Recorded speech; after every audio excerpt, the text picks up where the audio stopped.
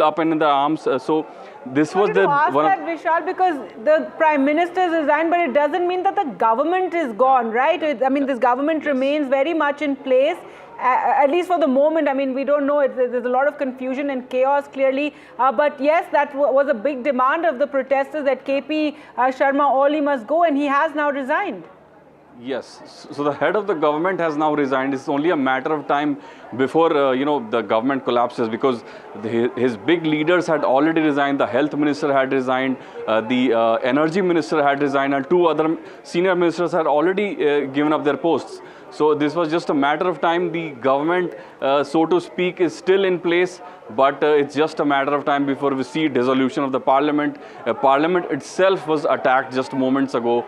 We've seen visuals. We have gathered visuals from across the country. We have reporters on the ground covering this, really tense moments.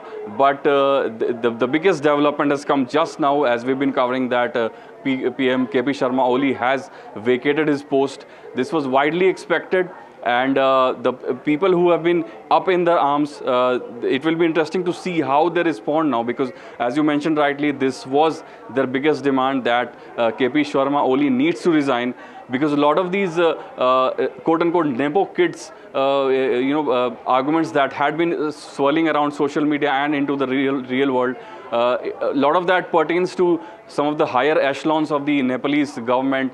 So the fact that the biggest head has now, stopped functioning.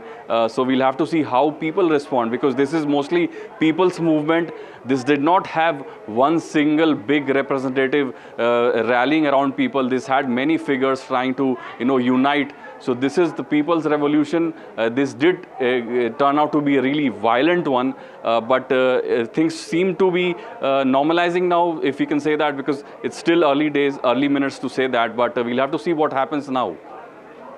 That's right. There's a lot of confusion currently still there in Nepal. But the big breaking news, as Vishal was telling us, the Prime Minister has resigned, something that was being expected. However, this soon in the day, the fact that on day 2 of the protest, that this should take place. Vishal, we have Ghazali with us for more on these developments that have taken place. And Ghazali, it's quite remarkable, day 2 of these protests, and the Prime Minister has resigned. But given the seriousness and the type of violence we were seeing, 19 people killed yesterday during the youth protest. Today, we saw the Prime Minister's residence, private residence, set on fire. The President's home was breached. The Parliament was breached and set on fire. So now, KP Sharma Oli has resigned. Tell us, for viewers who may not know, what has led to this situation in Nepal that has led to the Prime Minister's resignation. This is deep anger against the corruption in the government, and this was brewing on social media, finally, coming out onto the streets yesterday.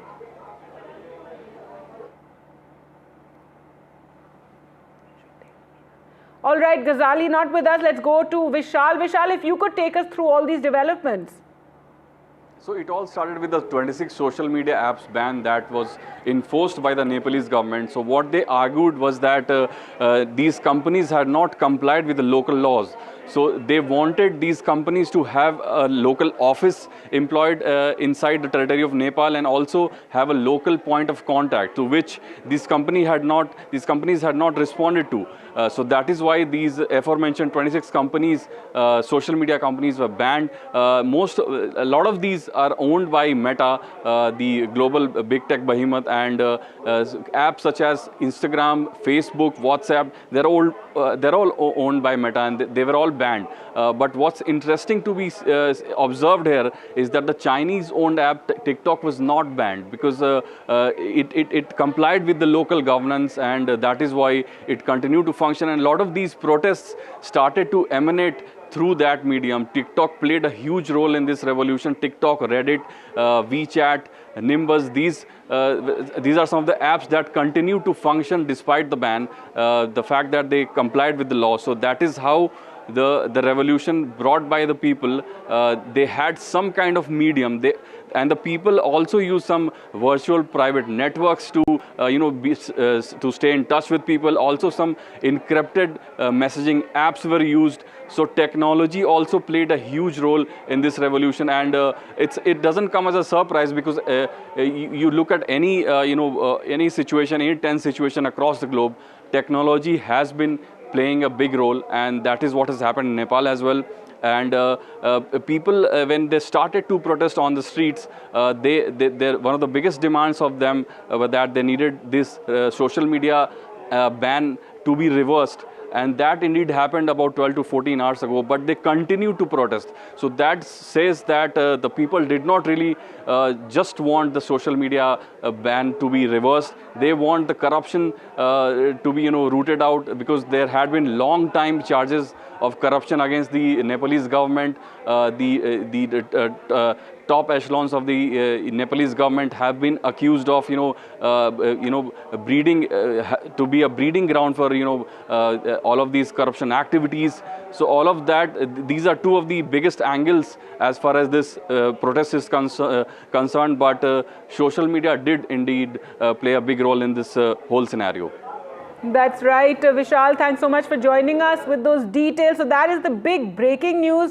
We're now bringing you on day 2 of these protests in Nepal. The Prime Minister has resigned. That was a key demand of the protesters. The KP Sharma Oli has resigned. What happens next to his government? Are there going to be fresh elections? There is really no clarity right now, but for the moment, hopefully the fact, this big development of the Prime Minister resigning will hopefully douse the anger on the streets of Nepal. In Kathmandu, where you have the parliament being breached and set on fire, a part of the parliament set on fire, the Prime Minister's private residence set on fire, several ministers' homes also set on fire, the president's house breached as well, with a handful of protesters vandalizing his home. So a lot of anger in Kathmandu, in adjoining areas. There was also attempts to set the Hilton in Kathmandu on fire. So these are dramatic visuals that we've been bringing you. Our reporters have been bringing you all the developments from the streets of Kathmandu, right outside Parliament. As the protesters arrived there, tear gas shells were lobbed at all the protesters. However, as you can see, the situation really spiraling out of control, and a lot of anger over how 19 people were killed in the protest yesterday. Yesterday was the big march in the streets of Kathmandu to Parliament, where the youth were protesting against corruption and also the ban on social media.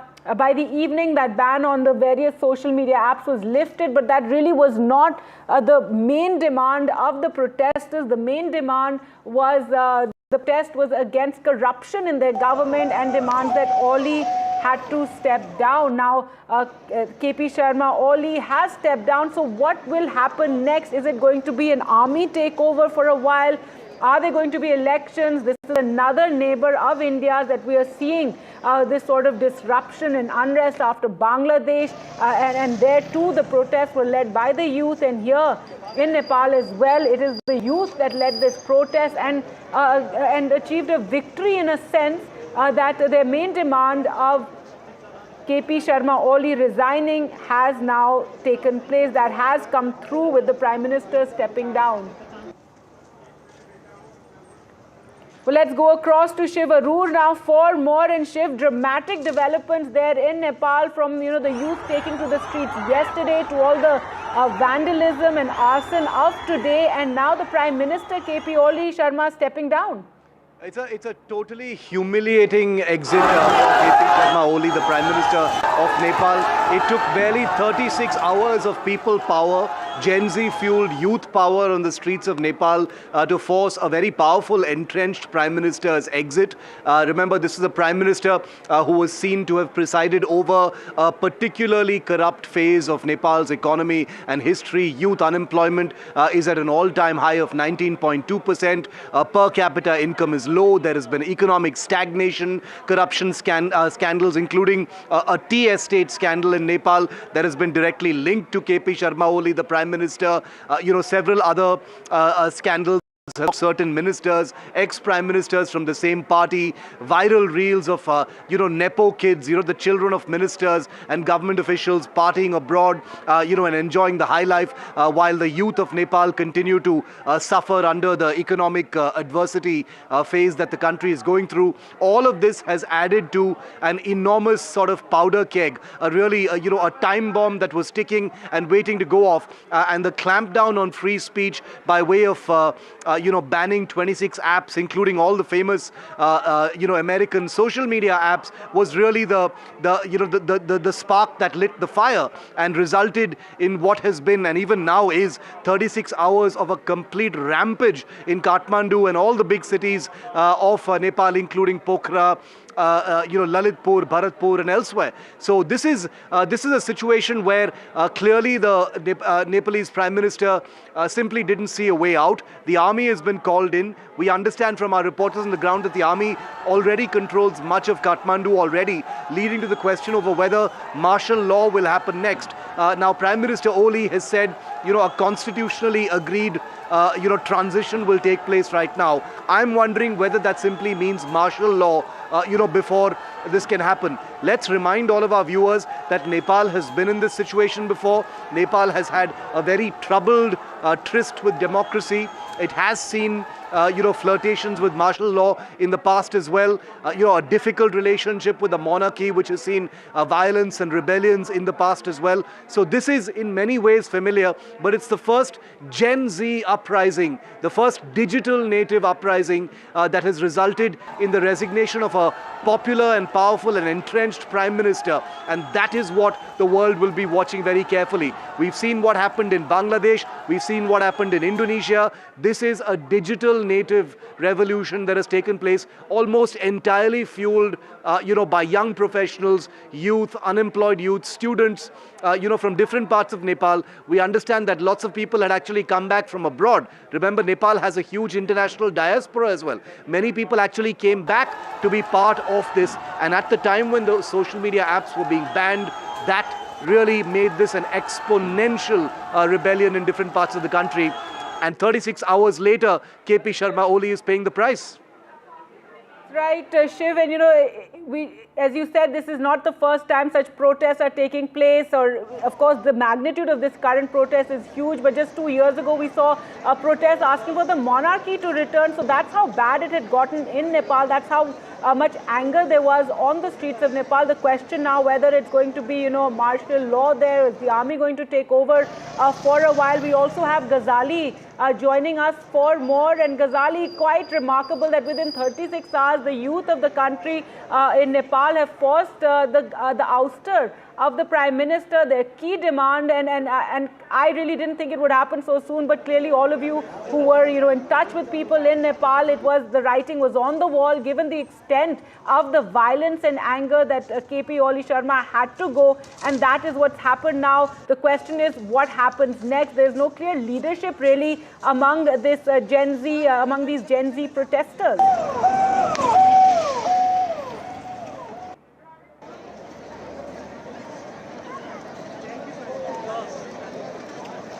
Right, Ghazali, if you can hear me.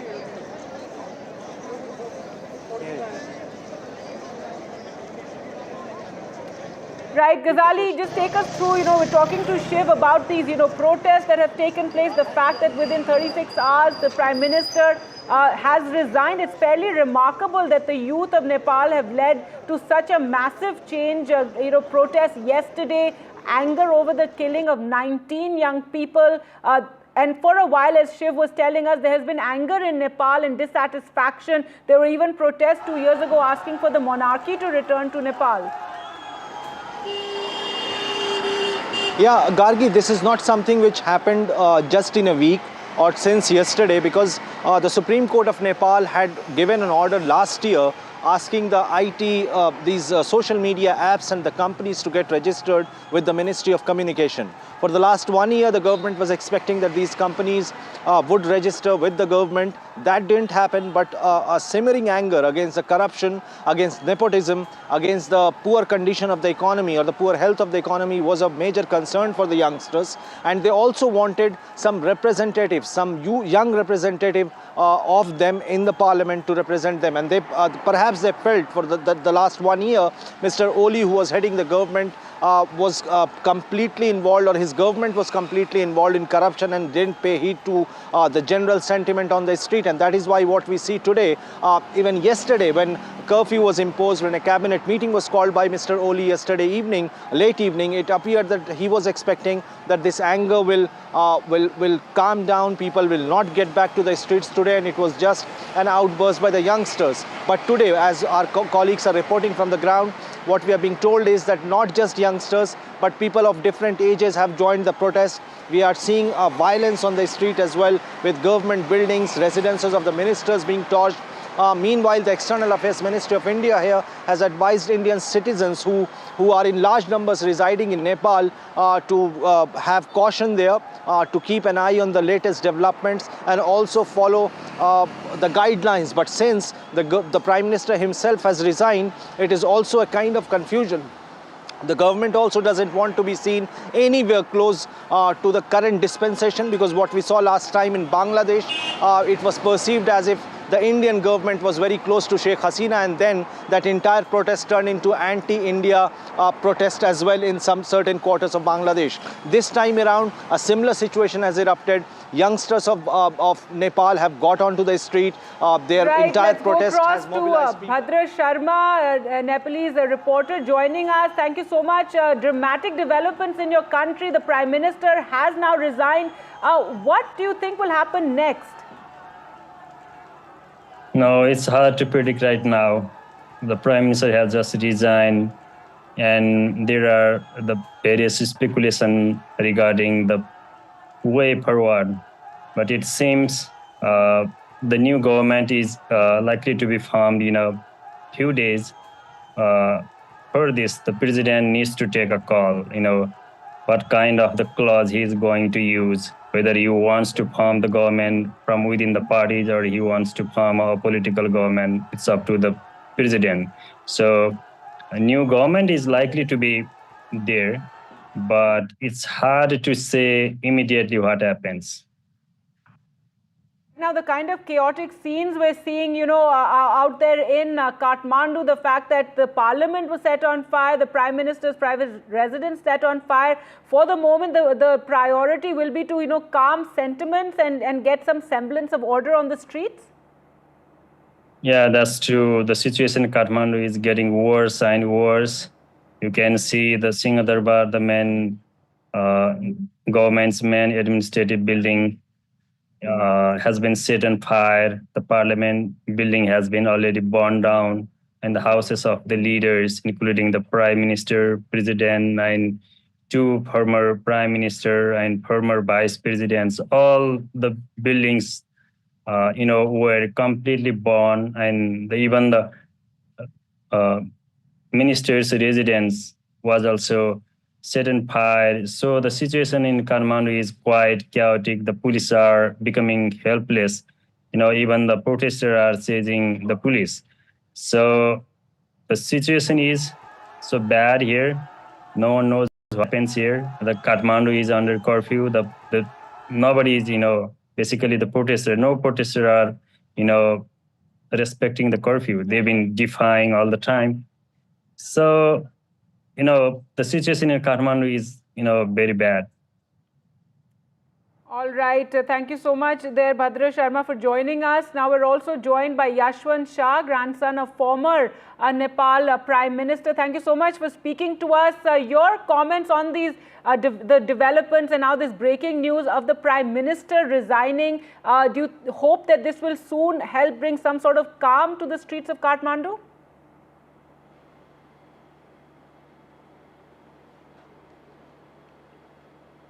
Yashwant Shah, if you can hear me? Yes, I can hear you. See, I do not think that this is going to calm. Just the resignation of the Prime Minister is not going to calm the sentiments of the people. Who is going to answer for the 20 deaths that have taken place, and more than 400 people who are hospitalized. So basically the whole thing is that somebody has to shoulder the responsibility, and the Prime Minister, Mr. KP Sharma Oli, being the head of the government, he has to shoulder the responsibility, take responsibility, and a committee needs to be formed to look into the allegations of fire, the police fire, because in a democracy you cannot be taking headshots on innocent people who are peaceful protesters. Basically this was supposed to be a peaceful protest by Gen Z, and it was against the corruption that has been time and again rocking the Himalayan nation from a very long time. People had become fed up of this, and what I foresee as the best solution to the whole issue is that a caretaker government should be formed immediately, and in that the common corrupt faces should not be taken into the government, and it should have the representation of all the parties and as well as Gen Z and the NGOs, etc. Plus fresh elections should be called next year in 2026. I think so that is the only hope, because the main aim of this whole protest was that the country was looking for a stable government, and they wanted a government to run the country for at least 4 years with the right to recall. So this is what I foresee, and it is very sad that so many people have lost their lives, innocent people. And if you see in the television the footages, there are young students who were hit by the police bullets. Who ordered that police fire has to be investigated, and punishment should be meted out, because in a democracy you cannot be acting in a high-handed manner. This is all I have to say so far. All right, that's interesting. But Yashwant Shah, immediately what do you think would happen? Will there be a military takeover for now? Because there is a vacuum at the moment. No, because see, Nepal has never had a military active in politics, because this is not any failed state. So basically the president is there. The president, Mr. Ramchand Paudel, should take the call, and he should immediately call all party meeting to form a consensus government. And that is the only solution right now, which should be implemented without delay. Because delay, had Mr. Oli resigned yesterday, a lot of lives would have been saved, and such a lot of the unrest that people are seeing in the streets, the loss of property, both government and public, police, etc. Everybody is suffering. So this suffering has to be put on hold, stopped, and this can only be done by the president taking a call immediately and calling for a consensus government all-party meeting. I think all right. Thank you so much, Yashwant Shah, for speaking to us. Yashwant Shah, they're telling us that the president will possibly take control and some sort of interim government come into play. NDTV's Aditya sent us this report from Kathmandu as the parliament is burning there.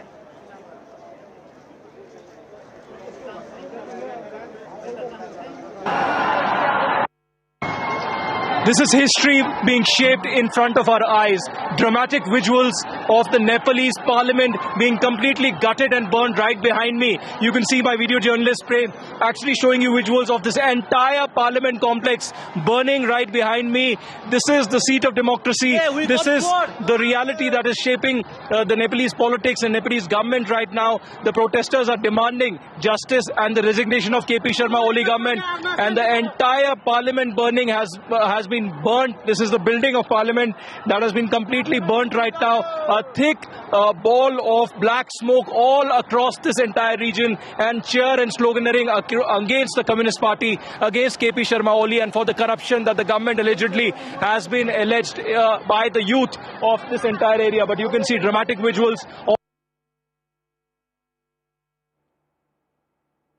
gas shells fired. You can see this black smoke all across this region where protesters are demanding justice and resignation of KP Sharma Oli, and this entire parliament building is burning at this stage. This is not the beginning. This is not the end of the protest against corruption and the KP Sharma Oli government. The big question, will Prime Minister KP Sharma Oli resign here in Kathmandu and surrender before the diktats of these protesters, or will we see an intensification of the protests here in Kathmandu? Reporting from Nepal with video journalist Prem Singh, this is Aditya Rajkol for NDTV.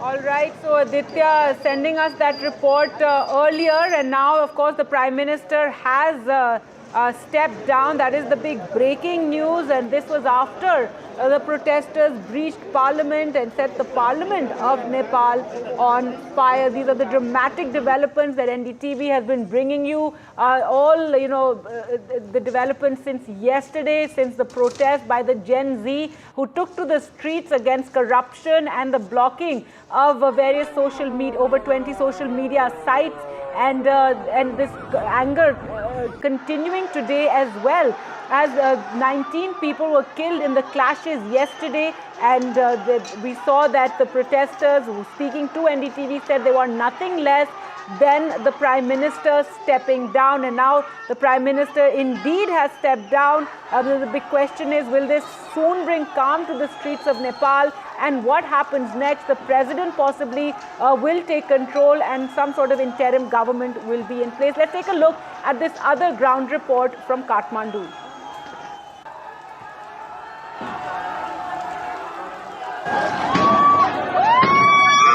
Well, these are dramatic visuals on your screens, never seen before in the heart of the Nepalese capital, Kathmandu. Right behind me, the entire Nepal parliament has been gutted and has been set afire by thousands of youth who are protesting against the Nepal government, demanding that KP Sharma Oli should resign. What else will trigger the resignation of KP Sharma Oli, who has failed completely to control the protest, who has failed completely to keep the country united? And you can see these dramatic visuals of the historic parliament building of Nepal being gutted completely. The students and youth have come inside the parliament complex and are demanding the resignation of KP Sharma Oli for the corruption, for not having transparency, and for having a lavish life. Well, this is unprecedented. In your camera screens, you know, the visuals that you saw in Bangladesh, the visuals that you saw in Sri Lanka, now being repeated here with a youth uprising in Nepal, in Kathmandu, in the heart of the capital here in Kathmandu. You can see this black smoke all across the entire parliament building being gutted. Is this the end of democracy, or is this the end of the communist rule? Here, the big question really, when exactly will KP Sharma Oli resign? Thousands of youth have taken over the entire parliament complex. They have gutted the entire parliament and are now demanding that there needs to be justice, there needs to be accountability, and there needs to be resignation of the entire parliament. Reporting from the Nepalese parliament here in Kathmandu, in Nepal, with video journalist Prem Singh, this is Aditya Rajkol for NDTV. Right, so those dramatic scenes of arson at the Nepal Parliament earlier today, and after that, of course, the big breaking news: the Prime Minister of Nepal, KP Sharma Oli, has resigned. That was a demand by the protesters, and it's happened within 36 hours. We're joined by Sarisha Shrestha, former Miss Nepal 2022, and thank you so much for speaking to us. It was just an hour and a half ago that we were speaking to you, and you were talking about the demands of the youth and how you would not accept anything less than the Prime Minister stepping down, and now you've had it. The Prime Minister indeed has stepped down, so congratulations to the youth of Nepal for bringing about this change.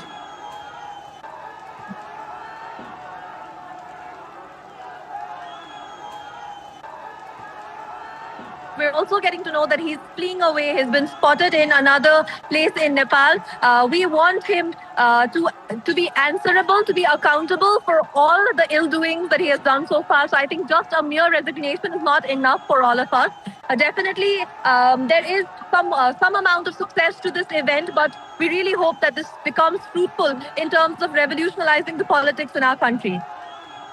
All right, so you want accountability for the deaths that took place yesterday, the fact that 19 young people were killed during the protest when the youth of Nepal took to the streets. What are your concerns now, and also what is the situation now? Because we've seen these visuals, the parliament is burning, the homes of ministers, the Prime Minister are burning. So, you know, there will have to be some sort of calm that has to be brought to Kathmandu, given, you know, these incredible dramatic scenes that we're seeing.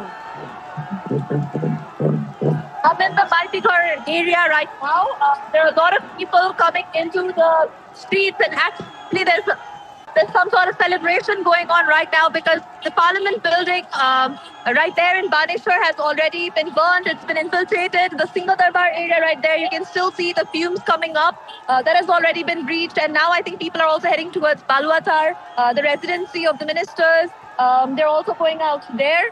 But there's a lot of victory that's happening right now. All the youths are coming down into the streets to celebrate this. But this shouldn't just end up in celebration again as well. This should actually be a step towards a proper political liberation. Right, Sarisha, also the challenge, and I asked you this earlier, there is no clear leadership among the youth, among the Gen Z.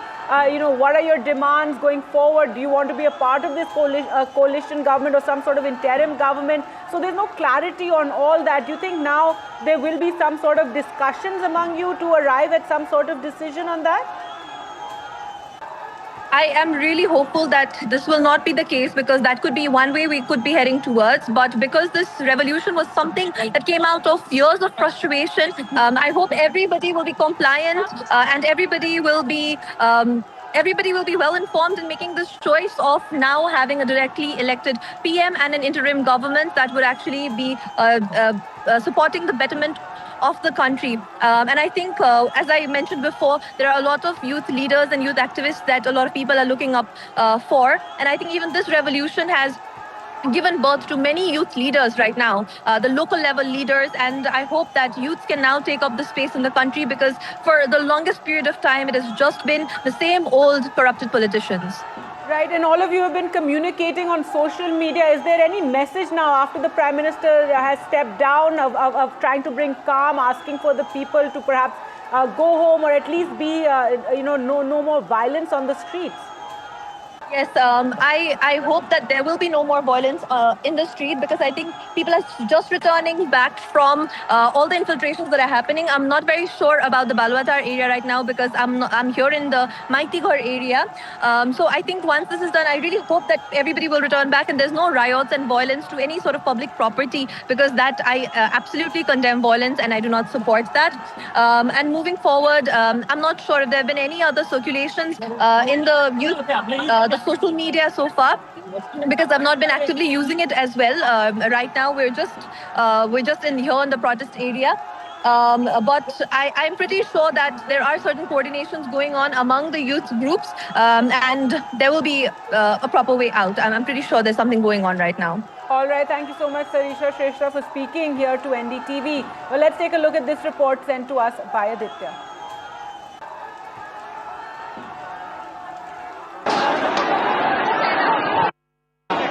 Even as the Nepali youth have taken over the parliament and the entire parliament is gutted and burning, historic visuals, very unfortunate visuals really coming in, but there are still attempts at clashes. There is a group of policemen who have been cornered here by the group of violent protesters. You can see they've been cornered completely. They are trying to save their lives here, but they have been stone pelting is happening. The sticks are put on them and they are almost being lynched out here. You can see a group of policemen completely encircled by hundreds of security forces here, even though just meters away there are army personnel who are set up here. So that tells you the kind of chaos that is here outside the Nepal parliament, even as the parliament building itself is completely gutted. A group of policemen are being attacked because of the high-handedness they did yesterday, where 90 innocent, were died, and of course more than 500 innocent youth were injured as well. You can see these dramatic visuals of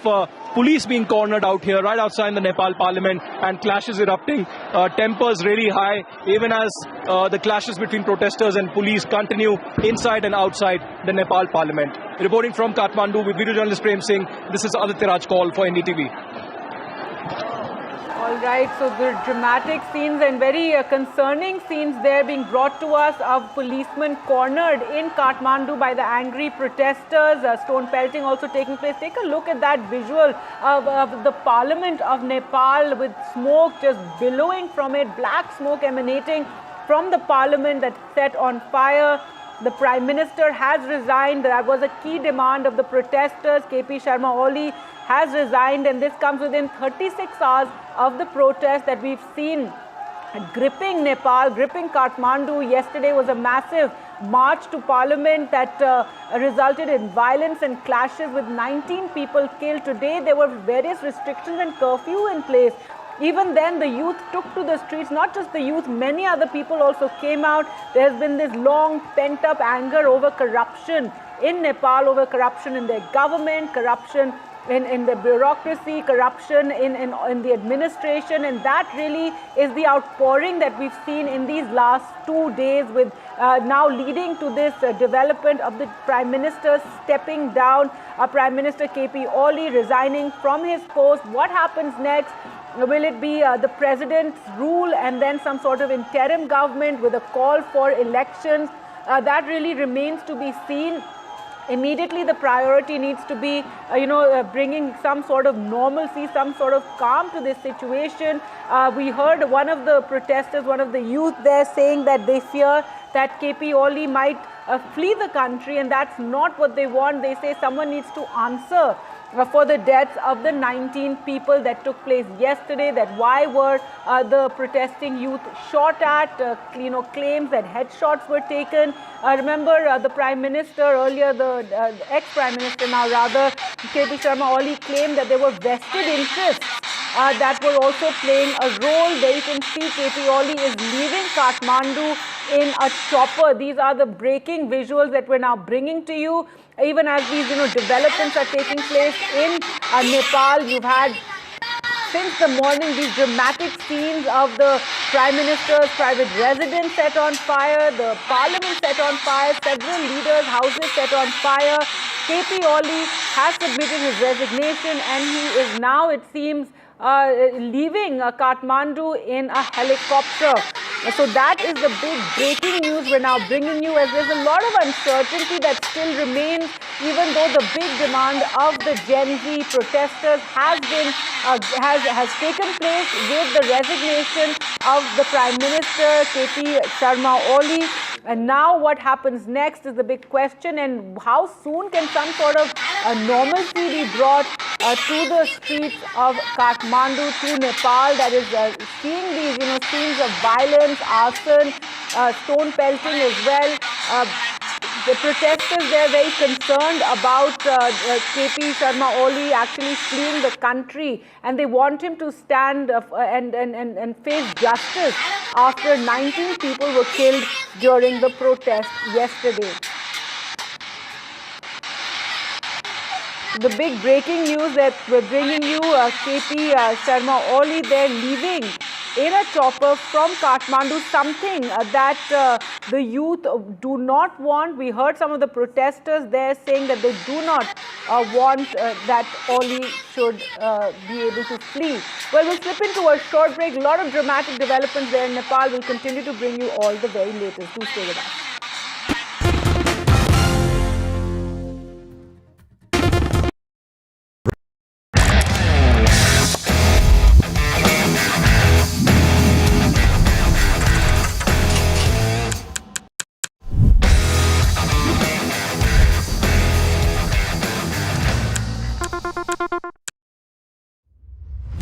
Tamil Nadu. Now the battle for Tamil Nadu 2026 is open now.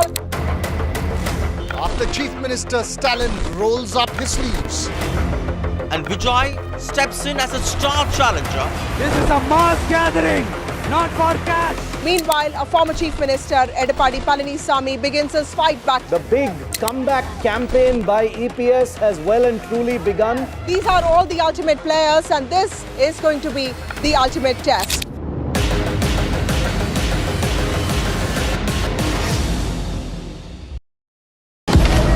Breaking news का जमाना है। सबको तिल का ताड़ और राई का पहाड़ बनाना है। ऐसे में जनता के जूते के अंदर फंसा कंकड़ कौन देखे? बड़े बड़े मुद्दों के शोर में जमीन से जुड़े मुद्दे अक्सर खो जाते हैं।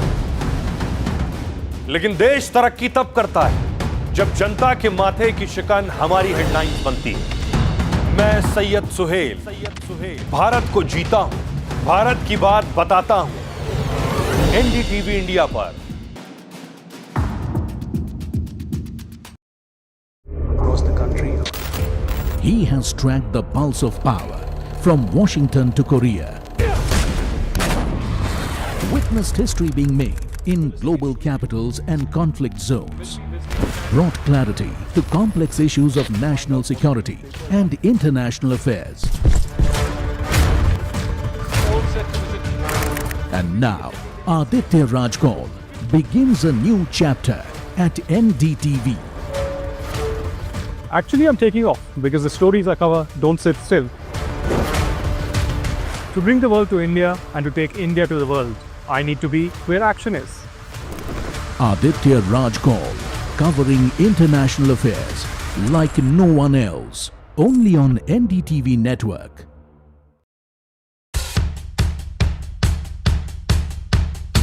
The markets move fast. And so should your portfolio. Expert insights, real-time.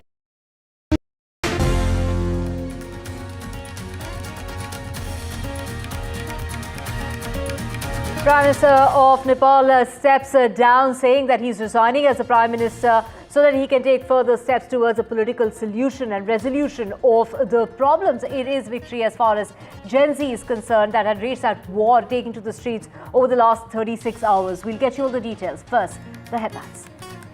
It's victory for Nepal's Gen Z war protesters, forcing the Nepal's Prime Minister to resign. And it is the Nepal army that is set to take over. Oli there saying that he's resigning so that steps can be taken towards a political solution. An arson at Nepal's highest seat of power, the Parliament building set on fire in Nepal, as well as residences and offices of the ministers, including the Prime Minister and the President of Nepal.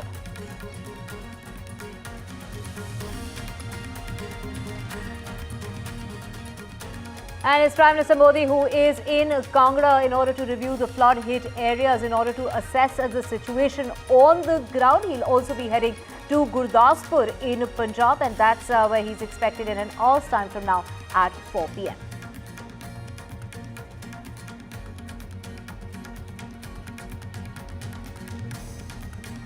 And the high-stake battle is on. Will it be the NDA pick or the India opposition pick when it comes to the Vice President? We will have a new Vice President later tonight, the 15th Vice President of India. Will it be Radhakrishnan or will it be Sudarshan Reddy is the big question. So, voting will start at 6 p.m.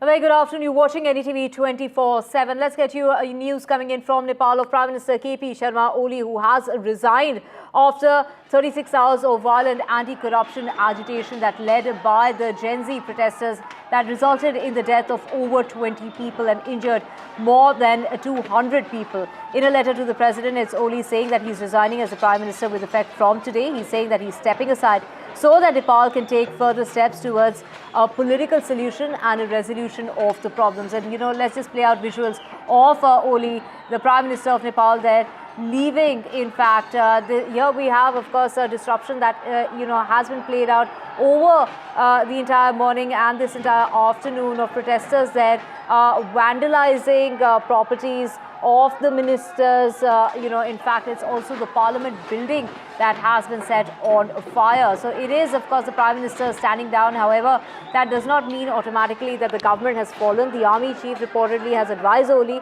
to step down, stating that the military can only stabilize the situation if he was to give up his powers, and that is now the decision that has been taken by the Prime Minister. I guess there was nothing left for, he was, of course, pushed to that corner as protesters vandalized and set ablaze homes of several ministers, including the Prime Minister and the President. Protesters vandalized the Supreme Court and the Attorney General's office as well. Tens of thousands of young Nepalis that poured onto the streets in what is being seen as a revolution of the Gen Z over the social media ban. That's how it all started, with that social media ban that was imposed by the government last week. The country on Thursday banned major social media platforms including Facebook, Instagram and YouTube, alleging that they failed to register with the Ministry of Communication and Information Technology. And after setting government buildings and residences on fire, the protesters vandalized and set even the hotel, the Hilton Hotel, on fire, which is owned by one of the ruling party leaders. And what began as anger over blocked apps has snowballed into Nepal's largest youth-led protest in years, with demonstrators storming towards, we could see visuals playing out of the vandalism that continues. And we have Ghazali joining us. Ghazali, even though the Prime Minister has stepped down, what is the demand that's continuing as far as the people of Nepal is concerned? And we're talking about the youth of Nepal. This is basically the young, the Gen Z that has taken to the streets and, demanding, it might have started off as that ban as far as social media sites are concerned, which started their protests. But of course, the demand was much bigger. That was anti-corruption and a demand for the Prime Minister to step down. But now that he has stepped down, what are the demands that are continuing? See, the situation right now is of utter chaos. The demands certainly included that this government should work on eradicating corruption, improving the health of economy, should not practice favoritism. Favoritism in the sense that all the social media handles which the Nepal's youngsters could access, Nepo kids and relatives or the sons of those ministers and those in power, was trending on social media to show or to indicate that how Nepal's ministers or people in the government offices have been... Ghazali, hold that thought. Let's just go across to Sikta, our colleague, joining us from Kathmandu. To freedom to express. Yes, the government wants to suppress our voice, but we do not let it... इस तरह से ये जो आग की घटना है, इस तरह से करने से क्या होगा? इस तरह से तो और असुरक्षा होगी ना? Yesterday our protest was quite peacefully, but government wanted to just kill us, and we know that 19 students have been mainly students. इससे आप क्या प्रूव करना चाहते हैं? अगर आप टायर जला रहे हैं, सरकारी इस तरह के ऑफिसेस को आप टारगेट कर रहे हैं, ईंट पत्थर मार रहे हैं. देखिए, this is our furiousness because we have lost 19 young people, 19 Gen Z, and for that we have quite angriness, and we cannot tolerate it anymore. We want to this country free of corruption. तो कौन नेता, अगर प्रधानमंत्री इस्तीफा देते हैं, prime minister इस्तीफा देते हैं, सरकार इस्तीफा देती है, तो कौन लीड करेगा इस देश को? आपका नेता कौन है? Right now there is emerging party. Name is Rashtriya Swasandra Party. This party has been emerged, and we believe that this party is going to do something better. But we haven't decided. When this government falls down, then we are going to decide what we have to do. तो पहला मकसद, ताबिश, आपने सुना, प्रदर्शनकारियों का पहला मकसद है कि सरकार को हटाया जाए, इस प्रधानमंत्री को हटाया जाए, फिर आगे की सोचा जाए. तो फिलहाल लगता है कि नेतृत्व इन प्रदर्शनकारियों का किसके हाथ में, इस पर लेकर कोई साफ गोई से जवाब नहीं दे रहा है. लेकिन इतना ज़रूर है कि वो जो मौजूदा सरकार है, मौजूदा प्रधानमंत्री हैं, उसका इस्तीफा ये लोग मान रहे हैं.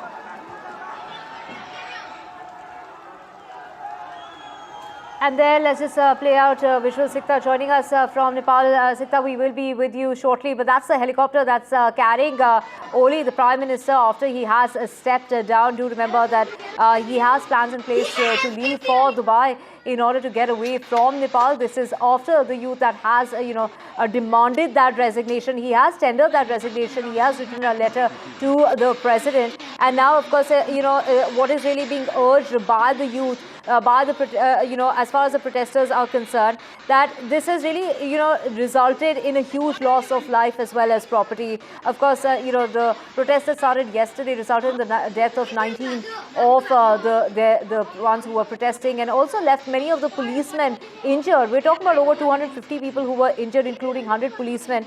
But now what is really coming about is, what is really being asked is that, the appeal is to exercise restraint so that further loss of life and property does not occur, is the demand that is really being made. And that is what the army is actually asking for. The army there asking for the people to, not to let more loss of property and life happen in, in the country.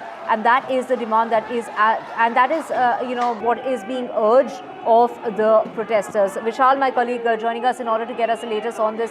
Vishal, their demands have been met. The government we've seen from the Parliament building as well as to the Prime Minister's residence, his private residence at that, and of course the President, and also, the office of the Prime Minister, amongst all the residences and offices of ministers that came under attack, that were attacked by the protesters. Now, of course, visuals playing out on our screen of the helicopter, the chopper that's taking Oli, the Prime Minister, also, he is leaving from Kathmandu. Take us through, what is it? Why is it that this protest is still continuing? What do they wish to achieve? So, now that the major demands of the protesters have been met, the question is how long this will go on, because we've been reporting that there's no big talking heads as far as these protests are concerned, because these were scattered, these were organized in a very haphazard manner, even though there was some rallying on social media that spilled over into the real world. But as far as rallying the people, the thousands of lakhs of people who you've congregated across Nepal for these protests, they were done mostly in a haphazard manner, because there are no 2 or 3 big people who would have organized these protests. We've been reporting throughout that people had been very reactive in these protests, because we've seen similar protests happening across in the other country of Bangladesh, but that was more organized, because we had student leaders from across Bangladesh talking about the various issues in Bangladesh. But here it's more of a day-to-day basis. People are reacting, and they are reacting to many online trends such as Nepo Kids, such as hashtag people of Nepo Kids, such things like that have been spread across social media, and that have translated into real world protests. So it will have to be seen how the Nepalese government, which seems to be in tatters at the moment, it seems to have collapsed, to be precise. So we're seeing utter chaos playing out on the streets, and this is a move, of course, of the Prime Minister stepping down after 36 hours of protests and sloganeering such as KP Chor, Desh Chor, asking KP to leave the country, and that is really the demand, and take action against corrupt leaders. This is after reports, of course, of the Prime Minister there is said to be leaving for Dubai. Visuals playing out of that chopper taking KP Sharma Oli. We have with us Akhilesh Upadhyay, senior journalist joining us from Kathmandu. Thank you so much, sir, for speaking with us here on NDTV. If you could just, tell us, because we do know that the airport's been shut down, all flights have reportedly been cancelled. We are seeing the chopper on standby in order to take Prime Minister Oli. What are his plans? I don't know his plans, honestly. I am not his advisor. But I can tell you more the story on the ground as it unfolded last 2 days, Right, please go ahead. So here is what happened last 2 days.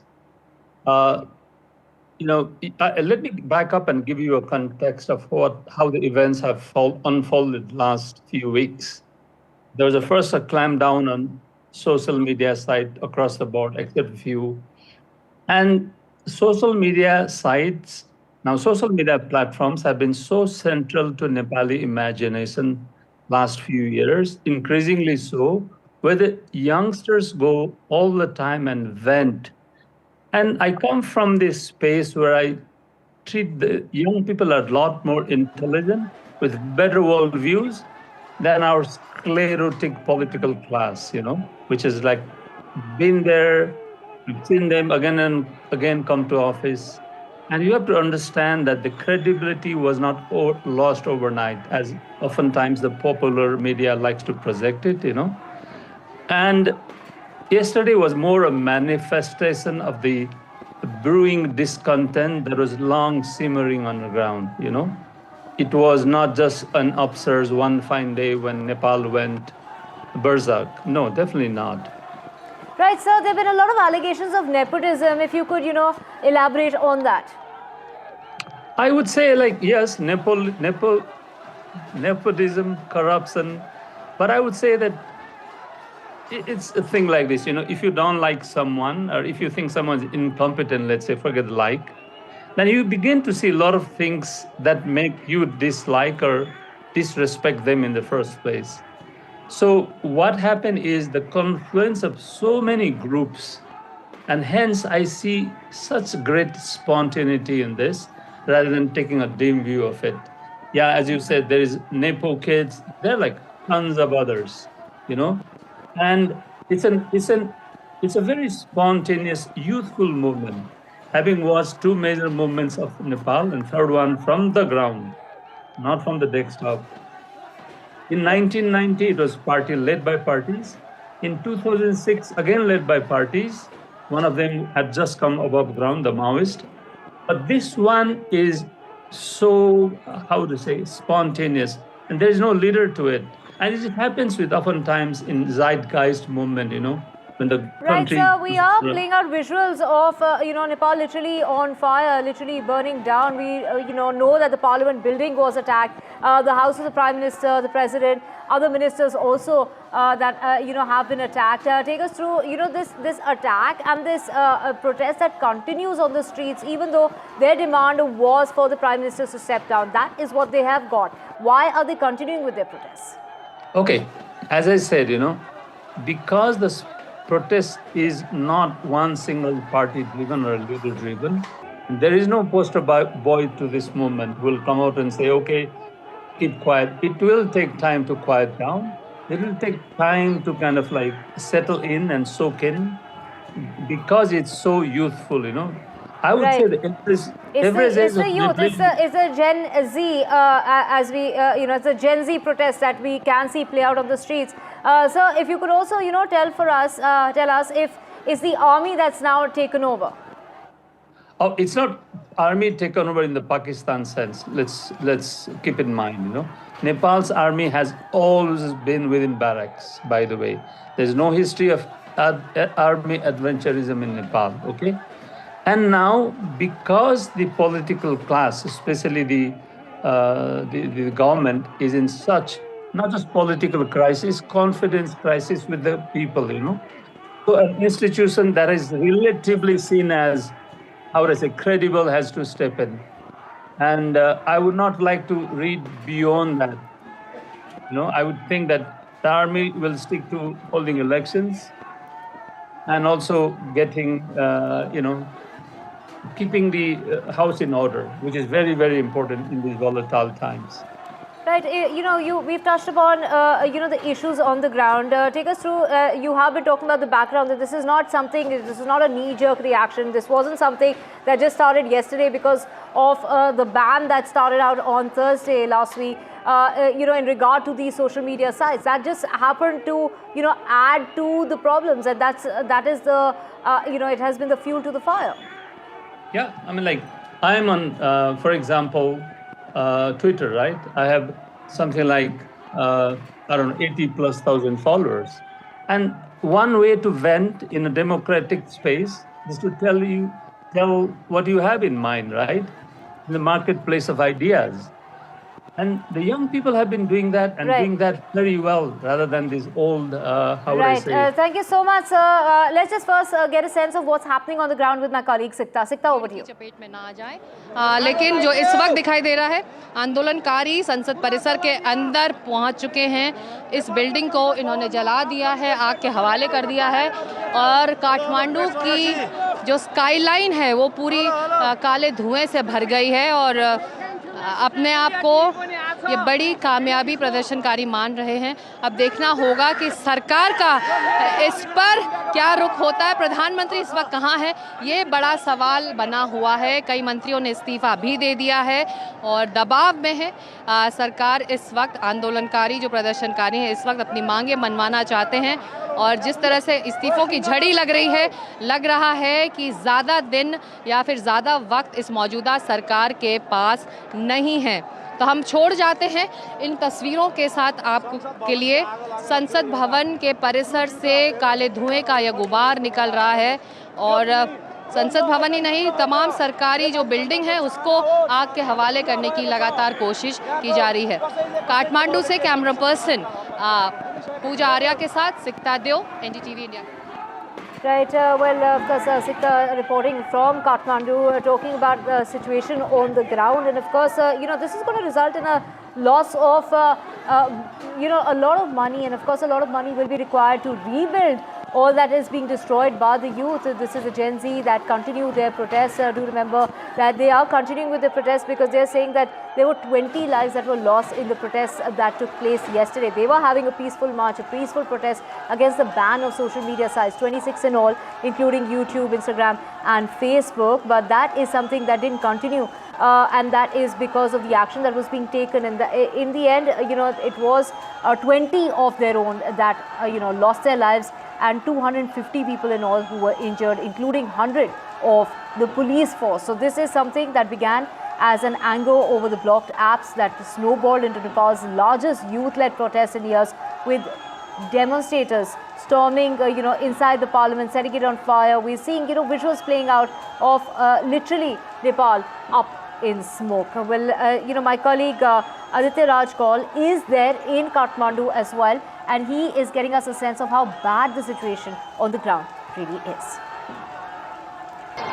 This is history being shaped in front of our eyes. Dramatic visuals of the Nepalese parliament being completely gutted and burned right behind me. You can see my video journalist actually showing you visuals of this entire parliament complex burning right behind me. This is the seat of democracy. This is the reality that is shaping the Nepalese politics and Nepalese government right now. And the entire parliament burning has been burnt. This is the building of parliament that has been completely burnt right now. A thick ball of black smoke all across this entire region, and cheer and sloganeering against the Communist Party, against KP Sharma Oli, and for the corruption that the government allegedly has been alleged by the youth. Well, these are dramatic visuals on your screens, never seen before in the heart of the Nepalese capital, Kathmandu. Right behind me, the entire Nepal parliament has been gutted and has been set afire by thousands of youth who are protesting against the Nepal government, controlled the protest, who has failed completely to keep the country united. And you can see these dramatic visuals of the historic parliament building of Nepal being gutted completely. The students and youth have come inside the parliament complex. Well, this is unprecedented. In your camera screens, the visuals that you saw in Bangladesh, the visuals that you saw in Sri Lanka, now being repeated here with a youth uprising in Nepal, in Kathmandu, in the heart of the capital here in Kathmandu. You can see this black smoke all across the entire parliament building being gutted. Is this the end of democracy, or is this the end of the communist rule? From the Nepalese parliament here in Kathmandu, in Nepal, with video journalist Prem Singh, this is Aditya Rajkol for NDTV. Even as the Nepali youth have taken over the parliament and the entire parliament is gutted and burning, historic visuals, very unfortunate visuals really coming in, but there are still attempts at clashes. There is a group of policemen who have been cornered here by the group of violent protesters. You can see they've been cornered completely. They are trying to save their lives here, but they have been, stone pelting is happening, the sticks are put on them, and they are almost being lynched out here. You can see a group of policemen completely encircled by hundreds of security forces here, even though just meters away there are army personnel who are set up here. So that tells you the kind of chaos that is here outside the Nepal parliament, even as the parliament building itself is completely gutted. A group of policemen are being attacked because of the high-handedness they did yesterday, where 90 innocent, were died, and of course more than 500 innocent youth were injured as well. You can see these dramatic visuals of police being cornered out here, right outside the Nepal parliament, and clashes erupting, tempers really high, even as the clashes between protesters and police continue inside and outside the Nepal parliament. Thank you so much, Aditya, for getting us a sense of how bad it is here. Visuals playing out of protesters pelting stones at forces. This is, the private residence of Nepal's Prime Minister, who's just stepped down. He was also, this is his private residence that was vandalized in Bhaktapur as the nation witnesses its biggest uprising in recent times, and protests in Nepal took that violent turn today as demonstrators pelted stones at security forces in Nepal's Bhaktapur. Now, let's just also get you a sense of Nepal's parliament building that was also torched. This is a massive security breach at the parliament complex, with protesters setting the building on fire. Protesters scaled the walls and pushed back barricades that were deployed for security. And this was moments before they stormed the building. Its main gate was set ablaze with plumes of smoke rising over the complex.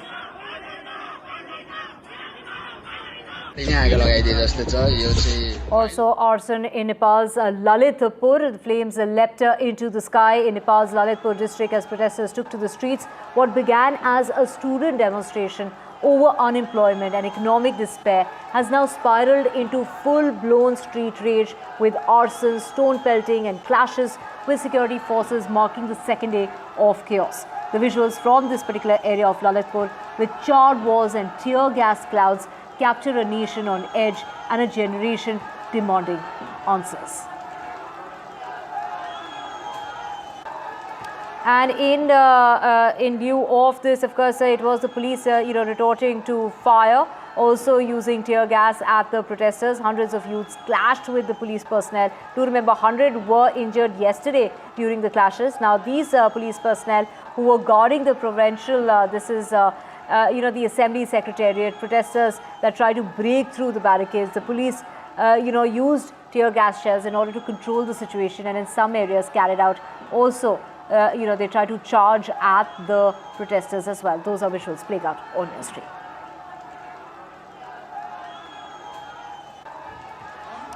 And also, it is the president's private home that was vandalized, with protesters vandalizing Ramchandra's private residence and set it on fire. A total of 21 MPs from the RSP have decided to resign. So that was a mass resignation that took place before the Prime Minister stepped down.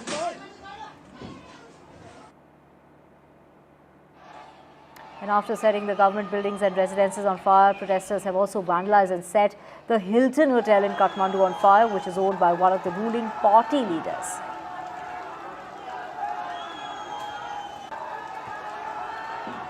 And what you see now is Nepal's finance minister being beaten up by the crowd. This is the youth in Nepal taking action against the government, and here attacking the finance minister who's being beaten up. Do remember that he is running for his life, trying to take cover, running on the streets of Nepal in order to get away from the protesters who are beating him up literally on the streets. This is after so many of the ministers. Do remember that the cabinet had about 25 ministers, including the Prime Minister, and there one of the ministers being attacked by the demonstrators.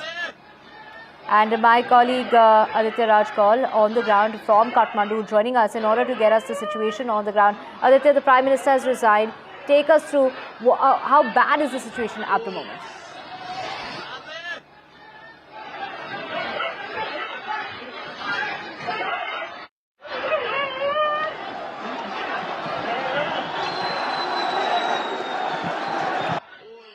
In Kathmandu, very dramatic visuals on your screens of how the security forces have had to retreat.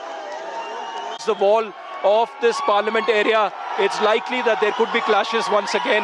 It's likely that tear gases could be fired by the security forces towards the people, but the people are not relenting. They are demanding that justice is the only action that they want, and the justice can only happen when KP Sharma Oli, the Prime Minister of Nepal, resigns at this stage. Very dramatic visuals here of the protests that are happening. You can see right behind me the protesters demanding resignation of KP Sharma Oli, trying to actually raise slogans against KP Sharma Oli.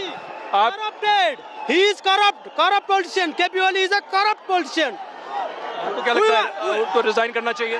नहीं, उसको मरना चाहिए, उसको मारना चाहिए, resign नहीं चाहिए, उसका सिस्टम है ना, उसका सिस्टम पूरा खारिज होना चाहिए, उसका रिजाइन नहीं चाहिए हमको। मैनिपुलेट कर रहे हो, गलत कर रहे हो। Well, this is the reality that's coming in.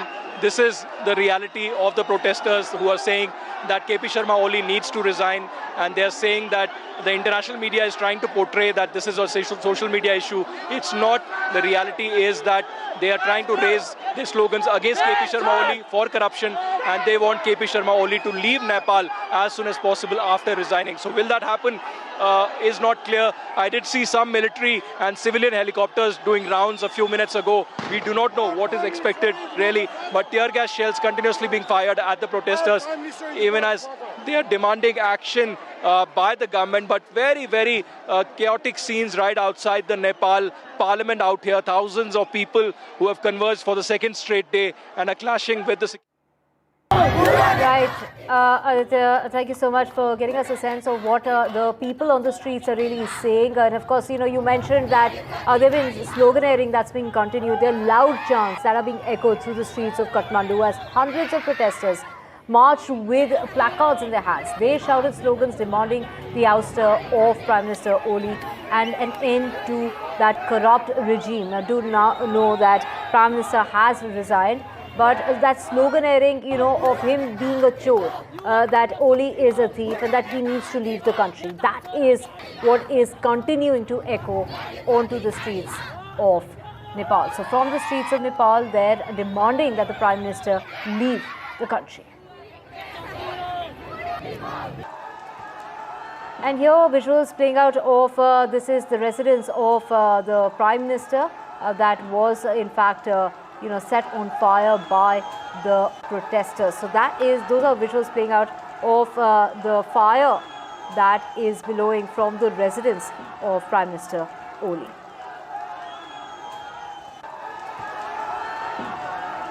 Let's just get you visuals from the streets of Kathmandu showing the ground reality of thousands of protesters storming, breaking barricades and clashing with the army. So those clashes that are continuing, do see that tsunami of people in fact taking to the streets. And do remember that this is under 30. This is the age group there that is participating in the protest. These are dramatic visuals from Kathmandu as protesters breach security, storming into the residence of the former Prime Minister KP Sharma Oli. We can see the house being vandalized by the protesters, and also furious protesters from the Communist Party headquarters tearing down, party flags in a bold show of dissent. So those are visuals of, the protest that continues with people still there on the streets, taking matters into their own hands. That is the residence of the Prime Minister that has been vandalized. There you can see. And, literally the youth there up in arms with the situation as far as the government is concerned. Unemployment was a huge issue with the youth. And of course, it was that media ban as far as social media sites are concerned. 26 sites, including Facebook as well as YouTube, that were banned by the government on Thursday. That is the reason why the protest that started yesterday has snowballed into the ouster, literally, of the Prime Minister. So the Prime Minister, from what we're hearing, has plans to move to Dubai. We had visuals of him, using that chopper, the helicopter there. And this is the situation as far as the situation on the ground is concerned, with the demonstrators there not just wanting the Prime Minister to step down, which he finally has, but also to leave the country. So the army, of course, has been there on the ground trying to help those who have the local people, particularly the ministers who are being targeted by the youth. So this is, of course, from what we know, is the protesters that stormed into the offices of the country's largest party, the Nepali Congress, the residence of several prominent politicians. And this comes in a day after 19 people were killed by security forces. So their demands continue. They want accountability for the 19 of their own that have lost their lives because of the protests, that a protest that was meant to be peaceful. We have Pitambar Bhandari, a political analyst, joining us as well. Thank you so much for speaking with us here on NDTV. So we're seeing visuals on our screen of the kind of protest that is continuing. Their demand is that Oli step down, that Oli leave the country, and Oli has stepped down, and from what we know is that he is leaving the country as well. So why are these protests continuing? So it has already not been still confirmed that where the Prime Minister is now. There are some of the rumors where he is now, but we can see the protest ongoing. Because now the agenda of the movement that were set earlier by the youths is concern of Gen Z. Now it is not only the concern of Gen Z, and now almost all the people in Kathmandu Valley and from outside the Kathmandu Valley also, there are slogans chanting in the streets against the grand issue and the subjective experience or the subjective agenda that has been set and created by various political parties, civil society members, and then the other youth activists and the influential groups in social media since few years back itself. And I think yesterday's incident where the 19, especially the protesters, were killed. So based on that, the grievance is still persist. And also, there is no any proper channel of communication established, that political channel of communication among the protesters and then the government agencies, because most of the government wings now, they are defunct, functionless, we see. And then the physical infrastructures, the buildings, public as well as both private, have been destroyed. You can observe it clearly. So that's why the major reason that a form of chaos is still persisting is that we don't have the proper channel of communication. And then the mainstream media and the social media, there is a huge havoc. We have observed that some of the mainstream media are also dependent on disseminating the news based on the personal posts shared by the protesters or sometimes the political party leaders. So that is the reason behind it. Right, of course, the issues include unemployment being one of them. Take us through the issues that the youth particularly had with, the former Prime Minister Oli, and of course, that they took matters into their own hands. Do you feel if there was no ban on social media sites that it wouldn't have come to this?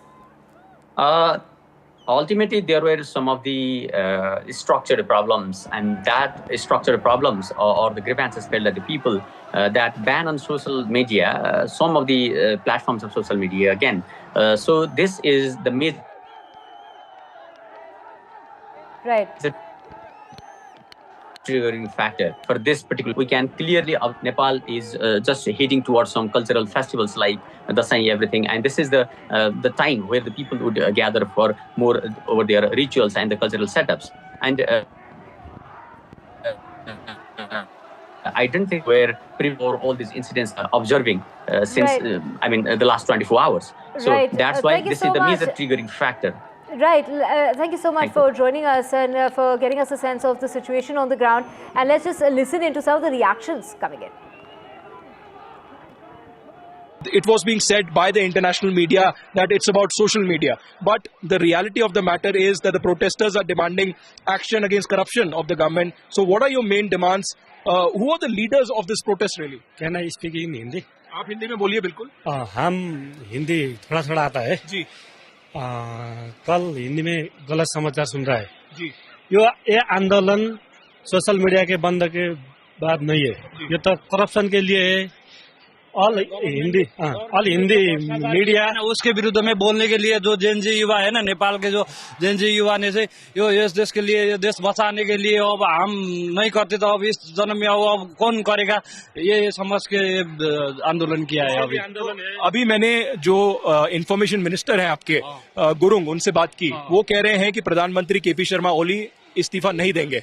आप उस पे क्या react करेंगे? आप उनको क्या बोलेंगे? KP ओलीको त म यसलाई नेपालीमा भन्छु, केपी ओलीलाई त यहाँ लिएर आएर मासु निकालेर त्यसको रगत पिएर खान मन छ के? त्यस्तो देशद्रोही एउटा जनतालाई मारेर चाहिँ उनीहरू सत्तामा बसेर राज गर्दै जनताको तपाईको कर असुलेर उनीहरूले त्यसरी गर्न मिल्छ? Well, clearly there is a strong sentiment against KP Sharma Oli. They are saying that KP Sharma Oli will have to resign, but the entire parliament will have to resign also because of the corruption, because of basic necessities not being given to the youth, and the youth is tired of the false promises that are being done by the KP Sharma Oli communist government here in Nepal. And now is the time that the youth are rising. They are demanding action and they are rising for their own rights. They are saying that this is a part of the democracy. They have a right of expression. They have a right of speaking up against those in power, and that's what they are trying to express. Even though there's violence, even though 19 innocent lives have been lost, many dozens and dozens of others have been injured, some of them in critical condition in hospital. But the youth uprising here in Nepal only going further. Doesn't seem like there's an end to it anytime soon. This government has failed. Please people, everyone should know this. म यहाँ doctor भएर उपचार गर्न आएको थिएँ हैन. उपचार गर्दा गर्दै हामीले केही बिरामीहरुलाई ट्रान्सफर गर्यौं, तर गोली हानेको चाहिँ यिनीहरुले आएर इमर्जेन्सीको ढोकामा गाली हानेछ. This is too much. अस्पताल भनेको शान्ति क्षेत्र हुनुपर्ने हैन. यहाँ जेनजी जेनेरेसनहरु अलिकति सुरक्षित हुन्छन् कि भनेर यहाँ आएर बसिराख्नु भएको छ. यिनीहरुले आएर म जाँदै छु, यिनीहरुले गोली ठोके मलाई ठोक भनेर. Take this side. No, people should know this. Hospital भित्र गोली चलाउने हो यिनीहरूले तपाईहरु यसमा भन्नु हैन हैन एन्ड मैले एकदमै संयम भएर अहिले भन्दैछु this is not only the movement of JNG, now this is movement of every responsible Nepali citizen. हेर्नुस् यहाँ ढोका अहिले मैले हामीले खेला भनेपछि उनीहरु यसरी अलिकति पछाडी पर गएको छ हैन. Right now I'm standing right in front of the protest that is happening in the capital of Nepal, in Kathmandu. Hundreds of Gen Zs have flooded the streets demanding an anti-corrupt government here in Nepal. They're following the footsteps of the countries Philippines, Indonesia that have done these movements. Social media was flooded by crazy protests, anti-corruption stands, and right now there are hundreds of Nepali people. There's ambulances, there's police cars, and I am so proud to see people getting out on the streets and standing up for what they believe in. What's happening in Nepal is a tragedy that the world cannot ignore. Peaceful protesters, let me mention that again, peaceful protesters, which most of them were school students wearing uniform, okay, who were wearing school uniform, were killed. Women and girls are facing horrific abuse from government. They are being raped in their own houses because they spoke against corruption. Instead of protection, the people are met with violence who were supposed to safeguard them. More than 30 people were killed and 150 plus were injured, in which most of them were students wearing school uniform. This is not defense, it is... Break news coming in, and this is in regard to the ex-Prime Minister of Nepal, Sher Bahadur, who has been attacked in Nepal. Mob has attacked the ex-Prime Minister as well. This is after the current Prime Minister has resigned. Violent attacks on top Nepal leaders. It is the Finance Minister also who was attacked literally on the streets, and that is when the Finance Minister was trying to get away from the protesting crowd running on the streets of Nepal. Here we have now the ex-Prime Minister of Nepal, this is Sher Bahadur, who has been attacked in Nepal, the mob attacking the ex-Prime Minister as well. So it is, of course, the move that has been made after 36 hours. Present Prime Minister KP Sharma Oli has stepped down. He had little choice but then to step down. He took over, do remember, in July of 2024, his fourth time in office, with the backing of the Nepali Congress Party. And the headquarters of the Nepali Congress and the houses of its leaders have been vandalized as protesters have literally defied that indefinite curfew in Kathmandu. Many Nepalese, they're taking to the streets and, literally attacking the political clout in Nepal. And there, of course, they have a problem, particularly with Nepo kids, saying that the kind of privileges that they enjoy because of the political backing that they have is something that the youth have an issue and a problem with. So, though the protests were triggered by that social media ban, there has been widespread frustration with the government over perceived lack of action to tackle corruption, and they're calling for accountability and reforms in the governance of the system as far as the system in Nepal is concerned. So the Prime Minister there has stepped down. He said to have we believe that he is meant to leave the country. We don't know if he has left the country yet or not because there's no confirmation on that regard. We did see a chopper that was standing by in order to take him. The plan that we do know is of the current Prime Minister who stepped down. Prime Minister, Oli is said to, go to Dubai. But here, visuals playing out on your screen of the former Prime Minister, Sher Bahadur, who has been attacked in Nepal. So this is the kind of action that the youth are taking, and of course many countries coming out and saying that they are urging for constraint, whether it's the United States or the United Kingdom, all these countries, and France and Australia, in a joint statement asking for constraint to now be observed. And of course a lot of people expressing their shock and urging for prompt and transparent probe into the matter, and that is the United Nations. And India, the government here also saying that they're closely monitoring the situation and deeply saddened by the loss of the young lives. Do remember that almost 20 young people of Nepal have died in the protests that took place yesterday, and the kind of action that we've seen play out, even though they had revoked that ban on social media sites, 26 social media sites, that ban that was revoked last night has it still did not settle things down. In fact, it snowballed into this situation, and their visuals playing out of the former Prime Minister Sher Bahadur, who has now been attacked in Nepal. Do remember there were visuals earlier playing out of the finance minister running literally on the streets of Nepal, trying to get away from the protesters, in order to save his skin, save his life. And this is the demand that is being made. The demand is transparency, and the demand is accountability when it comes to the ones who are leading the government, who are ruling the government, and that is what the youth, they have multiple issues, and the issues that they are facing includes, unemployment, which is at an all-time high. That is the problem that, there's deep-rooted corruption. That is something that, the government hasn't been able to handle. This is also, we do know that it all started with that ban that the government imposed on social media sites, but it is the embezzlement of public funds, nepotism, elite privilege. As far as the crackdown on free speech is concerned, that is the biggest issue as far as the youth is concerned. Attempts to basically silence the Gen X, and that is something that the Gen X will not tolerate, and that is what is playing out on the streets and continues to play out on the streets. And this has been inspired by Bangladesh and Indonesia, and a very heavy-handed police response that they saw yesterday when all they wanted to do was carry out a peaceful march, but it didn't go down too well, and that is what ultimately ended up in clashes in which 19 young people of Nepal died in those clashes.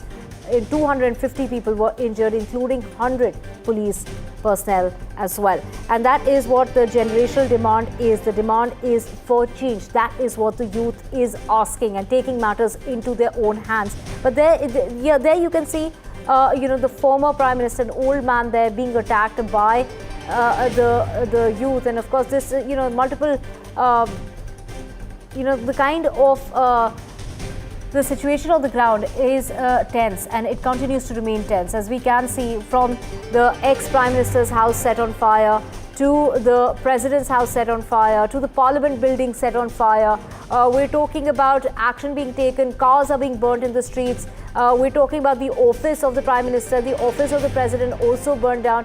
And, this is the thrashing that we are seeing of the Finance Minister on the streets. And of course, also what's very disturbing is the former Prime Minister, who had little to do with the action that's being taken as far as the, at the moment, in the last 36 hours, he had very little to do with that. And, he also has come under attack. An old man there, Sher Bahadur, being attacked by the youth, the young protesters, who aren't sparing anyone, in fact, taking matters into their own hands. And the big question being, where will the buck stop? How does this all come to an end, given the fact that their demands have been met, that Oli has stepped down? In fact, from what we're hearing is that Oli is all set to leave the country if he hasn't left already. The airport, of course, is closed. Flights are closed at the moment, but there was a private chopper that was on standby in order to take the Prime Minister out of the country. And this is after multiple ministers resigned. There was a mass resignation as far as the ministers are concerned. But this is deep-rooted corruption, and this is something that wasn't triggered on a whim. This was something that has been brewing for a very long time, and that it basically got triggered by that ban that took place as far as the social media sites are concerned. And this also, talking about unemployment, which is the biggest issue that the youth is facing. The youth is really facing unemployment to the tune of 19.2%, and that is one of the biggest problems that the youth in the country seem to be, they have in fact brought up that issue time and again as far as the government is concerned, but the government hasn't been able to find a solution, and therefore the only solution that the youth really has is to leave Nepal to find a job elsewhere, because there aren't any jobs that are available as far as the youth is concerned. And there's been a huge crackdown when it comes to free speech, when it comes to, the attempt has always been to silence the youth, and that is something that now that the Gen Z is taking to the streets, and sloganeering that was heard, calling Oli a chore, calling him a thief, asking him to leave, chore country, leave the country. There you can see the protesters taking literally to the streets, demanding accountability and transparency and freedom from the kind of corrupt government that they have been seeing now, and that is the demand that continues. In fact, even though the Prime Minister KP Oli has resigned amid those deadly anti-corruption protests and chaos that continues to play out as far as the streets are concerned. This is after 2 days of violent anti-corruption agitation that's been led by Gen Z protesters. Do remember that the Prime Minister has quit, and that is what was written in a letter to the President. In fact, he went on to say that violence is not in the interest of the nation. We have to ensure a peaceful dialogue to find solutions to this problem. That is what he had said before he even stepped down.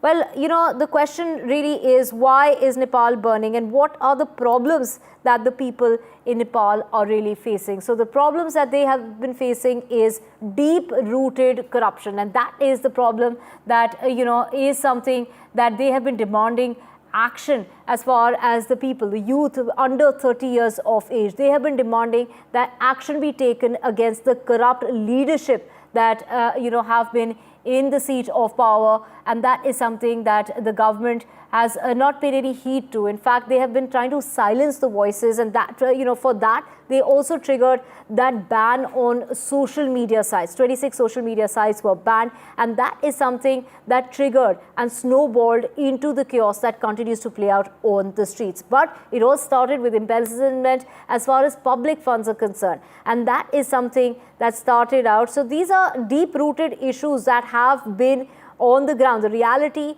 is that the issues have been of the youth there not getting jobs, having to leave Nepal in order to find a job. The unemployment is to the tune of 19.2%, and they have really been asking the government to find solutions, in order to find them jobs, because they have nowhere to go, and the only solution is to leave Nepal and to find a job elsewhere, which basically means in most cases leaving their families behind. Nepotism and the elite privilege, it is the privilege of those connected to the political parties, and those are the kids, the nepo kids that, the people, the regular, the locals are having a huge problem with. Now, a crackdown as far as their speech is concerned, they don't have a free speech, a free hand or a free speech, and that is the problem that really is being faced by the youth, the young, men and women in Nepal. There has been an attempt in order to silence the next generation. This is a Gen Z that has taken to the streets protesting. It has been a long-drawn affair in terms of the problems and the issues at hand, inspired by Bangladesh and Indonesia. That is why Nepal is burning. Nepal continues to burn. It's been 36 hours, over about close to 40 hours, and it's the heavy-handed response of the police that hasn't gone down too well as well. Do remember that the way that the police responded to that peaceful protest that took place yesterday, in which 19 of their own were killed. 19 of the young people in Nepal lost their lives, and 250 people were injured, out of which 100 were police personnel. This is a generational demand as far as the change is concerned. That is the change that is being demanded by the youth, by the young people in Nepal.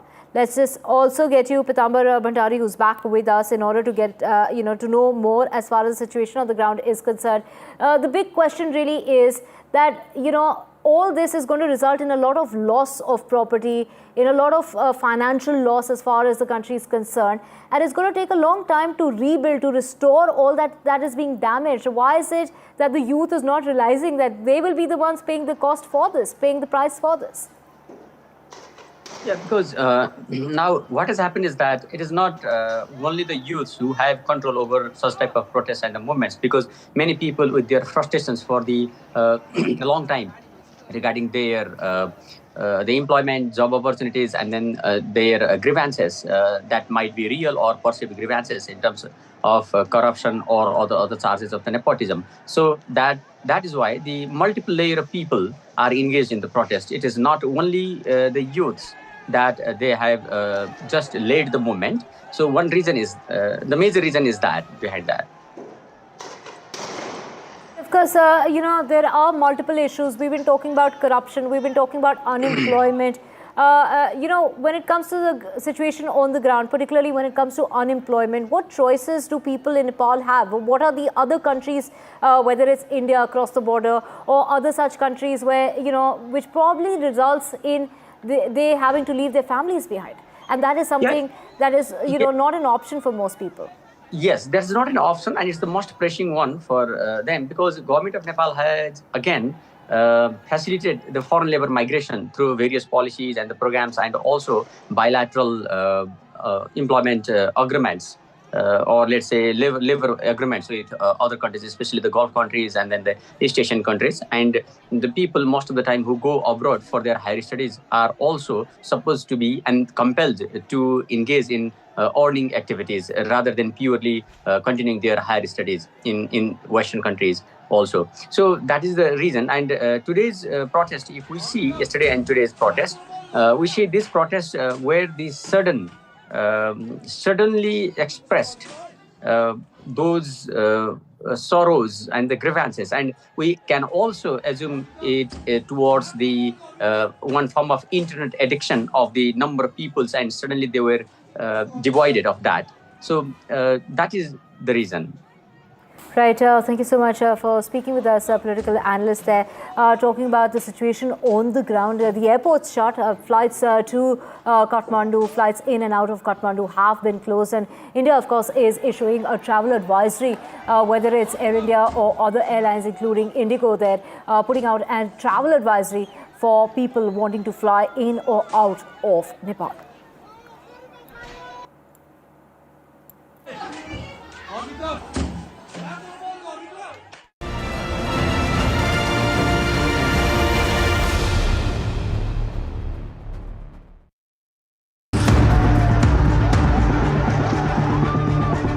There's been massive stone belting in this area. There are tires that have been burning, and hundreds of protesters who have converged here who say that this violent protest will continue. The youth are rising here in Nepal. Focus could be on Kathmandu because this is the capital city, because the parliament is here. Situation very grim, very volatile. Now you can see slowly and steadily the protesters are inching closer towards the parliament. You can see here, this is one angle where the protesters have come out and massive security arrangements. KP ओली आज तक क्या कर रहे थे? देश के युवा लोग, हमारे दोस्त लोग साइड में हेडशॉट खा के मर रहे। आगे क्या करेंगे आप लोग क्या चाहते हैं? This is our protest against our corrupted government and our corrupt politicians.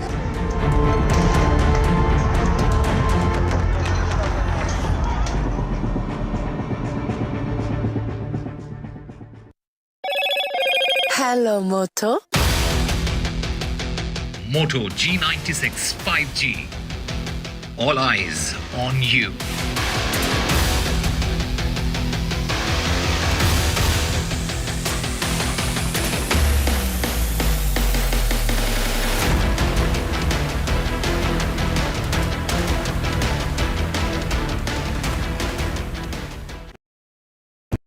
When we say we're standing on a piece of history, I really mean it. We're standing on the Indian Navy's newest warship. She's called INS Udaygiri. And the reason why this is a piece of history is because for the first time, the Indian Navy isn't just inducting this particular ship, but two ships of this kind. For the first time ever, two big warships are being commissioned into service together. Now, if that isn't history, what is? The Indian Navy, an incredible service, a navy that is respected the world over, welcomes these two beautiful ships into service today. And we are so honored, Vishnu and I. How lucky are we to have the commanding officers of both those ships standing with us here today. That's right, on Control All Defense, Captain Robin Chakravarti of INS Himgiri and Captain Vikas Sood of INS Udaygiri, the two newest warships, the pinnacle of warship construction. Incredibly proud day, Vishnu. No, I remember, about 25 odd years back, Shiv, I was lucky enough to get on INS Delhi. And she was a stunning warship, still is. But you see that evolution over the decades to something like this, and to think that this design is entirely Indian, it's been built to an Indian requirement. First up, gentlemen, and Commodore, let me ask you first. You must be incredibly proud about this commissioning command. Tell us what that feels like for you.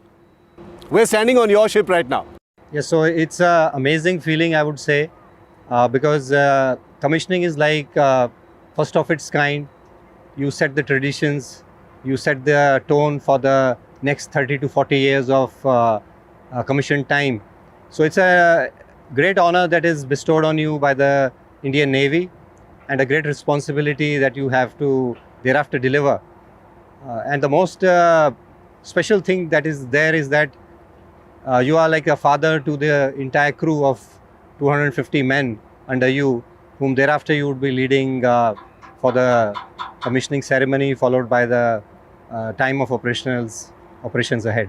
So it's indeed a great feeling, an honor and a proud privilege to be bestowed this opportunity. So we'll go in a bulletproof vehicle, which is a make in India bulletproof vehicle. अच्छा, ये हिंदुस्तान में बनी? जी, आइए तो आपको लेके चलते हैं। आइए चलिए।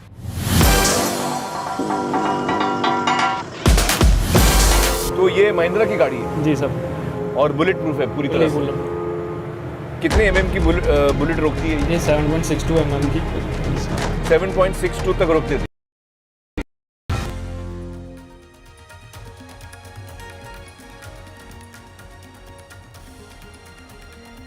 It's a victory for Nepal. Gen Z war. Protesters have forced Nepal Prime Minister's resignation. Will Nepal army now take over is the question.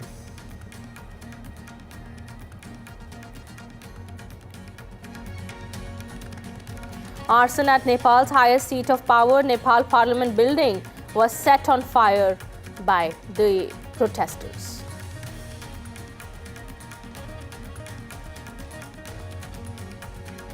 Prime Minister Modi is in Kangra in Himachal Pradesh to review the flood-hit areas. Prime Minister Modi will also be assessing the Punjab flood situation.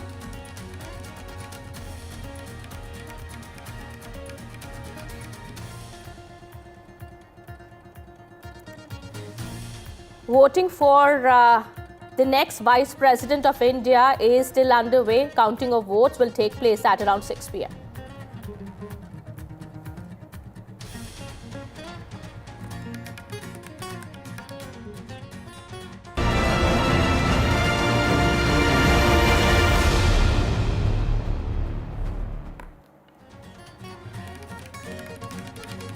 Hello and welcome. You're watching NDTV 24/7. My name is Kitty Behel. We're starting this edition with our top focus that continues to remain the Nepal uprising. Situation on ground in Nepal continues to remain tense after Nepal Prime Minister KP Sharma Oli had resigned. This comes after 2 days of violent anti-corruption agitations that had been led by Gen Z protesters. It killed at least 19 people and there are several others who are injured. Well, these are 6 pictures on your TV screens of the chaos that unfolded in Nepal over the last 2 days. While you have the parliament that was also set on fire, other ministers of from Nepal, their houses were also set ablaze. Well, protesters were also seen brandishing guns as they moved on the streets of Nepal. Well, we understand now Nepal finance minister was also thrashed by the protesters here on the ground. The protesters who were marching towards the parliament, they managed to go to the parliament, and we understand now the building was also set ablaze. There were cars seen burning on the streets as the situation continues to remain tense on the ground at this point in time.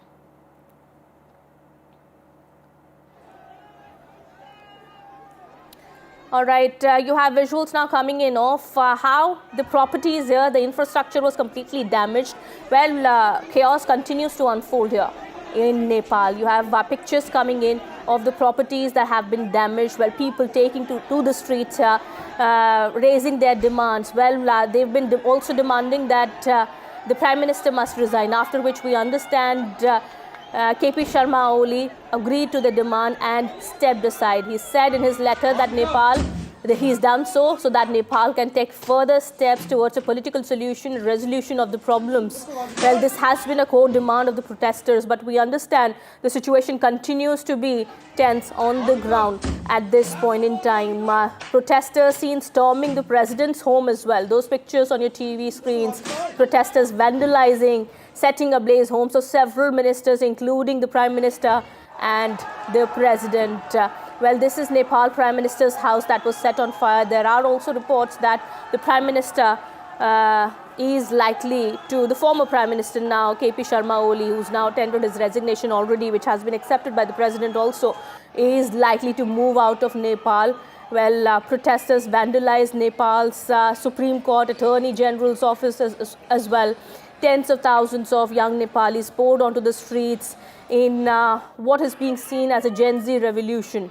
It was first over the social media ban that had been imposed by the government, but we understand later on, many youngsters took to the streets protesting against the alleged corruption in the country. All right, these are pictures now coming in of Nepal's finance minister who was thrashed brutally on the streets of Nepal. You have those visuals coming in on your TV screens. Nobody has been spared. The ministers, former ministers here in Nepal, they've been the target of the protesters here on the ground. Meanwhile, these are pictures coming in from near the Nepal Parliament. Nepal Parliament, we understand, was also set on fire, and there have been massive protests, massive violence that was witnessed near the Parliament as well.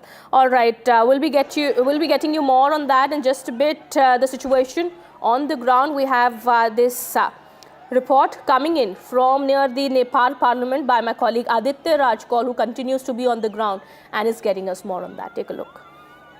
Even as the Nepali youth have taken over the parliament and the entire parliament is gutted and burning, historic visuals, very unfortunate visuals really coming in, but there are still attempts at clashes. There is a group of policemen who have been cornered here by the group of violent protesters. You can see they've been cornered completely. They are trying to save their lives here, but they are being stone pelting is happening. The sticks are put on them and they are almost being lynched out here. You can see a group of policemen completely encircled by hundreds of security forces here, even though just meters away there are army personnel who are set up here. So that tells you the kind of chaos that is here outside the Nepal Parliament, even as the Parliament building itself is completely gutted. A group of policemen are being attacked because of the high-handedness they did yesterday, where 90 innocent, were died, and of course more than 500 innocent youth were injured as well. You can see these dramatic visuals of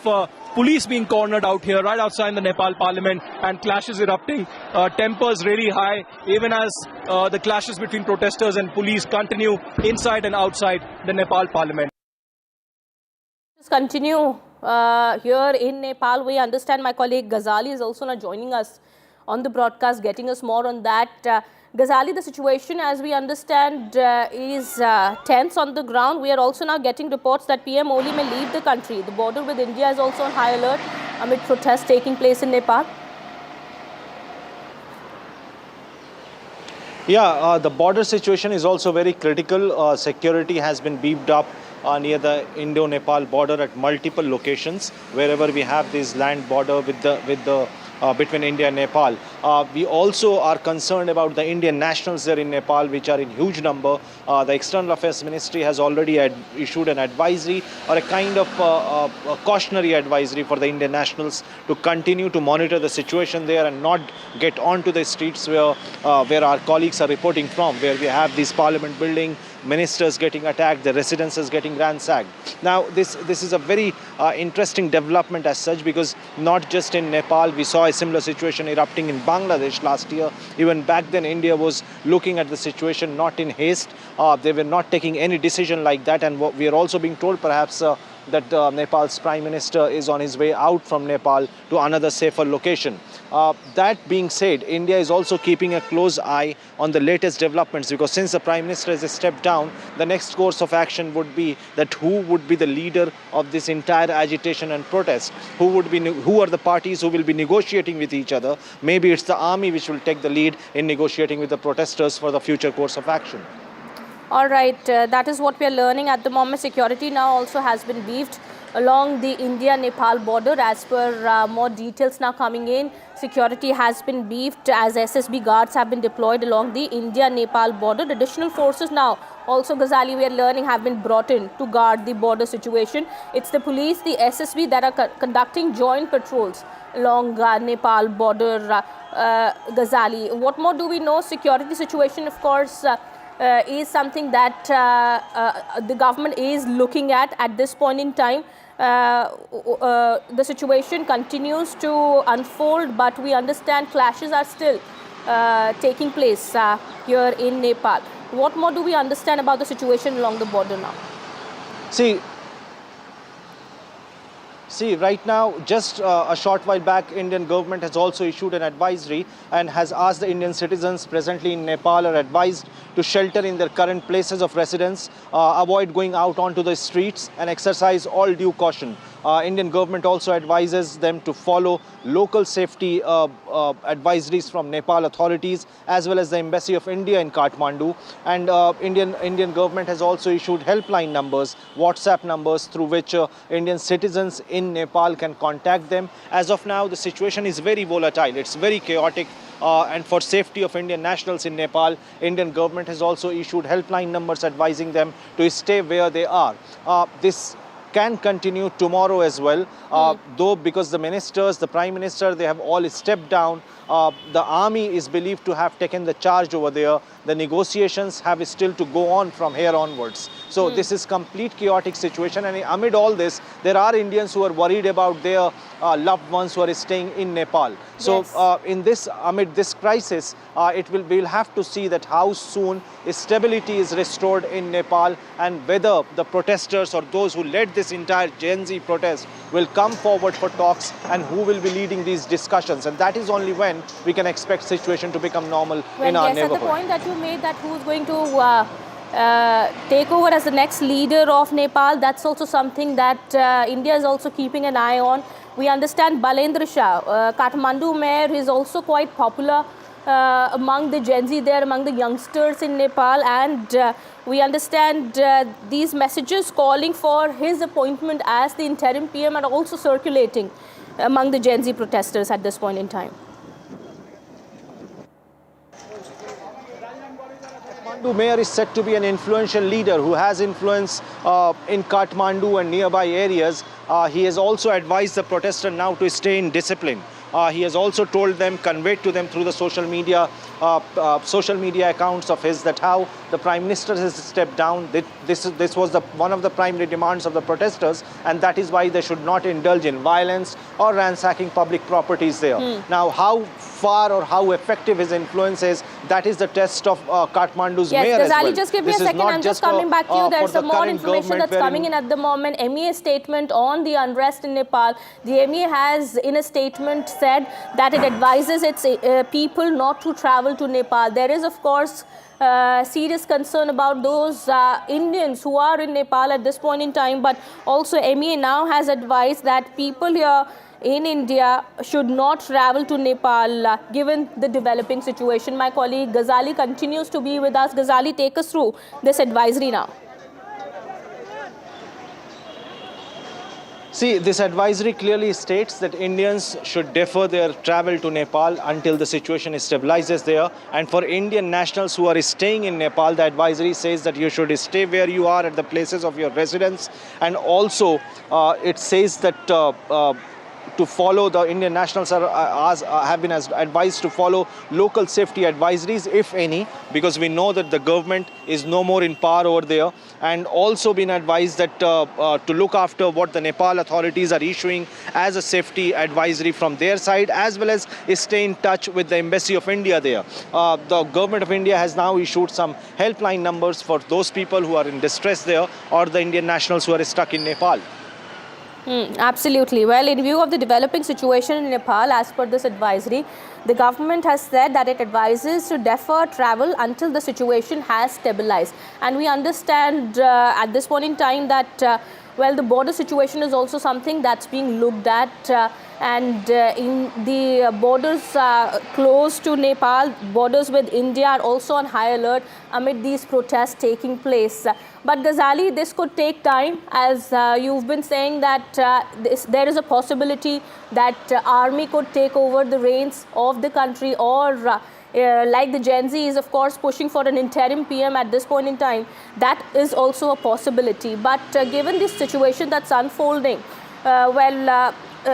despite the government agreeing to, despite the Prime Minister resigning, agreeing to the core demand of the protesters, the clashes continue on the ground. What is it that the Gen Z protesters want now?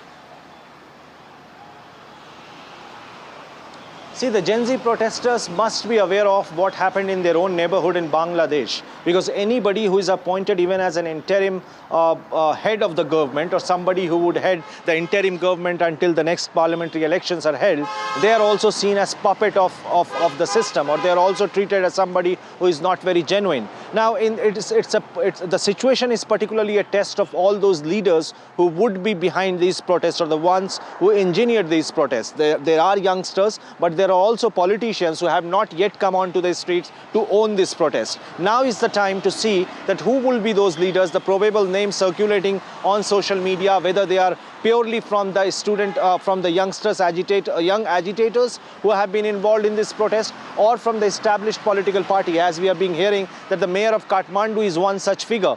Now, the issue is that from here onward, since the Prime Minister has stepped down, the violence has not reduced over there. Yes, it is still a chaotic situation in multiple areas of Nepal. Concern, of course, at this point in time. Ghazali, thanks so much for getting us those details. We also have senior journalist joining us from Kathmandu, Mr. Akhilesh Upadhyay, here on the broadcast. Mr. Upadhyay, what can you tell us about the situation on the ground at this point in time? We understand clashes continue to take place on the ground despite KP Oli resigning from his post. Okay, I would put it this way. For example, where I live, I can see from terrace that what was until 2 hours ago a very angry rally, and my apartment is not too far from the Prime Minister who has now resigned his office and party office. And there was a massive tens of thousands of angry crowd. I see none. And across the street on the breeze, I see that angry rally turning into a victory rally, Okay. So what I'm saying is, of course, it will take time. And because there is social media so integral to this movement, I also see people, like the protesters in real time sharing, very unlike other protests I had seen earlier, including two mass movements in 2006 and 1990.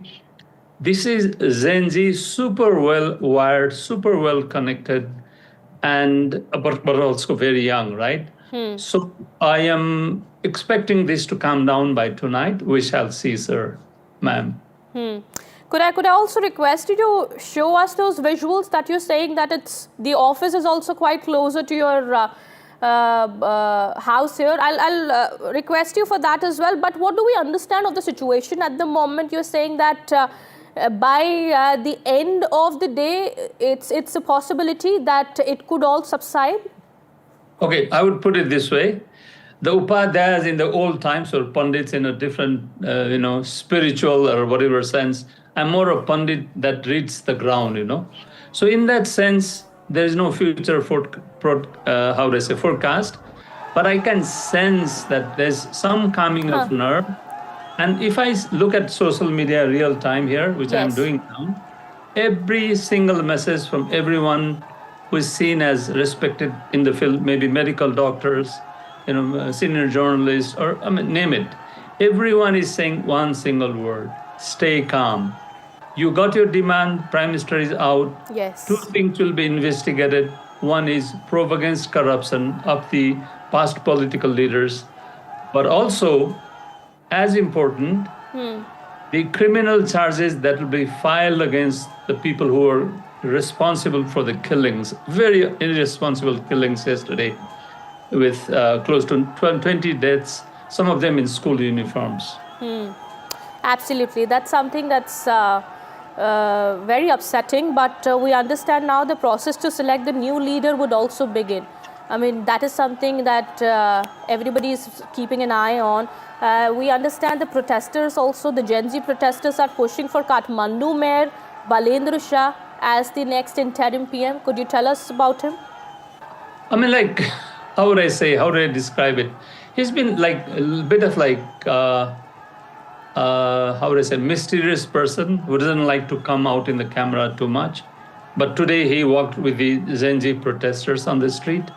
But he's got pretty solid image as far as youngsters is concerned, you know. And he stayed away from party politics completely. He doesn't have a party, by the way. He's a lone person. And and one of the things he's appealed in his statement that's now been made public is, let's also be prepared to hold some talks with the army, which means in this interim phase until it stabilizes, right, will have a very important role. Why is it that the Gen Z is actually pushing for him, but there is a possibility that army could hold the reins as well? I would like to think not. You know, Nepal doesn't have a history of, unlike say Pakistan or even Bangladesh, of active army. Since since the at least 1990 and before. Even if before 1990, during the Panchayat period, when the monarch was the all in all power, the army was very much in the barracks. Yeah, everyone knew the monarchy enjoyed the support of the army, but army has never been a front face for, I don't know, decades, a long time in Nepal's history. I don't have any memory of that as army in the dress coming out and saying this. So, but the situation is unprecedented, we understand. This is something that Nepal is also witnessing, something that wasn't actually seen in Nepal ever before. But we understand there has been this brewing unrest or feeling of disappointment with the current government, and that has of course led to the situation at this point in time. It was the army chief we are hearing, after whose advice the Nepal's prime minister had resigned. I don't know. I mean, this is all speculation, so I'm told. And no one knows where the former prime minister is, for example. No one knows where the cabinet members are. Are they in Nepal? Or some have said that they have ran across the open border to India. No one knows, Or maybe they could be in kind of like some, I would not say control, definitely not. They may have ran to the army, one of the safest areas, to say, okay, keep us safe. Mr. Upadhyay, I'll just come back to you. We have some latest visuals now coming in of former Nepal PM Sher Bahadur Deoba, who was attacked inside his residence. Those visuals that we are playing out on our TV screens now, where it's the latest video of former Nepal Prime Minister. Security personnel are trying to rescue Sher Bahadur Deoba. He was attacked inside his residence. Remember, many former ministers and current ministers as well have been attacked by these Gen Z protesters, even as chaos continues to unfold on the streets of Nepal. And this is the video of former Nepal Prime Minister who was attacked by the mob, even as security personnel tried to rescue the former Prime Minister of Nepal. Visuals coming in of Sher Bahadur Deoba. This is the latest video that has been accessed by NDTV. It's clearly seen how he was attacked inside his residence, after which the security personnel apparently brought him out and they tried to rescue him. All right, Mr. Upadhyay continues to be with us on the broadcast as well. Well, we have these visuals coming in of former Nepal Prime Minister, the Finance Minister, how he was also thrashed on the streets of Nepal. Mr. Upadhyay, you're saying it's likely that these protests could subside by the end of the day, but the situation is still quite tense. Okay, I would say, look at the visual, it's not night or evening yet. So, I mean, in Kathmandu, days are already shorter. So I'd like to think, I am not vouching to the fact that it's going to be suddenly calm overnight. The anger has been sustained, let's put it also, against the parties and certain political leaders who have been at the helm, not just in the past government since 1990. That's a long, long time, right? And the Gen Z generation doesn't even have a memory of when they started, actually, because these guys are what, 24 to 26, 28, 30-year-old, So you can see that it will take a while to sink in. The role of the army would be very important in the interim to stay calm, to put everyone in order. And also, I would expect other parties who are on the sidelines, but still fresh, in the sense, for example, Rashtriya Swatantra Party, which emerged as just before elections, and Right. which has a good number of votes in parliament. They may come in and join the interim government. Balin Saab per se doesn't have a party, so he will need credible political faces Okay. to come to the public, right? And also perhaps even civil society leaders. I don't know. We'll have to wait and see, but next, say 24 hours would be very crucial. Absolutely. Next few hours are going to be very crucial for Nepal. And what is it that's going to make this mob calm? That's the question that is on everybody's lips. We understand these visuals came in some time ago of the former Prime Minister of Nepal, who was clearly attacked by the Gen Z protesters who've been raising their demands and asking for the demands to be met. We understand one of their core demands was for the Prime Minister KP Oli to resign, and that, of course, has been met. But the situation continues to remain tense on the ground at this point in time. India has also issued an advisory for its citizens in Nepal, saying that Indians living in Nepal must exercise caution and also follow guidelines. We understand many flight operations to and from Kathmandu airport have also been suspended either or cancelled because of the prevailing unrest. All right, there is no end to the mob violence that has emerged from the Gen Z protest in Nepal. The protest that started against social media ban, corruption and nepotism is not going to end any moment now, it looks like, with the situation currently unfolding. Angry crowd is charging towards Nepal government officials as Prime Minister KP Oli has resigned. The protesters targeted former Prime Minister Sher Bahadur. He was brutally lynched by the mob. Well, the mob then turned towards the woman foreign minister Arzu Deva as well, who was also attacked by the angry protesters. The question that arises now is that what will make this mob calm? Why is the mob fury continuing despite rollback of social media ban and after the current government has been dissolved? My colleague Shiv Arur also continues to be with us on the broadcast, getting us more on that. Shiv, that's the question that's being asked now. Is the mob justice now the new political toolkit? This is a very, very dangerous and precarious situation that Nepal finds itself in. Now, the anger among protesters, the very legitimate reasons for the protest, are one thing. 19 students, remember, have been killed in the last 36 hours in what has been a very repressive crackdown. But in the wake of Prime Minister KP Oli's resignation, humiliating resignation in the face of this rebellion and this uprising, the spiraling violence on the ground is very, very disturbing. There are multiple accounts of arson, murderous violence, people being physically attacked, ministers being dragged from their houses. Now, of course, there is a great deal of, catharsis for the Nepalese public that sees this as a huge historic landmark uprising against huge corruption in government, scam after scam, economic stagnation, the highest levels of unemployment that the country has ever seen. But the current chaos runs the risk of Nepal sort of dissolving into complete instability. This is a country, remember, that has seen instability, politically speaking, in the past as well. It is a landlocked country with borders, with Tibet as well as India. It is a country where there there have been security situations in the past as well. But now with the possibility of the army taking over or some kind of interim constitutional arrangement, what place does mob violence actually have? There are very, very troubling pictures of a former Prime Minister and his daughter being dragged out of their house and bloodied.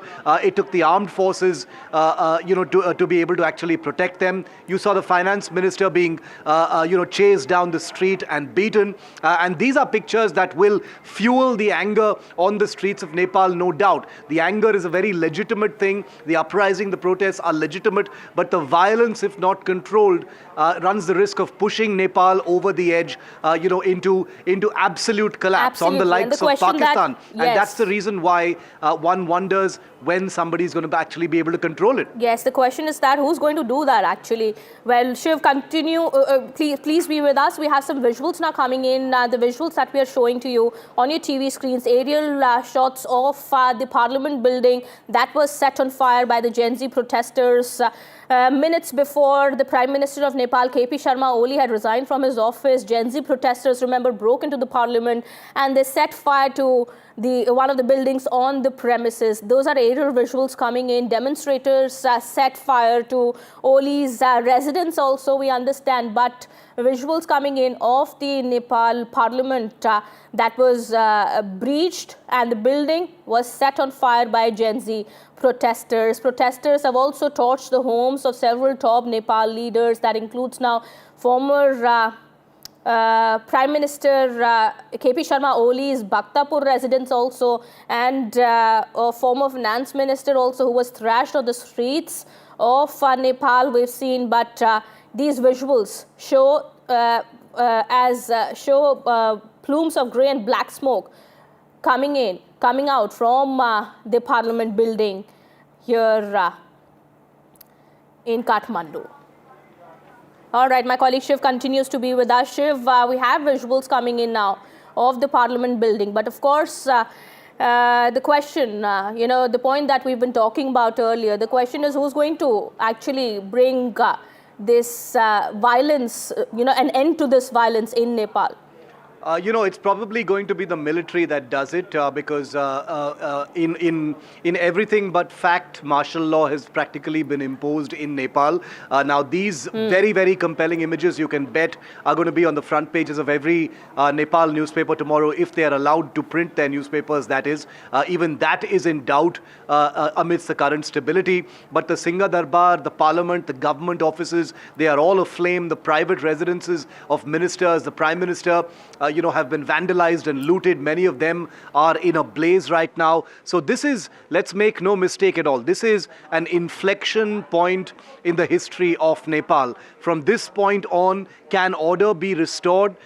Can the mobs be sent back? Can the legitimate demands, of the youth of Nepal, simply be sidetracked in the face of what has taken place? Let's remember for a moment that 19 youth have been killed in a crackdown that was clearly mishandled by the KP Sharma Oli government. He has been humiliatingly forced to resign. But what is left now are the broken pieces of Nepal's fragile economy, its fragile polity, its ministers being chased down the streets and beaten up, ex-prime ministers being thrashed, their homes vandalized. 19 students have been killed. Their bodies are still in the hospital. There are grieving families. The anger is self-perpetuating. It doesn't seem like this is going to end anytime soon. And that's the reason why even in a VIP protected zone like the Singha Darbar and the Parliament House of Nepal, which is out of bounds for citizens, they've been completely overrun, and that's the reason why these pictures are so incredibly compelling. They show you that law and order has completely broken down in Kathmandu. There are hardly any restrictions, even though we are hearing reports that the army controls at least half of Kathmandu right now. The pictures tell a very different story. It's a bit of a free-for-all right now. More and more people are entering. Remember, the social media ban was lifted, which means people are able to freely communicate with each other. Flights are not landing standing in Nepal. India has suspended practically all of its flights headed into Nepal at this time, including Air India and Indigo. So in many ways, Nepal is in some ways internationally isolated right now. We're looking at these pictures, but there's nobody entering from the outside. The international border with India is sealed. It's on high alert as well. India's monitoring the situation. It's issued advisories for the 1 lakh Indian nationals living in Nepal not to venture out of their houses as well. So this is a swirling, boiling cauldron in Kathmandu and other cities of Nepal, Yes. Where stability can simply spiral even worse out of control. I understand the irony of me saying things going even worse out of control when you've got the Parliament House and the Singha Darbar, the seat of power in Kathmandu, completely in flames, completely infiltrated by this huge mob of angry young protesters in Nepal. The question now is, what next? Is it going to be martial law? Does that mean a repressive, hard-handed, Nepal army crackdown to actually end the protest? It will not be ended without a certain degree of violence. That's what history has taught us in the past. So does that mean more bodies? Is that body count going to go up? And is that in its own way going to trigger another cycle of violence? We'll have to wait and see. Absolutely. Thank you so much for getting us all those details there. We'll come back to you later as more comes in. Well, we understand now what was most obvious today was that on target of the protesters was every symbol of the present government. The private residence of Prime Minister KP Sharma Oli was targeted. Protesters also posted social media videos of themselves barging inside the house of President Ramchandra Paudel. Several people could be seen going up a flight of stairs and pulling down his portraits. Demonstrators also gathered near Oli's house, and this was in Balkot, and demanded that he be punished for the death of 19 people yesterday. But as per latest information we are getting, that the Prime Minister, the former Prime Minister now, KP Sharma Oli, after he is resigned, he is also expected to leave the country. But with the situation currently unfolding, it looks it's going to be difficult for him as well. Political analyst Ram Gurung also joins us on the broadcast. Mr. Gurung, given the situation currently, it's quite chaotic and volatile at the moment as well. What are we looking at? The Prime Minister also, we are hearing reports, could be leaving the country, but well, everything is closed at this point in time. The airport also, we understand flights are not allowed to go and come to Nepal. Either they are suspended or cancelled. But what are we looking at? It's going to be a difficult situation for KP Oli as well. Actually, the situation here is not that pleasant. What we have experiencing right now. Right now, the Prime Minister has already resigned from his position, and probably he is going to secure himself somewhere inside the country. And I also expect and hope he must be inside the country. But people are quite doubtful that he will leave the country and leave the country. But if he leaves the country, it wouldn't be the right moves from his side. He's supposed to stay in country and take the initiation to for the political dialogue with other political parties and political forces, including Gen Z, because if he doesn't do that, the political masses will be not correct. That the Gen Z will understand that political parties are really not serious at our issues and regarding countries' social, economic, and political problems. In that sense, I can assume and I can expect Prime Minister Oli won't leave the country, and he will take the initiation, despite his resignation from the office, to settle this volatile political situation and assuage the protester in the country. We have visuals also coming in. A former Prime Minister Sher Bahadur Deuba, his wife Arjun Rana Deuba, who's the current foreign minister of the country, they were assaulted at their residence. Many more visuals coming in of ministers present as well as former ministers who've been thrashed and attacked by these protesters. What is it that's going to take for these protests to die down now? One of their core demands, as we've been discussing, was the resignation of KP Oli, and that has been met. Really, of course, the mass is really, they are very agitated, and they are not, I think they are while the Prime Minister has already resigned, and most of the top political leaders are now they are undergrounded. In that case, I would like to request all the protesters who are in the ground, in the field, who are agitated, to take the time and do not attack, assault the political leaders, because from the humanitarian point of view, we have to respect everybody's personal lives. But the situation is really, as we have seen right now, is not as we expected now under our control. But the leaders who are taking initiation of this agitation, of this protest, must request to all the participant protester to calm down. And other thing, I also would like to request all the agitator and the campaigner who are in the road street, please do not attack the political leaders, and we have to find the peaceful solution. Whatever happened. It has already been the past. We cannot go back to the past, and we have to find the peaceful resolution for this critical situation, this crisis. What we're trying to understand. What is it that these youngsters want now? What will it take for these protests to die down? Well, there are messages also that are circulating among these Gen Z's protesters. We understand, to prevent military coup, Gen Z appealed to Balen, that is Balendra Shah, as the interim Prime Minister. What more can you tell us about Balendra Shah? We understand he is also quite popular in Nepal.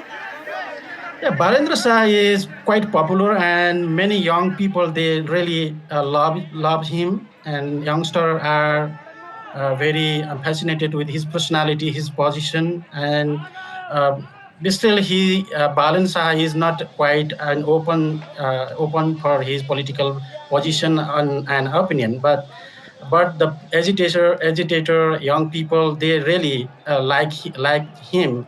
In that sense, the protest who are in the field, as a protester, they are asking, they are demanding Balendra Shah to lead the interim government.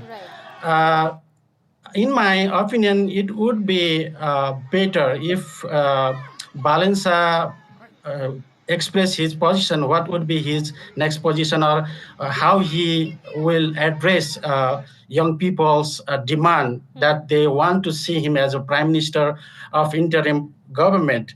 And it is not only the young people's aspiration, it is also the issue of political negotiation, who the political forces, including Rashtriya Swatantra Party, Rashtriya Prajatantra Party, all party, they are looking for the alternative political resolution. In that sense, Balendra Shah, I think, in my position, in my opinion, he must take the initiation to deal the political issues. At the same time, the agitator had released Rasopa's chairman, Ravi Lamechane, out. In that sense, Balendra Shah, I think it would be better if Balendra Shah and Ravi Lamechane will discuss well, that remains to be seen, of course. He's a rapper-turned politician now, who the Nepal's Gen Z now want as the next Prime Minister or the interim Prime Minister. But will the army now take over? That's also something that's being speculated. Thank you so much, Mr. Gurung, for speaking to us and sharing all those details there. Time for a quick break here. We'll be right back.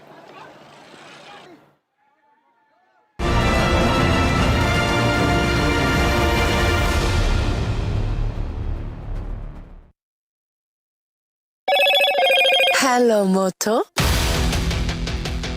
Moto G96 5G. All eyes on you.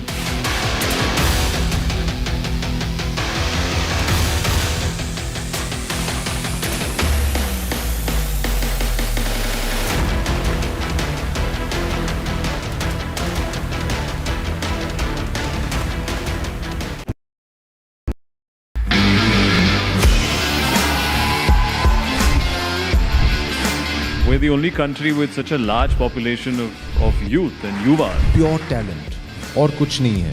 आने वाला future काफी अच्छा है sports का. Luck, patience and a lot of tolerance. Life can change overnight. जीवन में मैंने कोशिश की है सदैव चुनौती को अपनाने. We need to work towards an egalitarian society regardless of gender and orientation.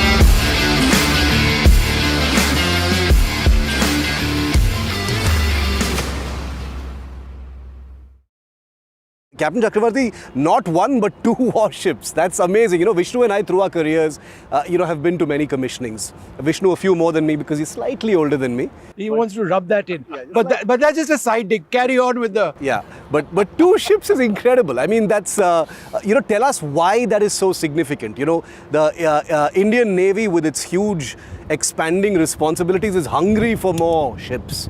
So getting 2 ships at the same time is a bonus, isn't it, sir? Yeah, of course. Like you said it yourself, the responsibilities are increasing.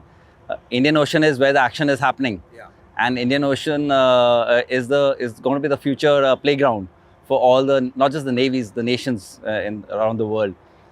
And Indian Navy, as the preferred security partner, is very active in this area. Given the responsibility and the large area that is, the number of assets is required. And that's the reason we are getting these warships. They're not just numbers, it's not just the quantity, it's the quality of these warships also, because they have high speed and they have got very large endurance and you can stay out at sea for long times. The frigates are very versatile ships to be. And so these 2 warships are going to add a punch, not just to the Eastern Naval Command, in particular, of course, Eastern Naval Command, but to the Indian Navy in general. Rajasthan is history, culture and much more. And I have been reporting on all things royal for more than 25 years. The colors, the culture and the complexities of the Northeast is different from the rest of the country. I have been bringing the Northeast closer to the capital for over 15 years. Madhya Pradesh is the heart of India and I have been capturing its every beat for over 10 years, covering the corridors of power, what is said, what is left unsaid, and what it actually means for you and me. I have it all. There's been massive stone melting in this area. There are tires that have been burning and hundreds of protesters who have converged here who say that this violent protest will continue. The youth are rising here in Nepal. Focus could be on Kathmandu because this is the capital city, because the parliament is here. Situation very grim, very volatile. Now you can see slowly and steadily the protesters are inching closer towards the parliament. You can see here, this is one angle where the protesters have come out and massive security arrangements. KP Oli आज तक क्या कर रहे थे? देश के युवा लोग, हमारे दोस्त लोग साइड में हेडशॉट खा के मर रहे। आगे क्या करेंगे आप लोग क्या चाहते हैं? This is our protest against our corrupted government and our corrupt politicians.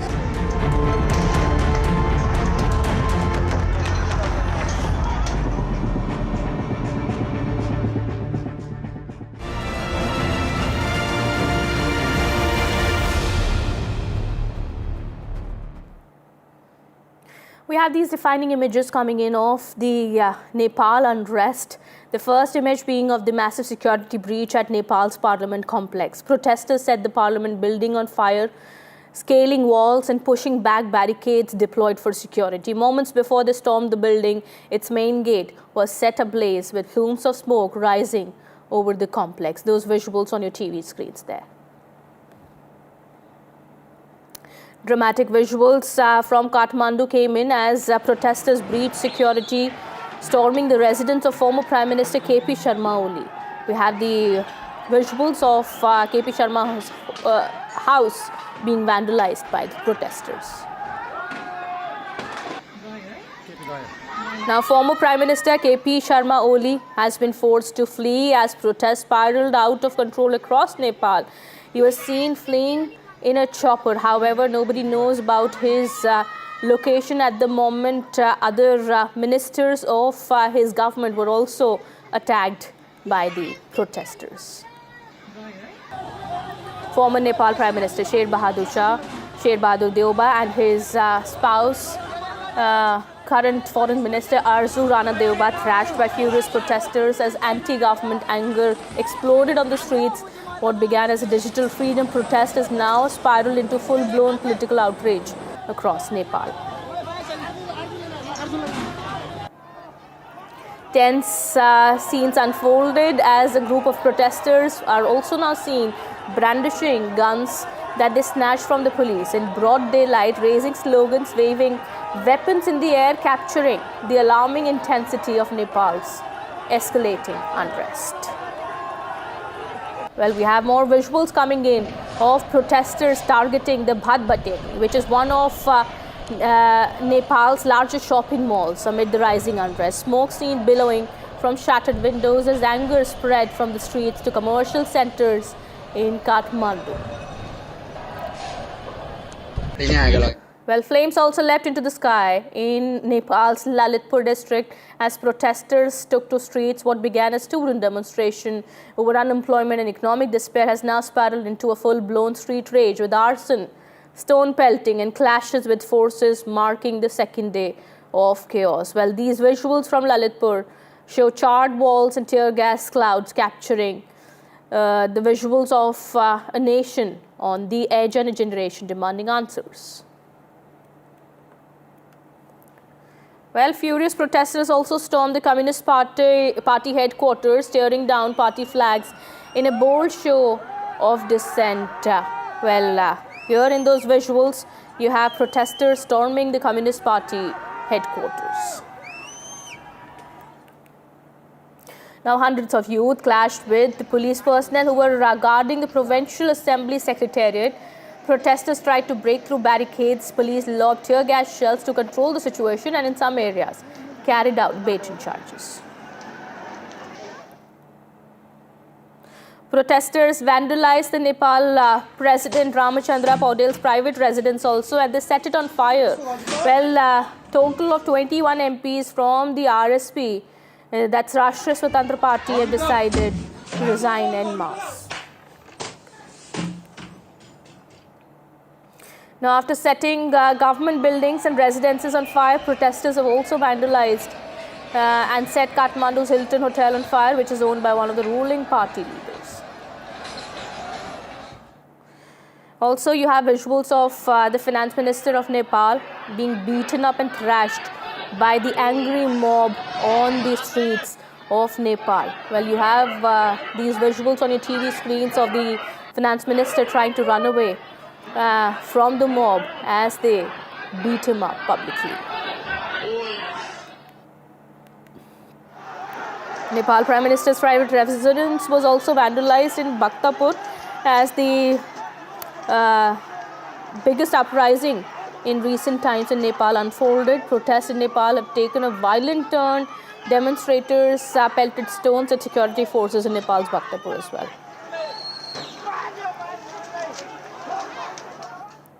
All right, with that, it's time for a quick break here. More coming up on the other side. Stay tuned.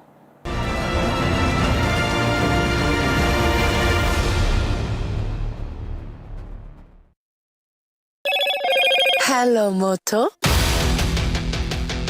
Moto G96 5G. All eyes on you.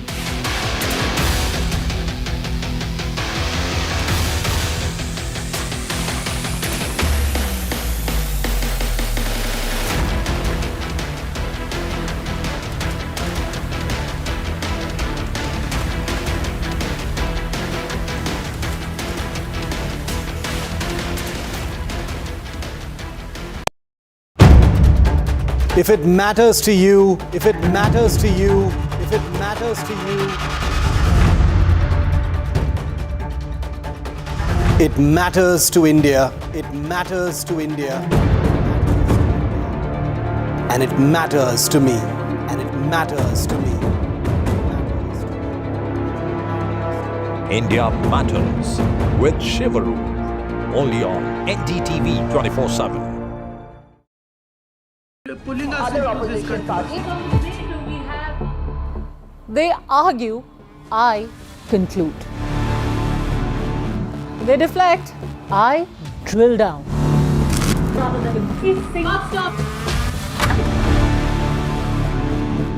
This isn't a free-for-all. It's a reckoning. No filler, no fog. Only the facts and where they lead. Every night at 9, the case closes because the buck stops here.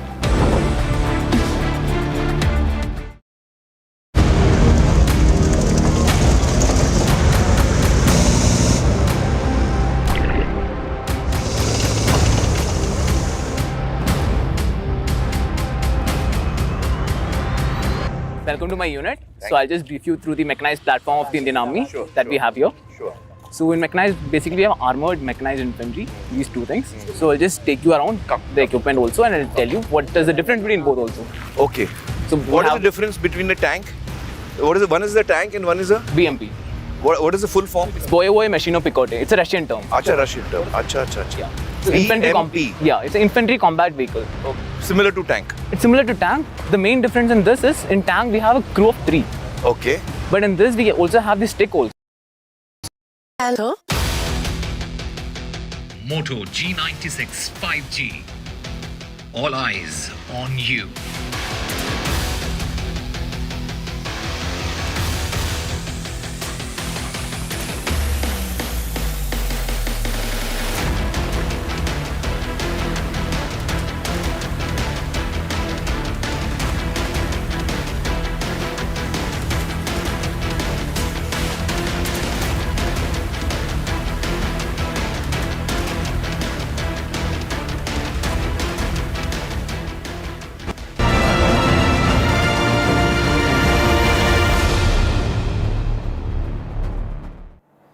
Welcome back after the break. We have now visuals coming in of the Parliament of Nepal, which was earlier set on fire by the protesters. We are now reporting that firing has been reported from inside the Nepali Parliament to disperse the crowd.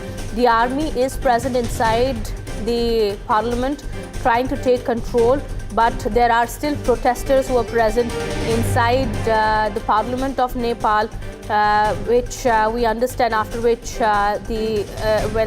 firing now also has been reported to disperse the crowd. That is what the army is trying to do, trying to take control.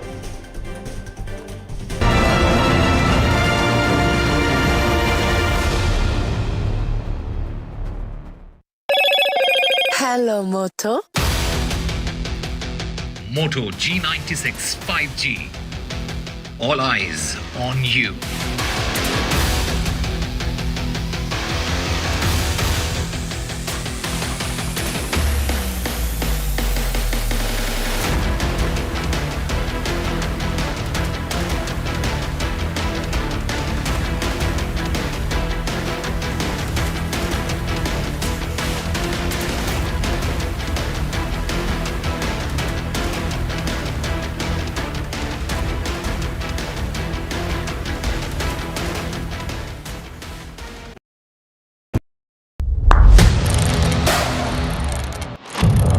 What seems settled for me is unfinished business. So I rewind, I pause, I reflect, I dig until what's buried stands up to be counted. Breaking ground, not just headlines, the meaning behind them. This is Breaking Ground with me, Vedika Sood. We see the problems, but you as a social entrepreneur see the solutions. You are not just creating solution, you are creating a future where everyone has a chance to thrive. For the change makers, the innovators, the ones building a better world, one solution at a time. The Adani Green Talk Social Impact Awards are created for you. Green Talk Social Impact Awards 2025, coming soon.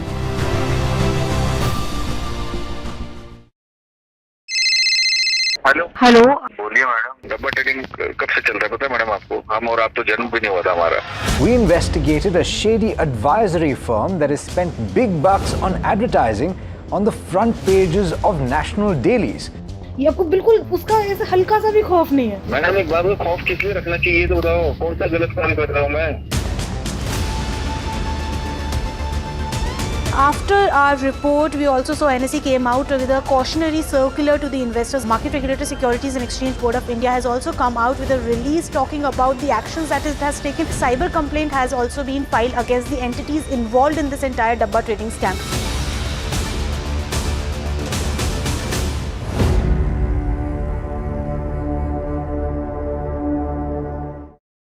Presenting the all-knowing, all-powerful Tech Guru. Whoa. Guru? I'm no guru. Okay. I'm just a guy who loves his tech.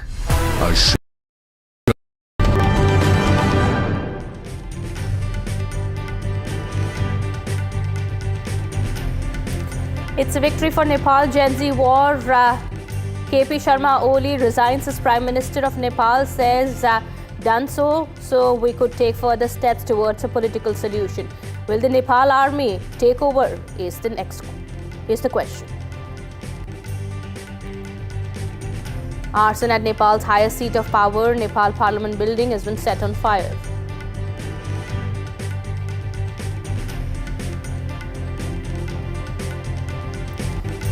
Prime Minister Modi in Himachal Pradesh's Kangra to review flood-hit areas. Prime Minister Modi will be assessing the Punjab flood situation.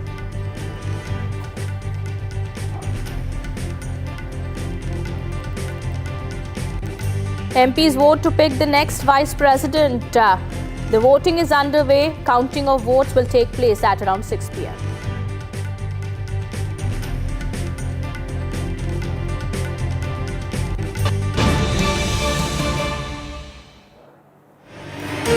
Watching NDTV 24/7. My name is Kitty Bahel. We have some big breaking news now coming in at the top of this hour. Prime Minister Modi has visited flood-hit Punjab. After his visit to Himachal, Prime Minister Modi interacted with the flood victims in Punjab. We are learning now PM has visited Gurdaspur in Punjab as part of his planned visit. Those visuals also coming in of the Prime Minister as he met those who were affected by the floods in Punjab. For this, Prime Minister Modi was in Kangra in Himachal to take stock of the situation, and right now he is in Punjab interacting with the flood victims here. He has visited Gurdaspur area of Punjab, which is one of the most affected regions in Punjab. Big breaking news coming in of the Prime Minister.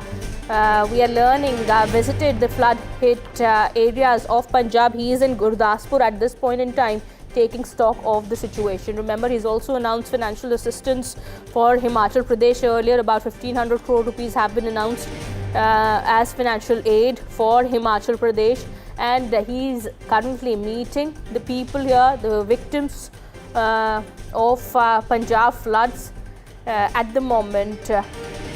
And taking stock of the situation. Gurdaspur is one region which is most affected, along with Amritsar and other areas as well. But Prime Minister Modi chose Gurdaspur as his first location, where he's here to meet the men and women who are affected by the floods. Well, Punjab is facing its worst flood situation over the last few decades at this point in time, we understand. And Prime Minister Modi here is in the state to lend support to the people, to take stock of the situation as well, after he had gone to visit Himachal, where he also announced a huge financial assistance of 1,500 crore rupees for those who are affected in Himachal Pradesh.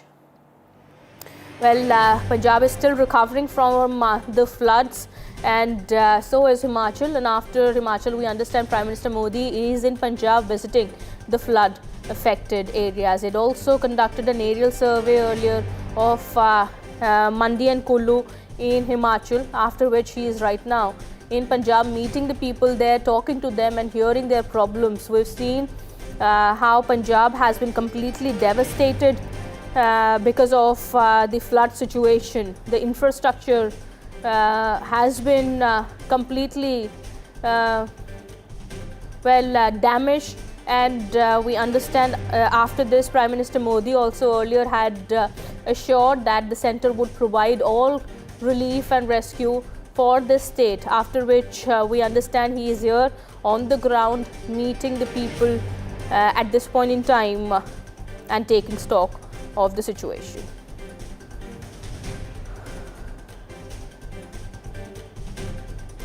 Well, Punjab is witnessing its worst floods in the recent decades, and Prime Minister Modi is here in the state to assess the damage caused by heavy monsoon floods that have affected thousands across the state. We understand the situation has only worsened, with the death toll also going up to about 51 as per the Punjab government data. Well, Punjab Chief Minister Bhagwant Mann is still recovering at a private hospital in Mohali, we understand. However, he also had welcomed the Prime Minister's visit and also had expressed hope that adequate relief measures will be taken by the centre as well. All right, this is what we are learning at the moment. Well, Prime Minister Modi is meeting people here, flood victims in Gurdaspur. My colleague Gurpreet Chinna also now joins us on the broadcast here. Gurpreet, Prime Minister Modi here interacting with the victims here in Gurdaspur in Punjab. What is the schedule going to be? Well, we have seen Prime Minister has visited Himachal Pradesh also. He met the Himachal Chief Minister also, and he had already made announcement for the relief compensation to various locations of Himachal Pradesh. Now, a few minutes back, I'll request my visitor to show all these pictures. We have seen he conducted aerial surveys in the aerial survey in the various locations of Punjab. And after that, he has come here in district Gurdaspur, where he held a detailed meeting with the flood victims, and he had decided they are trying to chalk out. And a few minutes back, we have seen even the BJP leaders who spoke to us. They are saying the meetings were being held, and even the top officials of Punjab governments, including the ministers also, they were being involved in that. And all the things are being discussed at length to just find out how the compensation can be given to Punjab and how the infrastructure which has already been damaged because of flood, that can be revamped once again. So he has just left from Gurdaspur and he held a detailed meeting with even the BJP leaders who were also present, because he had come to get the proper input from all the leaders from the local administration as well as from the government also, so that he will be able to assess how much loss and how much damage has been taken place in Punjab because of floods. Back to studio. All right, thank you so much, Gurpreet, for getting us those details there. We'll come back to you later as more developments come in. Meanwhile, this is what we are learning of at the moment. Prime Minister has left from Gurdaspur, we understand, after which he's also met the BJP workers and leaders working on the ground to help those affected in Punjab.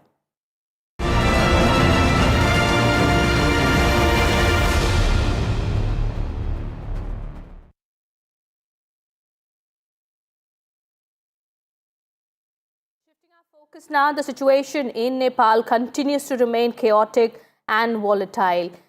These are some of the defining images of the Nepal unrest. The first visual of the massive security breach at Nepal's parliament complex. Protesters set the parliament building on fire.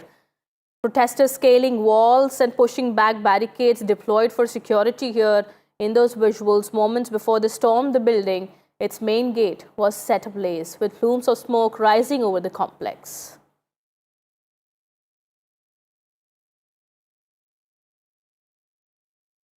Now, dramatic visuals came in from Kathmandu as protesters breached security, storming the residence of former Prime Minister KP Sharma Oli. We have these visuals of KP Sharma Oli's house being vandalized by the protesters.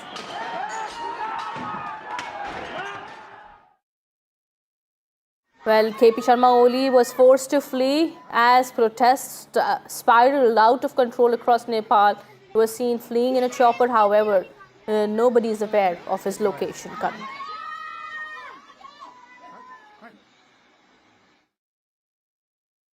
Former Prime Minister of Nepal, Sher Bahadur Deuba, and his spouse, who is the current Foreign Minister, Arzu Rana Deuba, were thrashed by furious protesters as anti-government anger exploded on the streets. Well, the protests have spiraled into a full-blown political outrage across Nepal. Tense scenes also unfolded as a group of protesters were seen brandishing guns that they snatched from the police in broad daylight. They were seen raising slogans, waving weapons in the air.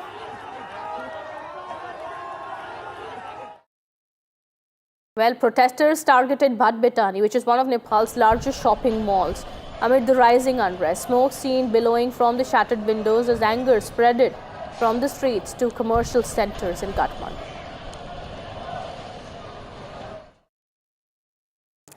Flames leapt into the sky in Nepal's Lalitpur district as protesters took to streets. Well, what began as student demonstrations over unemployment and economic despair has now spiraled into full-blown street rage. The visuals coming in from Lalitpur show charred walls and tear gas clouds capturing a nation on the edge.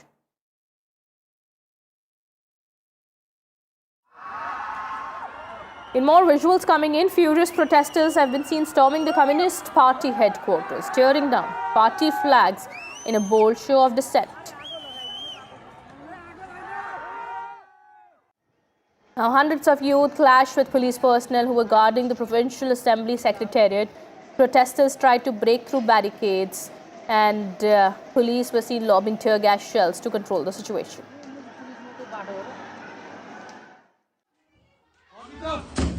Protesters vandalized the Nepal President Paudel's private residence and set it on fire.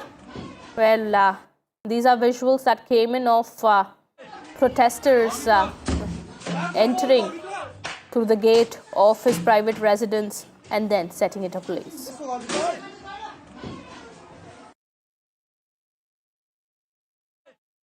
And not just government buildings and residences, but protesters have also vandalized and set Kathmandu's Hilton Hotel on fire, that is owned by one of the ruling party leaders.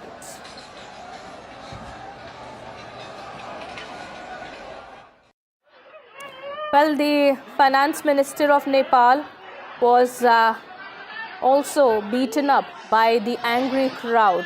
These are visuals coming in from Kathmandu, where on the streets of Kathmandu, the finance minister was thrashed and brutally beaten up by the angry mob.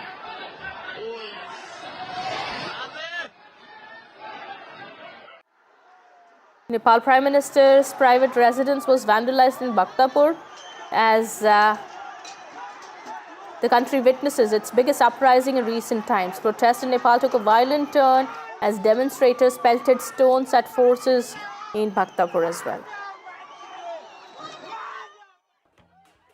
And now celebrations have broken out in Nepal as Prime Minister KP Oli resigned.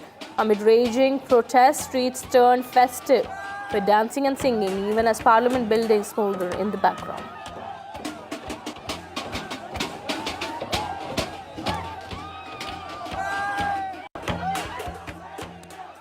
All right, we have now latest visuals coming in from Nepal, where celebrations have started on the ground. Even as we understand, KP Sharma Oli has quit from his post as the Prime Minister.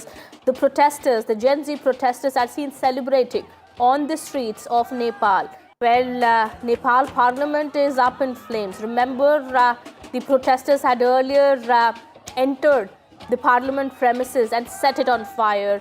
And after which we understand the government gave in to their demand and KP Sharma Oli had resigned from his post as the Prime Minister, after which we understand celebrations have erupted on the streets of Kathmandu in Nepal.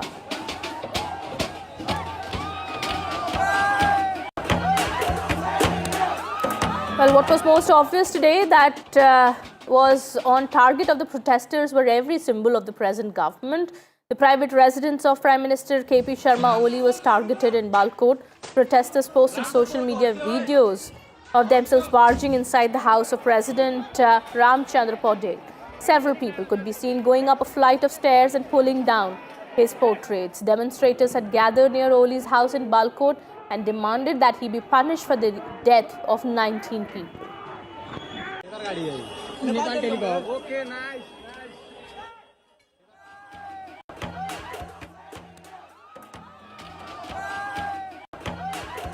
All right, now there is seemingly no end to the mob violence that has emerged from the Gen Z protest in Nepal.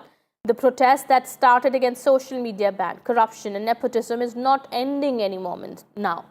Well, angry crowd was seen charging towards Nepal government officials as Prime Minister KP Oli resigned. And the protesters targeted former Prime Minister Sher Bahadur as well. He was assaulted. He was brutally lynched by the mob. Then the mob turned towards the woman Foreign Minister Arzu Deuba, who was also attacked by the angry protesters. Now, protesters have set the Supreme Court, Parliament building and houses of government officials on fire. The question that now arises is that what will make this mob calm? And is the mob justice now the new political toolkit? Well, we have my colleague Shivaru getting us more on that.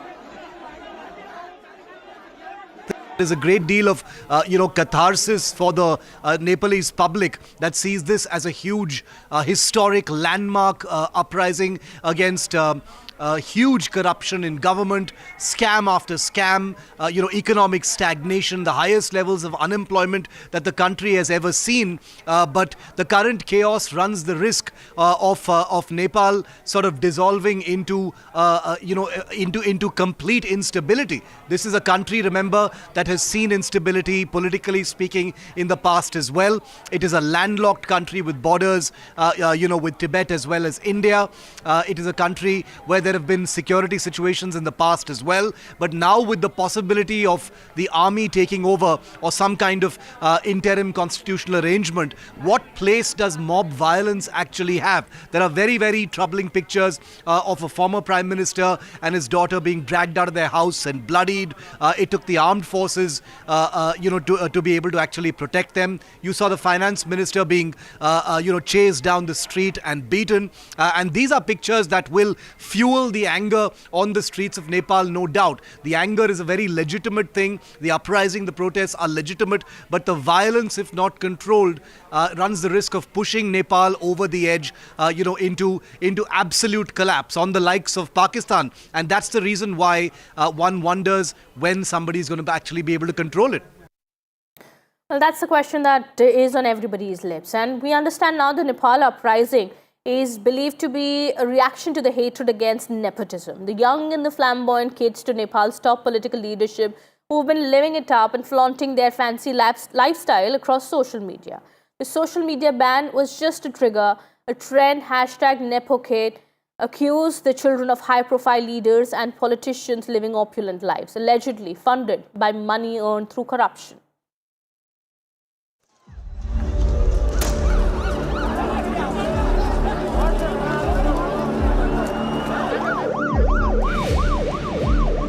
Nepal is seeing an uprising led not by political veterans, but by Gen Z.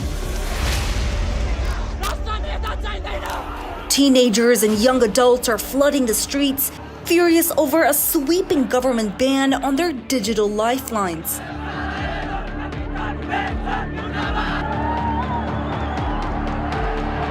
Last week, authorities abruptly cut access to major platforms like Facebook, Instagram, and YouTube after tech companies failed to comply with new registration rules aimed at curbing online crime, hate speech, and misinformation. But Nepal's plugged-in youth aren't buying it, accusing Prime Minister Oli's administration of using censorship to distract from deep-rooted corruption.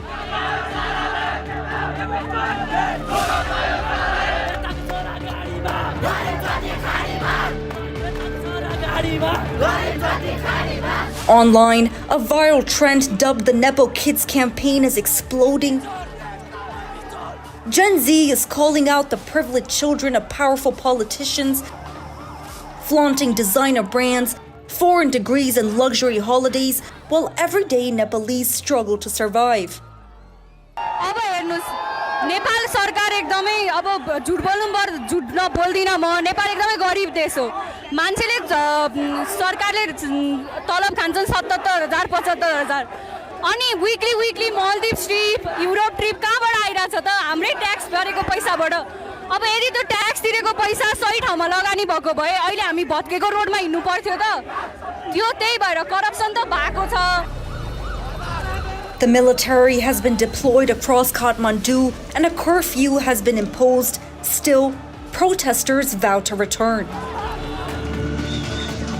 And as for Prime Minister Oli, he says the social media ban is here to stay. For Nepal's youth, this isn't just about YouTube or Instagram. It's a call for accountability and a demand to be heard. Samya Afsar, NDTV World.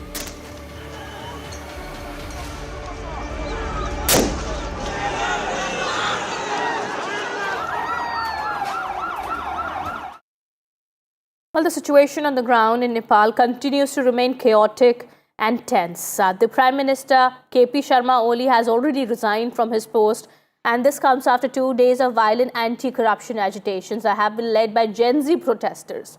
19 people were killed and there were dozens who were injured in these violent clashes yesterday. And we understand now the letter that KP Sharma Oli wrote to the president clearly says that he is resigning with immediate effect from today, and that he's decided to step aside so Nepal could take further steps towards a political solution and resolutions of the problems. Well, this has been a core demand of the protesters. However, we understand at this point in time, the protests haven't stopped yet. Well, we'll get you more from the ground. Let's take a look at this report. They hate on Gen Z cause we don't vote, but we ain't got a voice. Choice between two of white dudes, is that a choice? Not to say we shouldn't vote, but the options looking so-so. Narcissists backed by the lobbyists, that much is obvious by now. Violence and kill counts, around and find out. Damn, it's getting hot now. Water under the bridge in 10 to 20 years. Gonna be problems for your kids, and their kids might just cease to exist. Even as the Nepali youth have taken over the parliament, and the entire parliament is gutted and burning, historic visuals, very unfortunate visuals really coming in, but there are still attempts at clashes.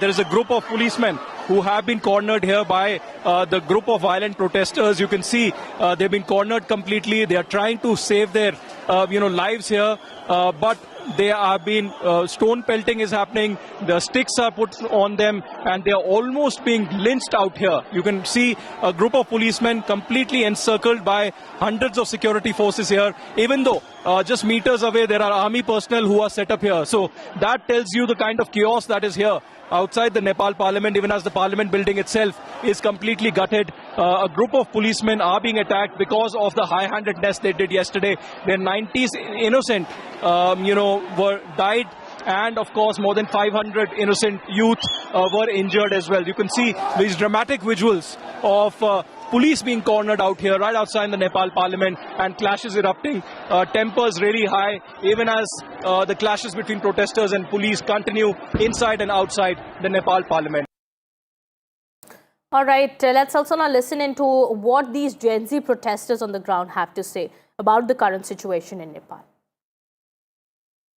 हमारा देश फेरी उठेगा, हमारा सिर फेरी वो माथी उठेगा, और हमारा सिर ये नेपाल का सिर है, संसार का लोग ने देखता है अब ये नेपाली क्या है, नेपाली बहादुर है, नेपाली शक्तिशाली है, नेपाली सब कुछ करना सकता है, ये गुलाम नहीं है। अब स्टूडेंट को ऐसे तरीके से मारेंगे तो कौन सा देश चलेगा? ये सब बहुत क्रूरल देश जैसा हो गया, क्रूरल शासन हो गया है। ये तो ओली का शासन ऐसा नहीं चलता है, कोई देश में ऐसा नहीं चलता है। ये एशिया में ऐसा कम्युनिस्ट शासन में आता है, इतना छोटे देश में तो कैसे चलेगा?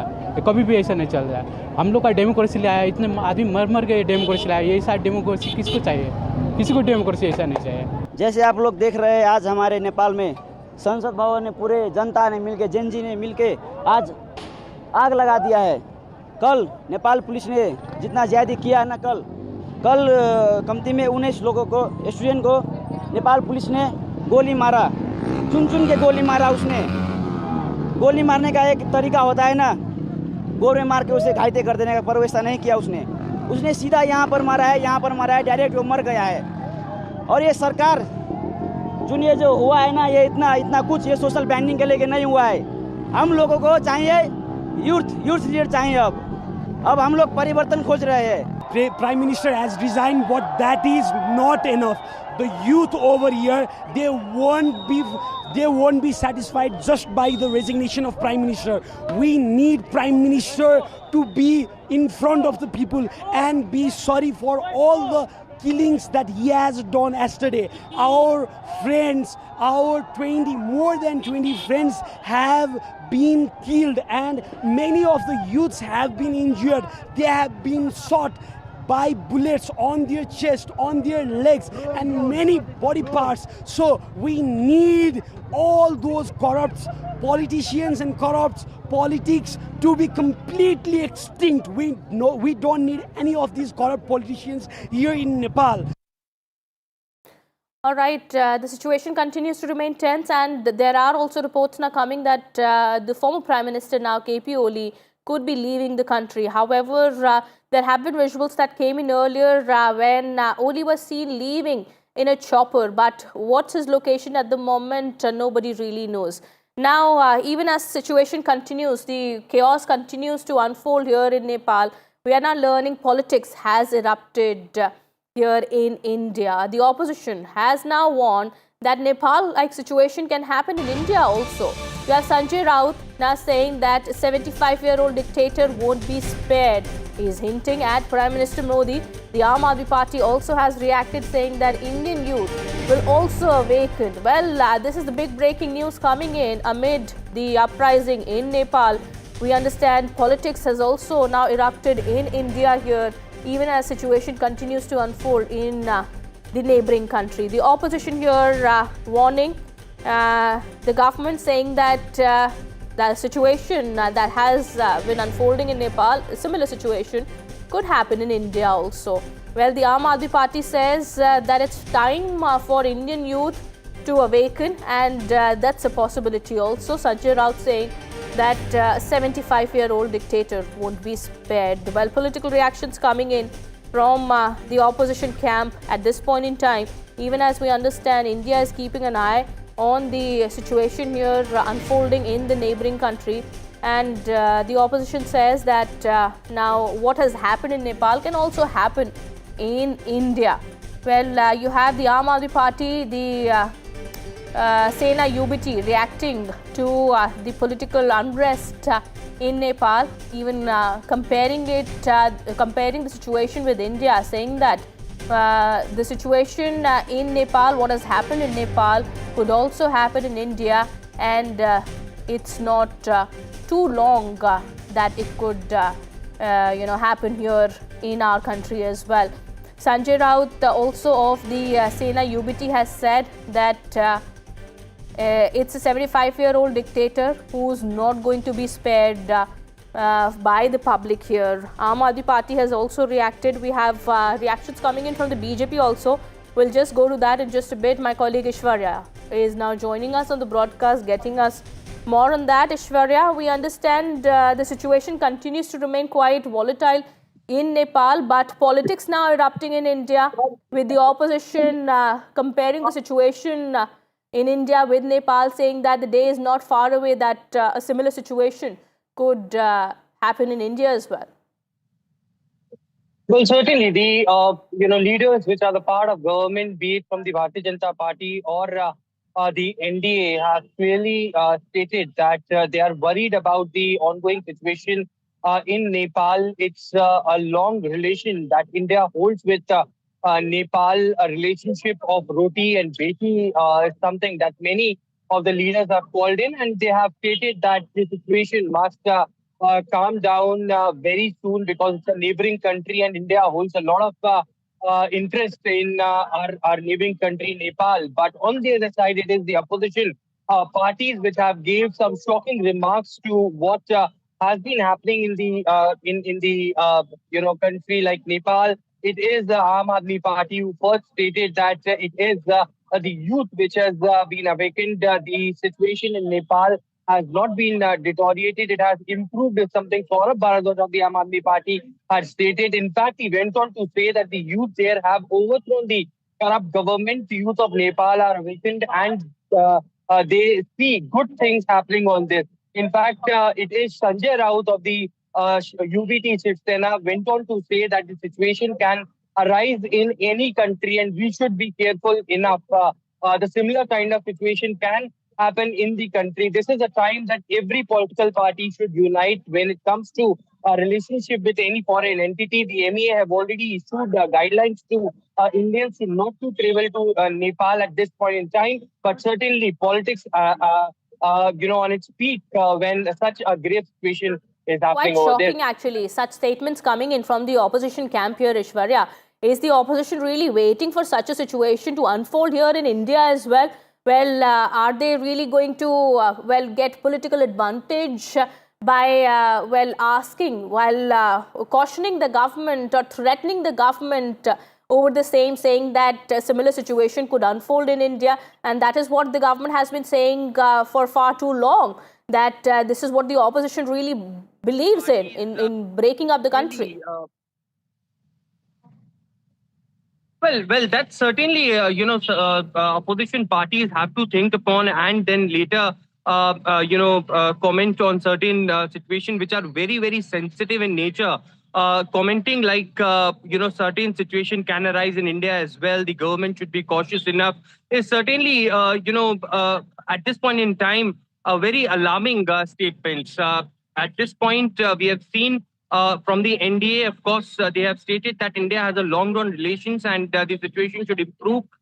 If any, leaders from the country or Prime Minister at this point in time who had met Oli just few weeks back as well, and certain interruptions from the foreign countries can be done to improve the situation over there is something that could be welcomed. But now it's a kind of politics, kind of statements which are certainly shocking, which have come from the opposition parties, cautioning the government that a similar kind of situation can happen in India if, such decisions would be taken in India as well.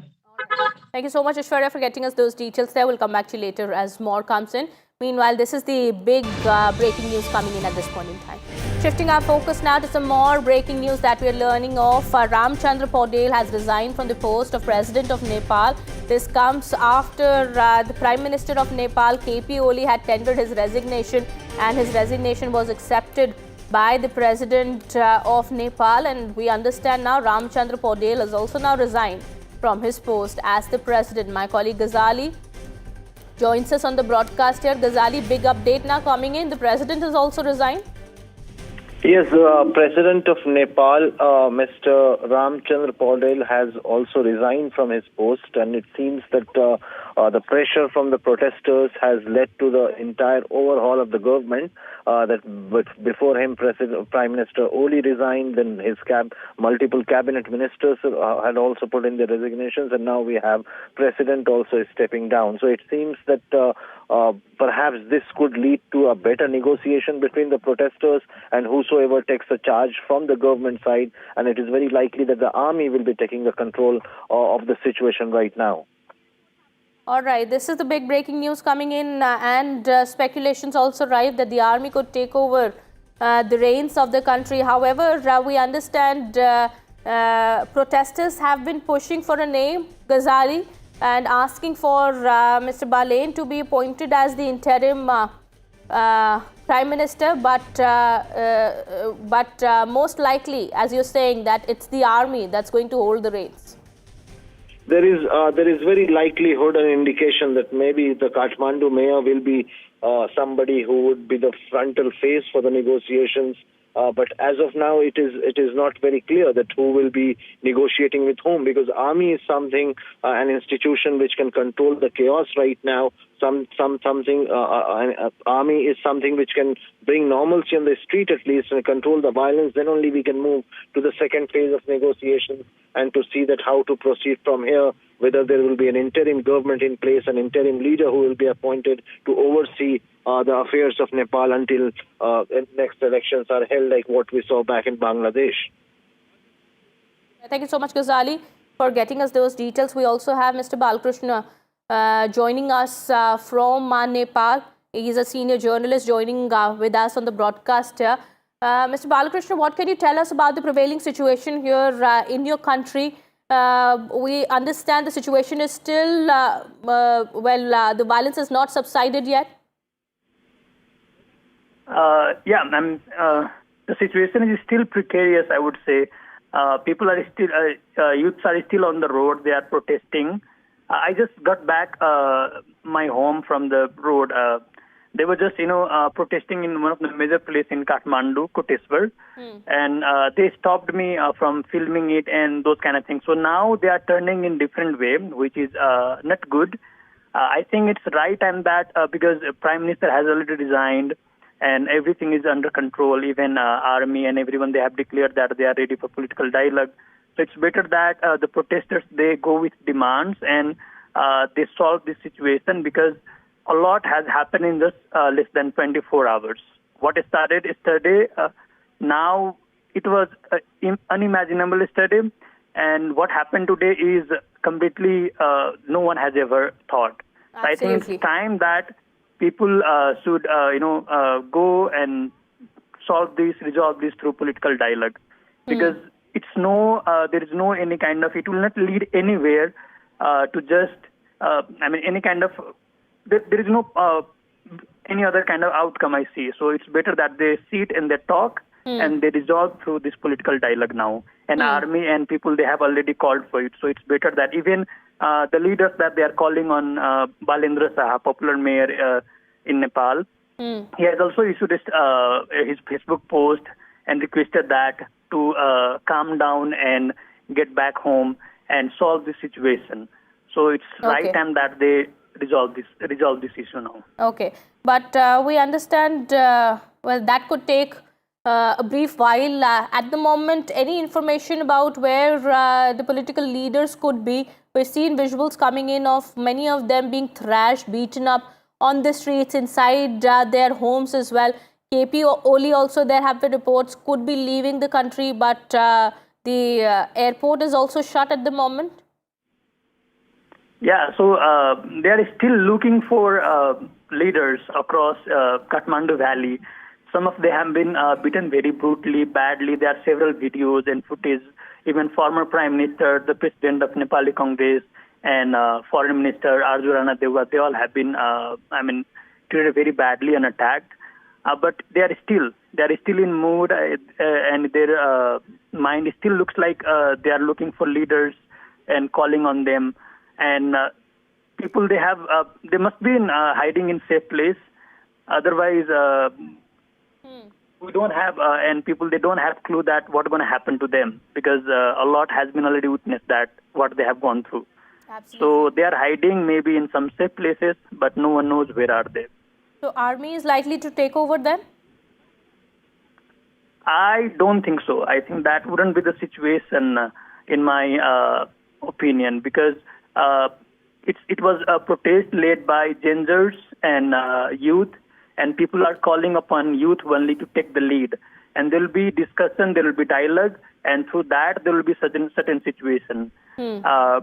But in my observation, I don't see any chance that army would come and take the leadership in everything. Okay. Okay, Mr. Balkrishna Saha, thank you so much for speaking to NDTV and sharing all those details there. Well, we have latest visuals now coming in from Kathmandu at the moment, where the situation continues to remain tense on the ground.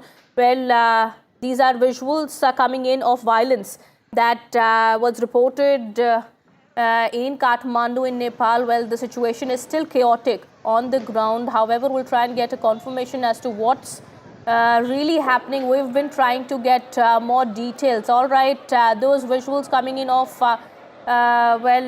smoke coming out of some buildings here. Infrastructure, of course, is damaged in many parts of Nepal, and still there are many people, protesters being seen on the ground. Houses also burning.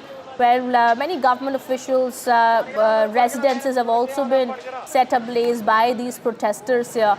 And now you have smoke billowing out of many of these buildings, as you see several buildings here in Nepal, which have been set ablaze by these protesters. Protesters going on their motorbikes and celebrations also taking place after we understand KP Sharma Oli was forced to resign from his post as the Prime Minister.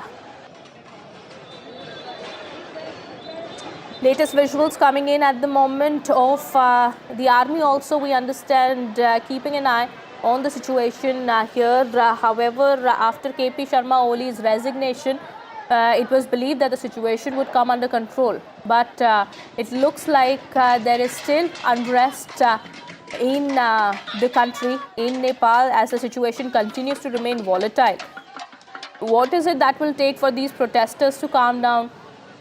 And for the situation to come under control, that of course remains to be seen. But we also understand celebrations have taken place as well on the streets of Kathmandu after KP Sharma Oli's resignation. Not just the Prime Minister, but the President of Nepal has also resigned from his post. As per latest information coming in, Gen Z protesters have also been pushing for Kathmandu Mayor Balendra Shah as the interim Prime Minister of Nepal. But will their demand be met? That, of course, remains to be seen. Now, we've also spoken to former Miss Nepal, Sarisha Shrestha. Let's listen into what she has to say.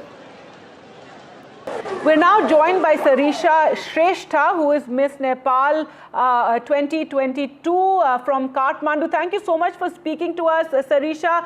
If you could quickly tell us what is it that you're hearing, what is happening, and tell us more about why the youth of Nepal are so angry. Thank you so much for reaching out, NDTV, first of all. And I'm so glad that my video reached out to the international media and we could get some attention in this urgent matter, because a lot of chaotic situation is happening in the country right now. Yesterday, there was a very peaceful protest by the Gen Z in order to restore peace in the country against corruption. It was not an anti-social media ban protest, but rather an anti-corruption movement that was led by the Gen Z. And there were many students involved, but they were shot dead.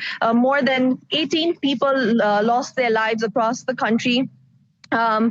A lot of people were injured. Even the hospitals and residencies were stormed into and they were attacked. And right now I am in the area of Baneshwar Maitighar, where the major protests are happening. I'm here right now to get a good connectivity. So I'm a little away from the protest. I was there in the protest near the parliamentary building in the grounds since the morning. And there is a lot of chaos happening. The youths are really riled up, and the parliament is right now.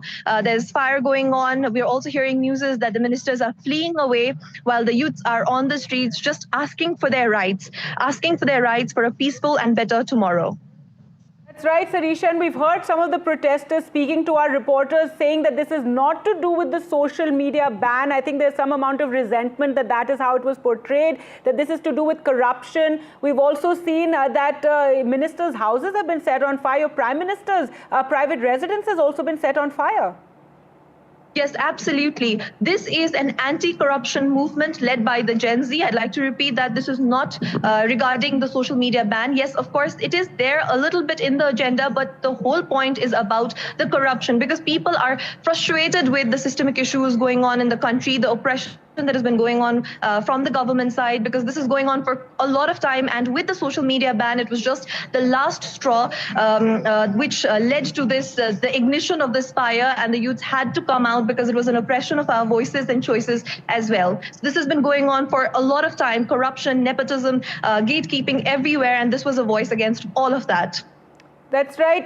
Sarisha, now if the government wants to have a dialogue, who is the leadership? It's called the Gen Z protest, it's called the Gen Z, movement that is being led. But do you have any leaders there if the government wanted to have some sort of dialogue?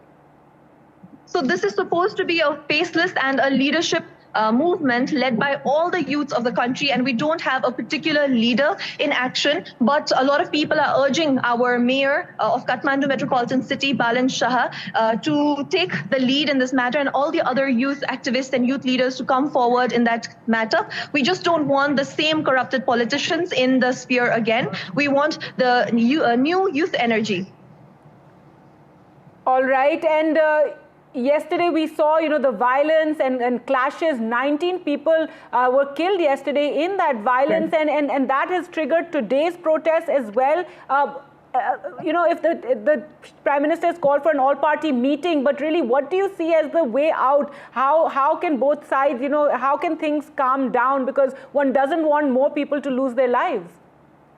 Absolutely. I think from our side, from the youths, we tried our best to keep it at keep it till the level of peaceful demonstrations. Everything was going on well until some riots happened, and then the police decided to really take strong actions, which was completely against the international human rights, because shooting students dressed in their school uniforms, shooting even minors, this is completely not tolerable. And that is the reason why even when curfews have been imposed throughout the nation, people are coming out in the streets fearless, and they are battling for their rights right now.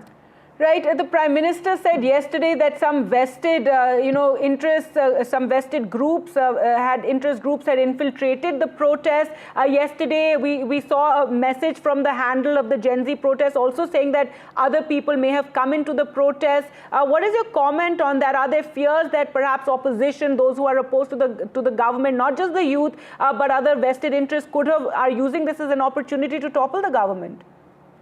Well, most likely this could have been the case where there might have been infiltration by the political parties as well for their interest. But that doesn't justify the actions that were taken yesterday. We highly condemn violence, that 2 killings of minors, as I've already mentioned. So regardless of whatever infiltration was done, whatever was done, I think the government could have chosen some other ways to control the scenario yesterday. So are you saying that, yes, there was some sort of, other interest groups infiltrating the protests of the youth? Well, I'm not very aware about that, because till the time I was here in the protest, everything was going on very smoothly. And the main parliamentary area there were some issues going on in that area where we were a little far away from the area, but we heard that the bullets were being fired. We heard that, there's going to be a curfew, and we had to leave the place because we were really scared. We all were scared at that moment. There's a panic going on. So I'm not very sure and not very aware if there was any political infiltrations, but that I would still stand by it, that does not justify any sort of actions that were taken yesterday, because it was brutal and inhumane. That's right. Sarisha, you said there's no leadership of this Gen Z protest. How are you organizing yourself, if you could tell us? So this is actually being organized all together by the youth groups. People are coming together in social media. We all are coming together. We're raising our voices. We're just organizing. Okay, let's meet here. Let's do a peaceful demonstration. So it's all led by youth. We also we never intended to make this about promoting a certain individual, promoting a certain party or whatsoever, because this has to be a faceless, a leaderless movement is what we believed, because our motive is for the greater good of the country. Right, very idealistic. Yes, of course, at some point perhaps some leadership has to emerge. As you said, perhaps the mayor of Kathmandu could possibly fill in that gap, that vacuum that is there. Quickly, if you could once again tell viewers who are watching you right now what this protest is all about. It was building up for a while. There was a social media trend about Nepo kids, and there was a lot of anger over misgovernance, corruption, authoritarianism. Yes, absolutely. I'd like to repeat this once again. This was a completely a movement against the corruption that has been going on in the country for quite some time now.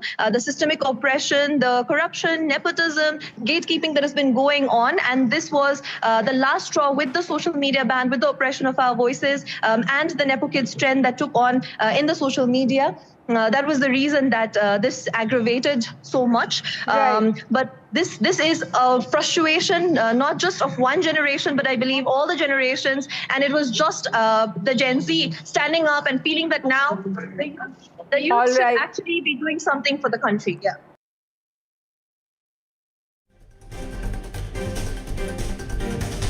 All right, shifting our focus now, there's some big breaking news that's coming in at the moment.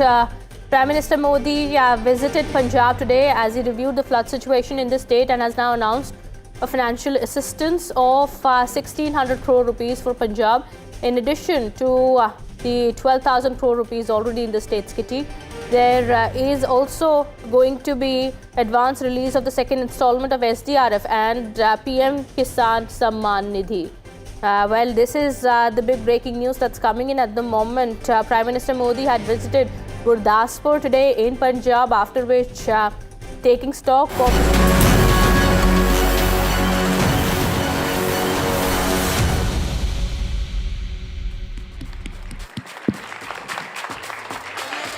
Ladies and gentlemen, we now arrive at the most awaited moment of the day as India's Finance Minister, Srimati Nirmala Sitharaman, the Finance Minister of India, has steered the nation's economy through unprecedented global challenges with resolve and vision. Under her leadership, GST has not only stabilized as one of the most transformative tax reforms in our history, but is now evolving into GST 2.0, a more simplified, technology-driven, and forward-looking framework that strengthens compliance, empowers business, and benefits consumers alike. It is only fitting, then, that she leads this special conversation, the Town Hall on Reforms for a Resurgent India. Ladies and gentlemen, please join me in extending a warm welcome to Honorable Finance Minister of India, Srimati Nirmala Sitharaman. She will be in conversation with NDTV's Editor-in-Chief and CEO, Rahul Kanwal.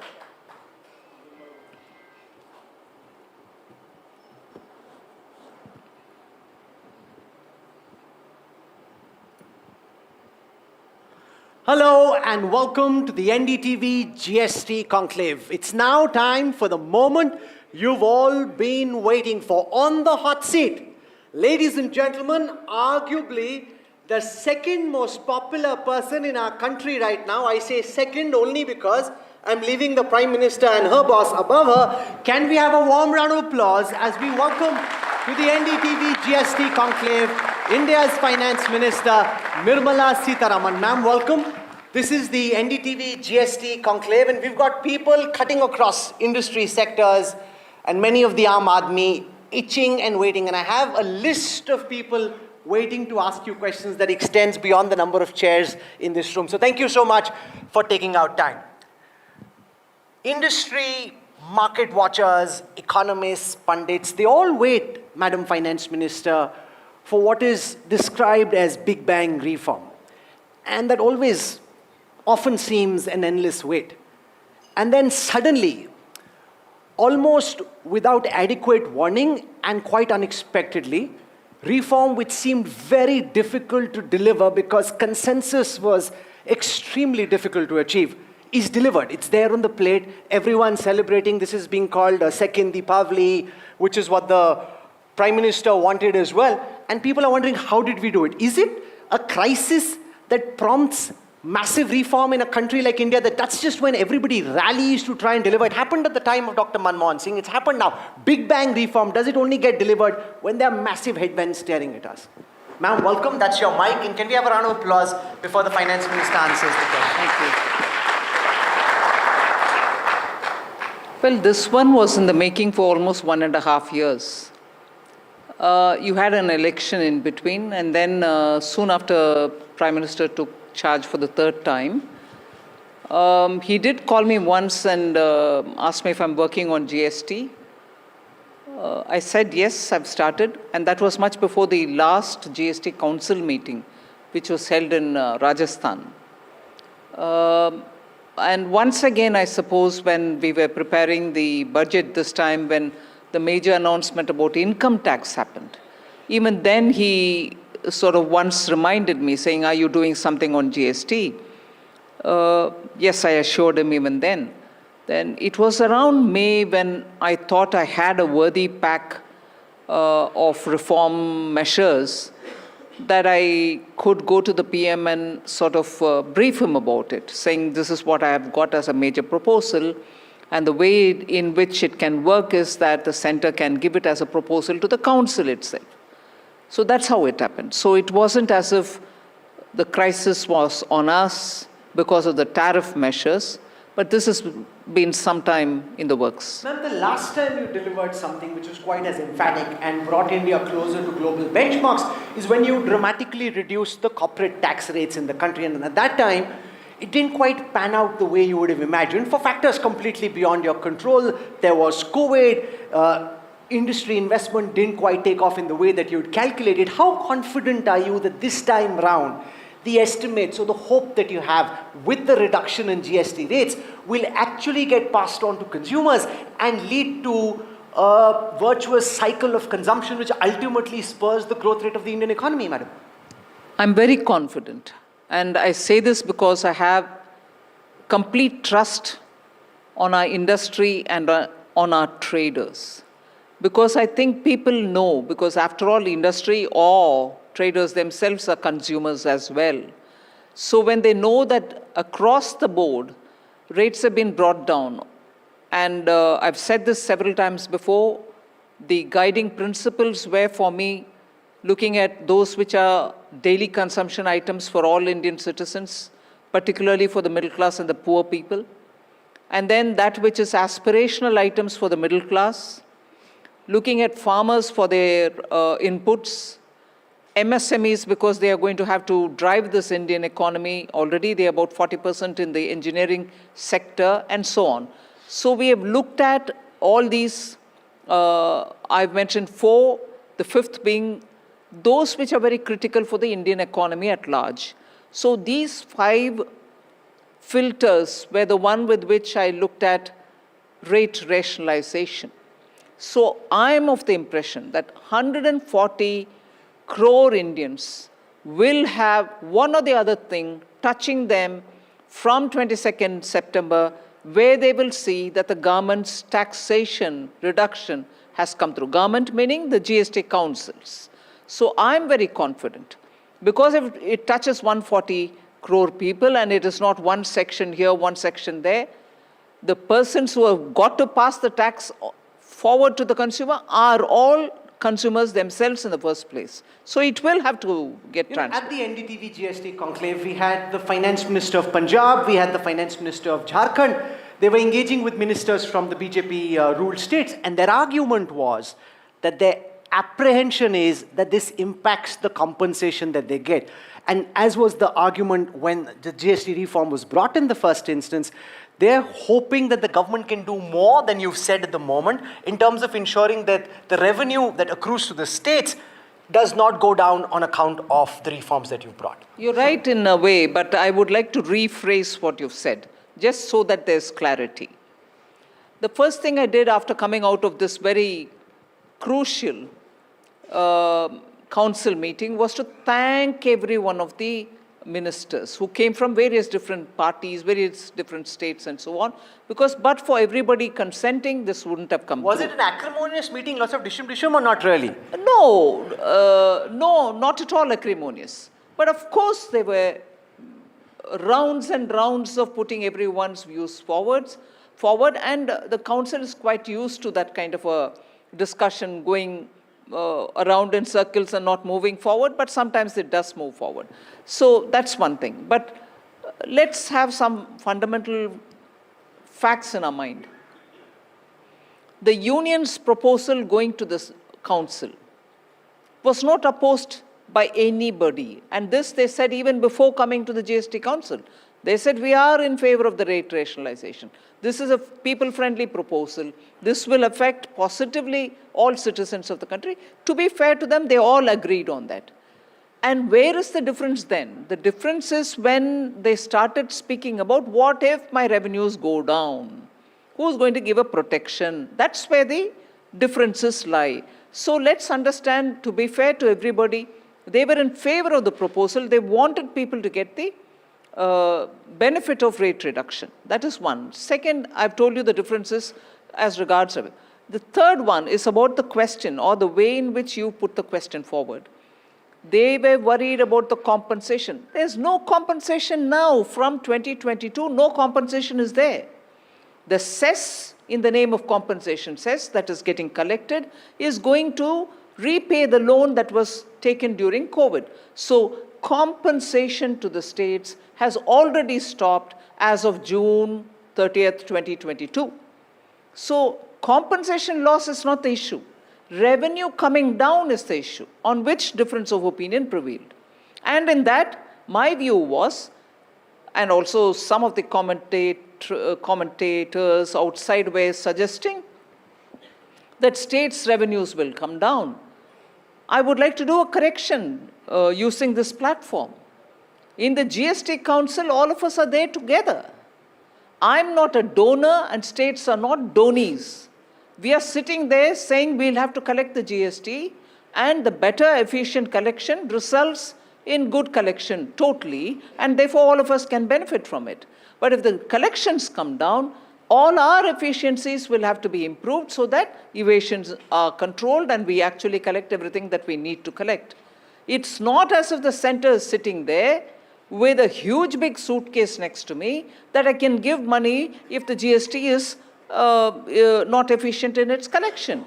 I'm equally the person who's going, or the center is equally going to lose revenue if the states are losing revenue. So in general, my approach is this GST Council and the nature of the council will have to be understood by everybody. Center versus state is not the point. All of us are together in it, and if states lose, I also lose, all of us will have to devise a way to improve collection.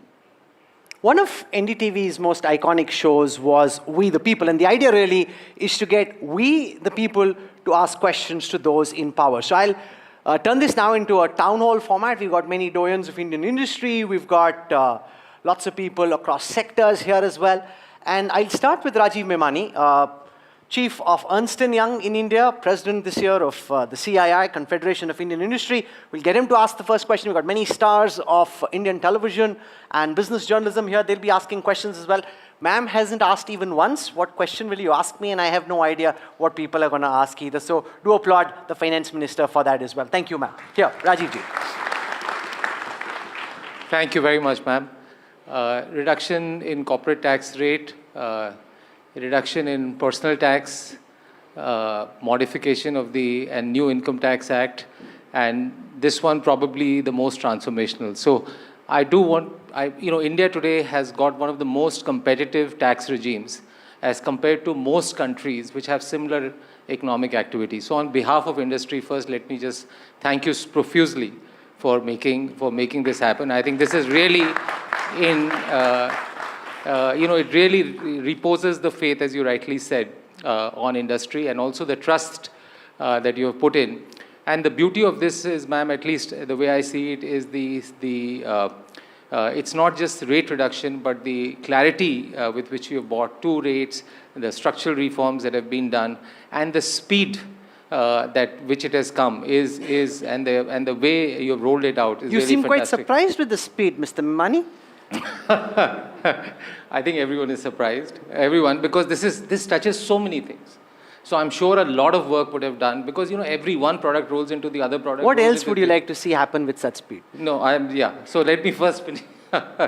And ma'am, you've not. I have two questions before Rahul interrupts me or needles me. The first one is you've not brought in the anti-profiteering clause, at least not till now. And you did mention that you have a lot of faith in industry. I would really want you to articulate, if you can, what you would want from industry. This is a great platform, and I think it'll be great to get your perspective on that.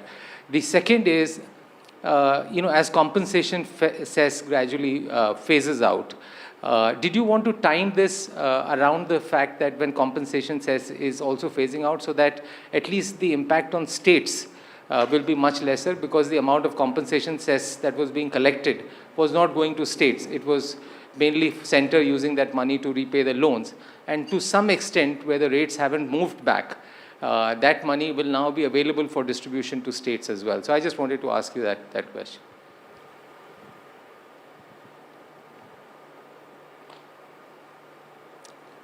On the compensation, I want a bit of a clarity. Is it timed with the compensation? Yeah, in somewhat. Are you timing it around the compensation cess? Yes and no. Yes, because June 30th, 2022, compensation collection for the purpose of compensating the states ended. It had to be extended because in 2020, we couldn't, 2020 and partly 21, we couldn't give the states the compensation because we couldn't collect enough revenue. We had to borrow, and in order to pay the borrowing back, we had to extend the collection.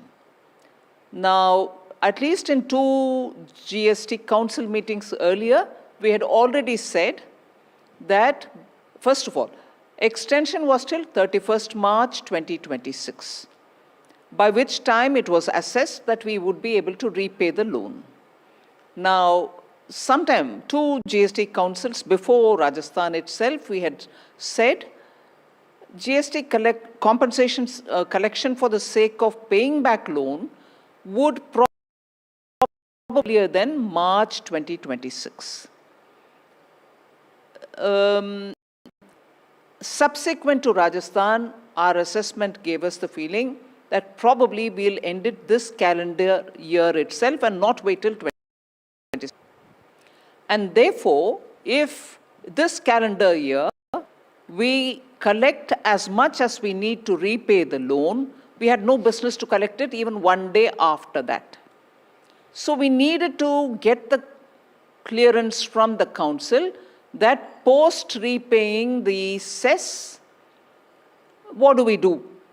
Which means that is why you had a GOM looking at it, and also then the rate rationalization GOM was also working.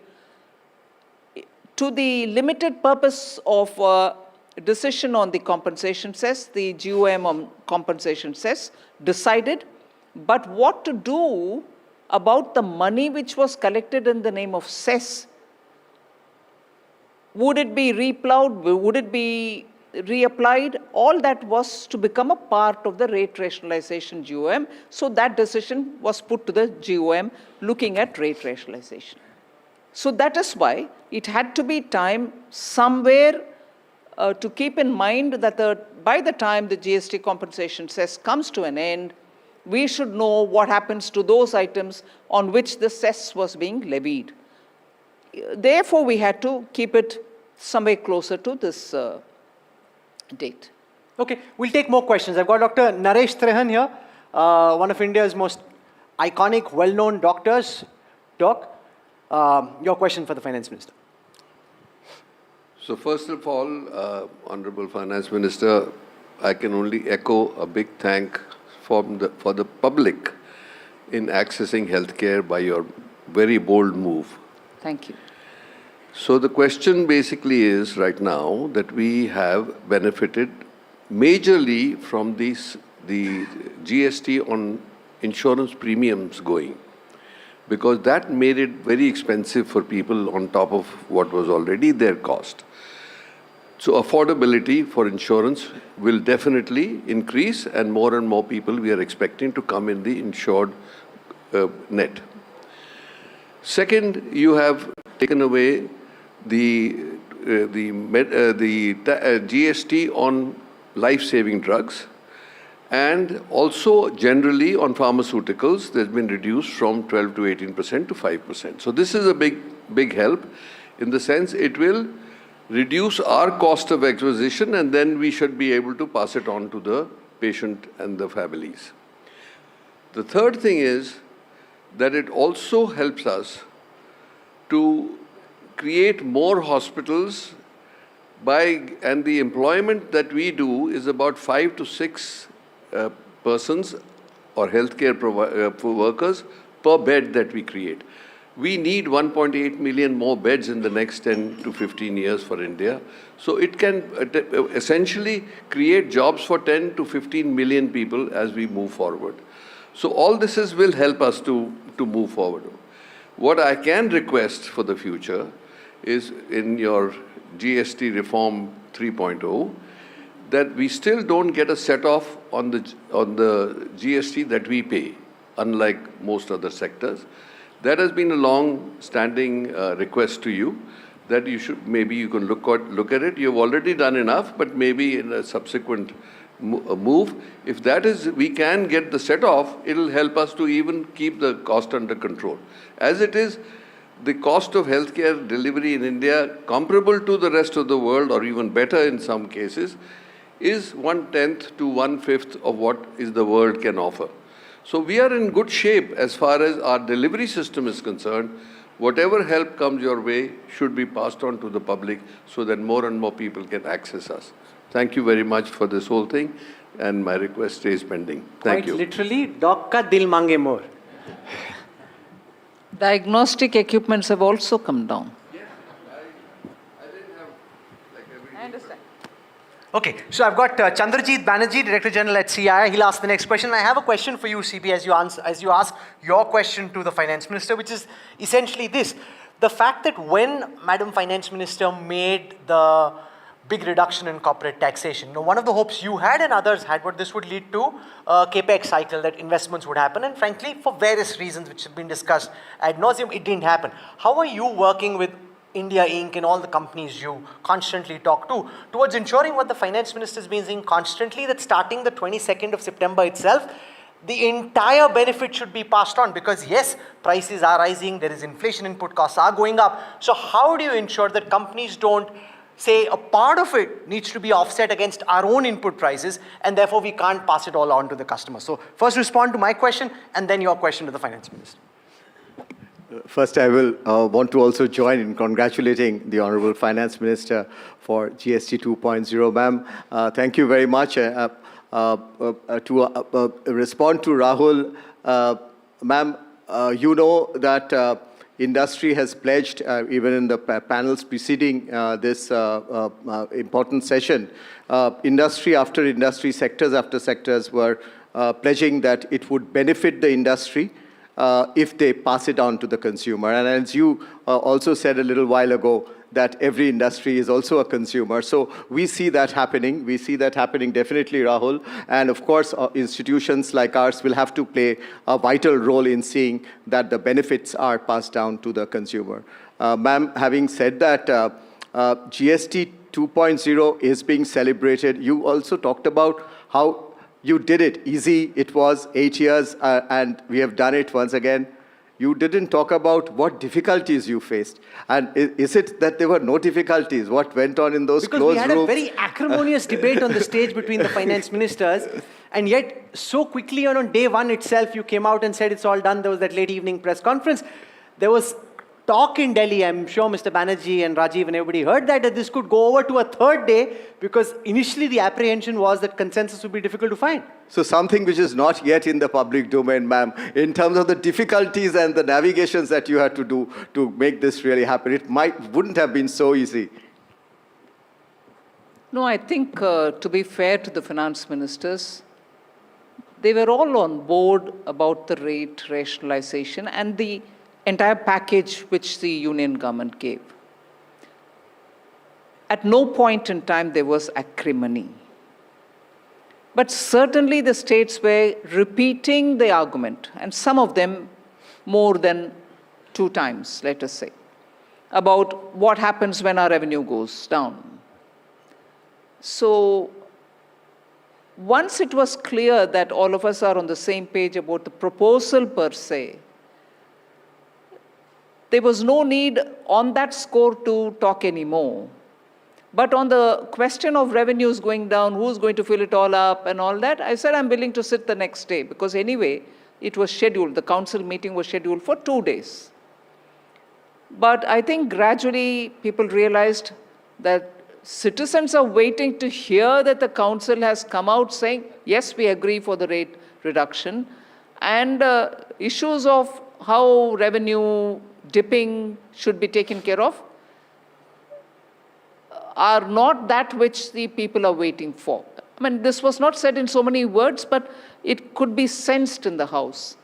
So to be fair to the state's finance ministers, having said their piece more than once, even those states who thought this will result in a dip in their revenue, as much as I kept saying my revenue also would dip, I think they all saw the point and agreed. Nobody wants to stand in the way of giving a benefit to the Aam Aadmi, and therefore... That's right. So everyone came around. So it's all about votes at the end. As much as it is about the economy, it's about votes. So there's a lot of talk, Madam Finance Minister, about whether this spurs consumption and whether it spurs just behaviorally consumers going out and buying more. So I've got Peruz Kambata, he runs Rasna.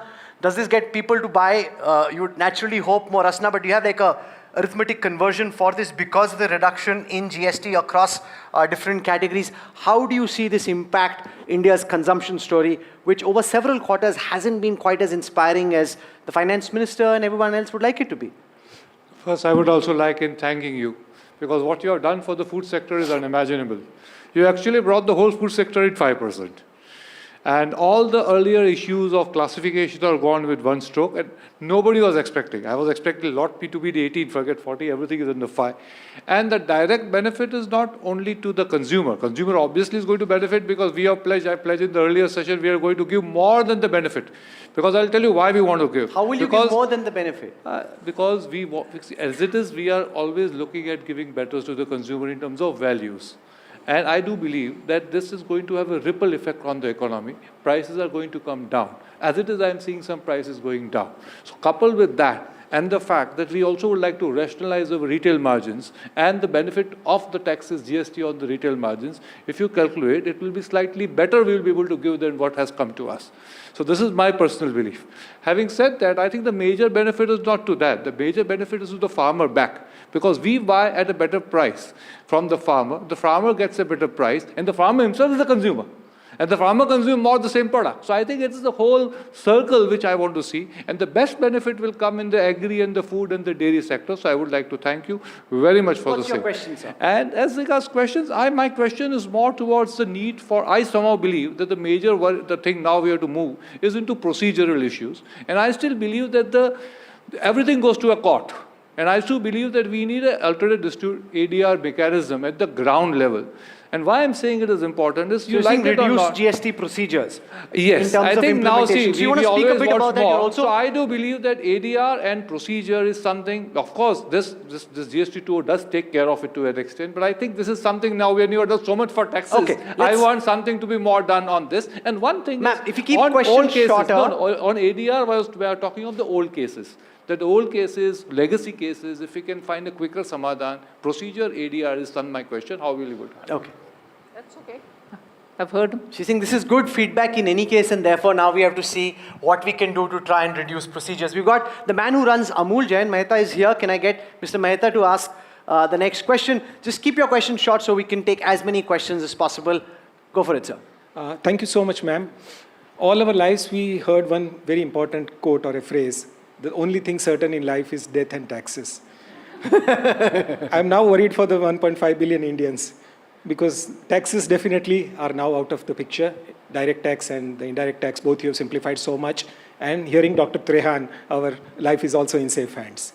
On behalf of all the milk producers of the country, and there are as many as 80 million farmers associated with dairy in this country, we thank you and the Honorable Prime Minister for this wonderful initiative. As Piruz told, it is definitely going to help all the milk producers, and particularly, ma'am, all the consumers are primarily the women.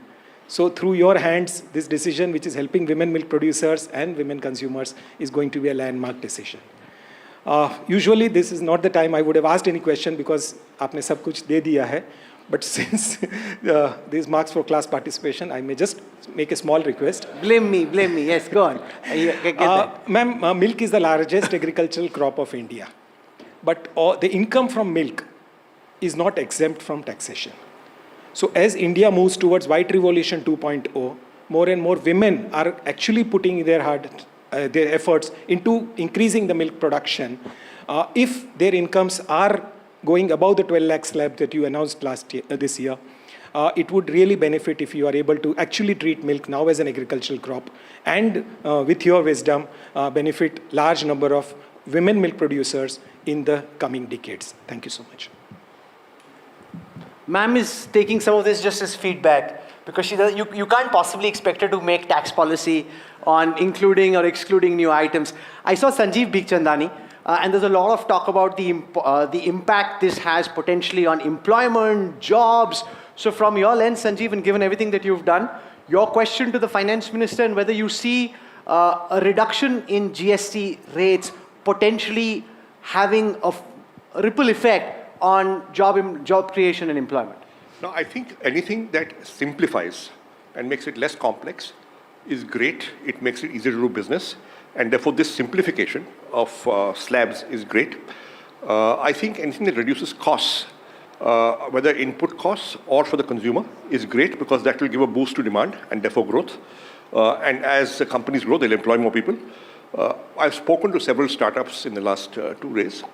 The only thing they told me was that, yaar, हमारा output पे tax कम हो गया, but input पे तो उतना ही है, तो I now have to apply for input tax credit refund, and that may have complexities you don't know about. So they are still grappling with that.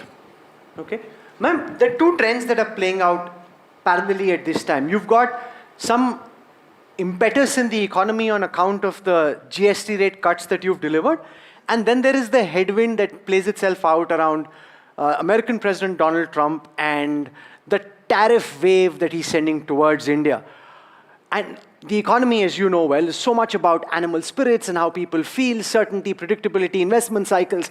Do you think some of the cheer that you're trying to spread around Diwali is frankly just getting negated by factors so far across which you can't control and completely unpredictable in terms of when they get resolved, how they get resolved, and if they get resolved? See, the GST reform was not triggered by the tariff. As I said, it was in the making. One. Second, the US tariff hits those exporters who export to many countries in the world and also to the US.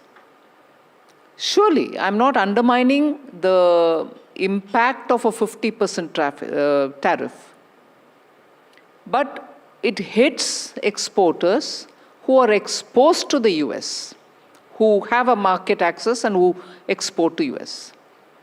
In fact, I've been saying that many of these exporters were getting hit by the 50% tariff.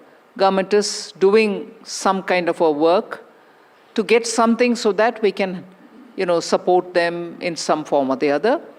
But the inputs to making that policy or a scheme or designing a scheme will also depend on those hit by the 50% tariff and telling us to what extent they are exposed and what is the actual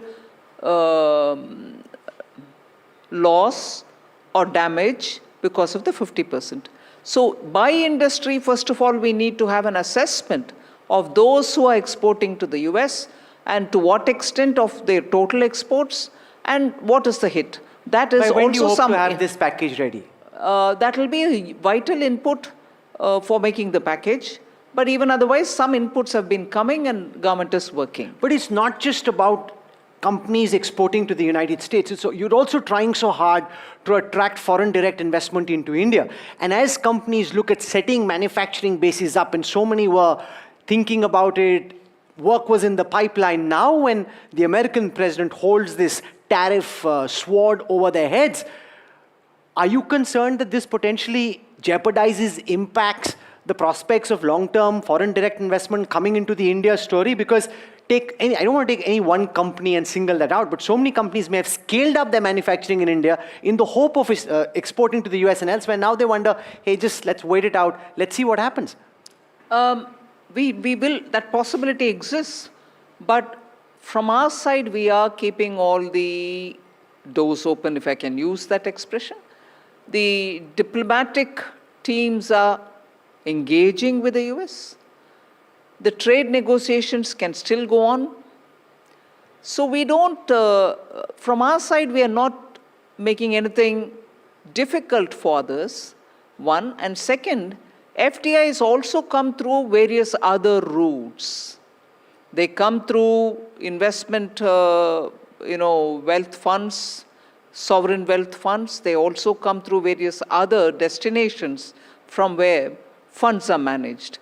So I'm not saying this is not going to have a bearing. It will have a bearing, but we are trying to offset it. We are not engaging with other countries, other FDI sources. So work is on. I can assure that much. Okay.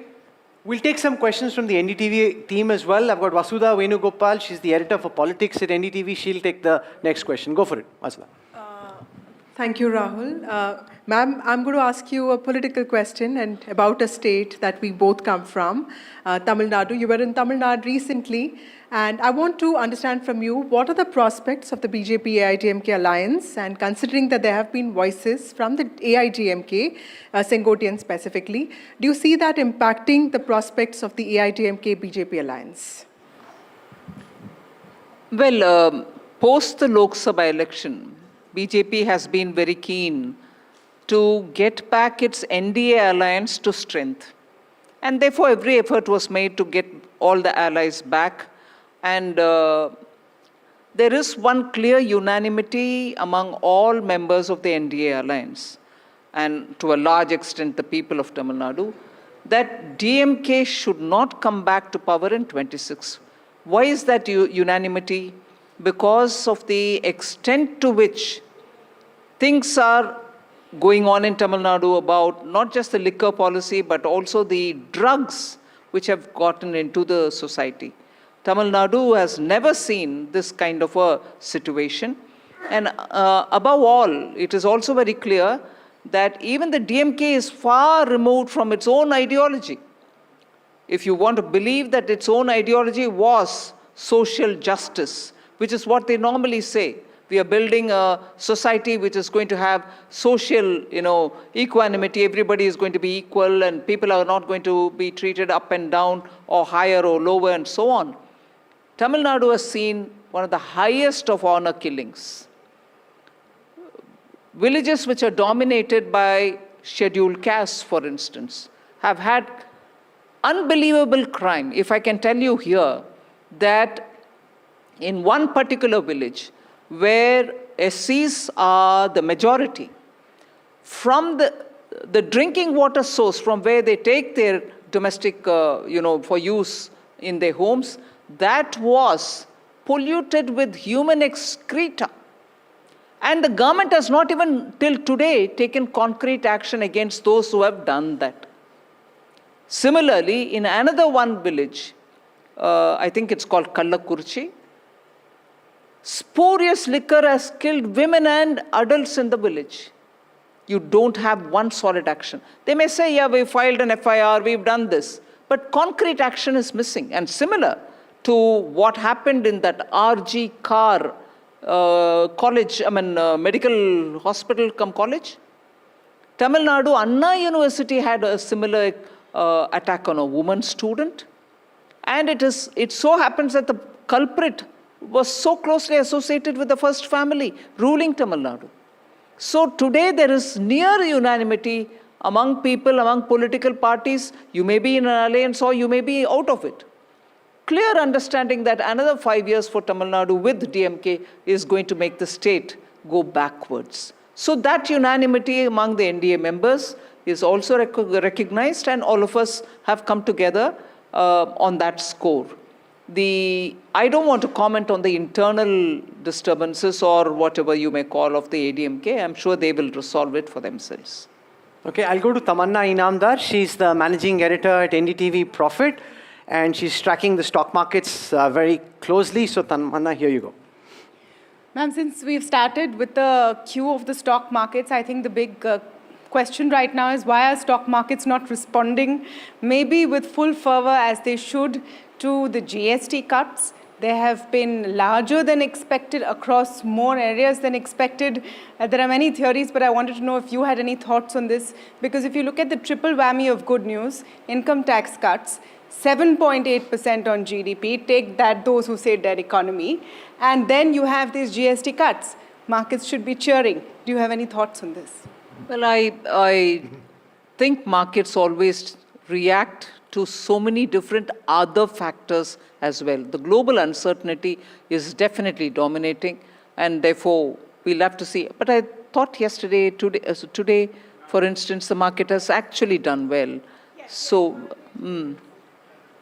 Does it play on your mind when you're at work or once you're at home, the way markets are responding and the impact you would expect your announcement would have on the stock market versus what's actually happening? No, I do observe the market, but I don't think I can measure the reforms based on the performance of the market. I would want the reforms to go down well within the country with our citizens. Markets are within the country, no doubt, but I would rather have that gain ground. So I watch the markets, but I don't think I'm very worried about immediate reaction from the market on these. Does it lift or sink your mood? Just I'm psychologically kind of wondering. On market-related matters, Rahul, no question will get any better answer from me. That's true. Okay. As I said, your level of if this was appraisal cycle in corporate India, ma'am would have like rockstar appraisals because the popularity in a 360 appraisal would be extremely high. So Akhilesh Sharma has the next question. Go for it, Akhilesh. नमस्ते ma'am, अभी हम जब बात कर रहे हैं तो उपराष्ट्रपति चुनाव के लिए वोटों की गिनती हो रही है और जैसे आप जानती हैं कि अभी तक भारत को कभी कोई महिला उपराष्ट्रपति नहीं मिली। एक दूसरा चुनाव है जो बीजेपी के अध्यक्ष का है, काफ़ी लंबे समय से पेंडिंग है। बीजेपी को भी अभी तक कोई महिला अध्यक्ष नहीं मिली है। क्या ये समय आ गया कि बीजेपी कोई महिला अध्यक्ष मिले? That's the trickiest question that's come. Yes, ma'am. Would you like to be the new BJP president? Whoever becomes the president of BJP, all of us will work under her or him. We are happy with that. Do you think it is time that the BJP have a woman president? You know, I like the media which goes on asking about us. You know, is it time for BJP? Is it time for the BJP to do this, that? BJP was the first party to give 33% reservation in every one of its organization down to the Panchayat to up to the national executive. And I'm a beneficiary of it. I've come into the national executive of BJP because there was reservation for women. So on women, BJP is never behind. And for that matter, the reservation bill, women's reservation bill, being the first one in the new parliament, is also because of BJP. You know, as we try and build out, ladies and gentlemen, a new NDTV, it's always good to look back at the past as well. And very interestingly, we have in the audience the former chief executive of NDTV, who happened to be here, madam, to moderate a session at another event which was taking place nearby. And because this was an NDTV event, Vikram Chandra couldn't help, and we invited him to come and just join us here. So Vikram, here you go. NDTV, the finance minister, your question next. Thanks a lot, Rahul. It's interesting to be holding this mic after 7 years, but madam, it was great to get a chance to come here and talk to you.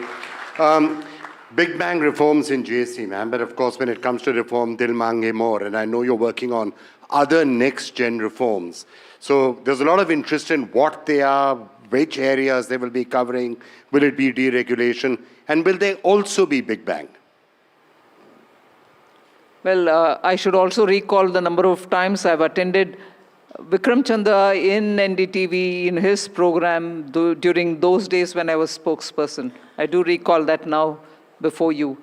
Well, on reforms, there's no point in me listing out anything at all. Prime Minister Modi is known for reforms.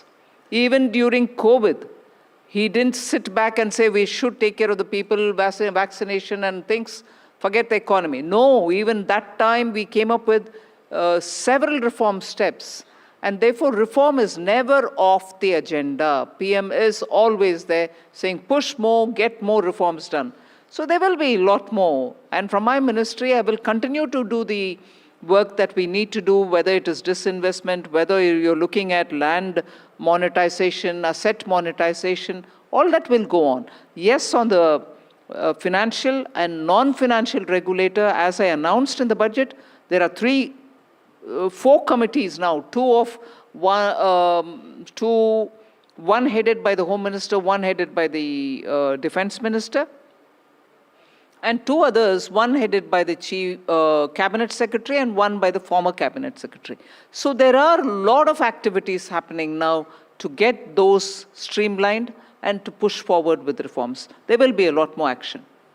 Thank you for that, Finance Minister. There are folks from the hotel and restaurant industry, right? So I just want to take a question from the folks from the restaurant industry. And go ahead, please. Introduce yourself and then ask your question. Namaskar, Minister. My name is Rahul Singh. I'm the trustee for NRAI, which stands for the National Restaurant Association of India. It's the organized sector for the restaurants. We do contribute 2% to the GDP and one of the largest employers in the country. Question I'll come to. Just hold on.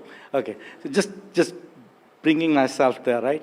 So first, we want to thank you because the Parantha debate is over, as we know. You know, that is a big debate, that Parantha should be taxed at whatever. No, I like both. Depends on the time of the day. The other is that, yes, we'll continue to employ a lot of people because AI can't, cook or serve for sure. So that's a good thing that we'll continue doing.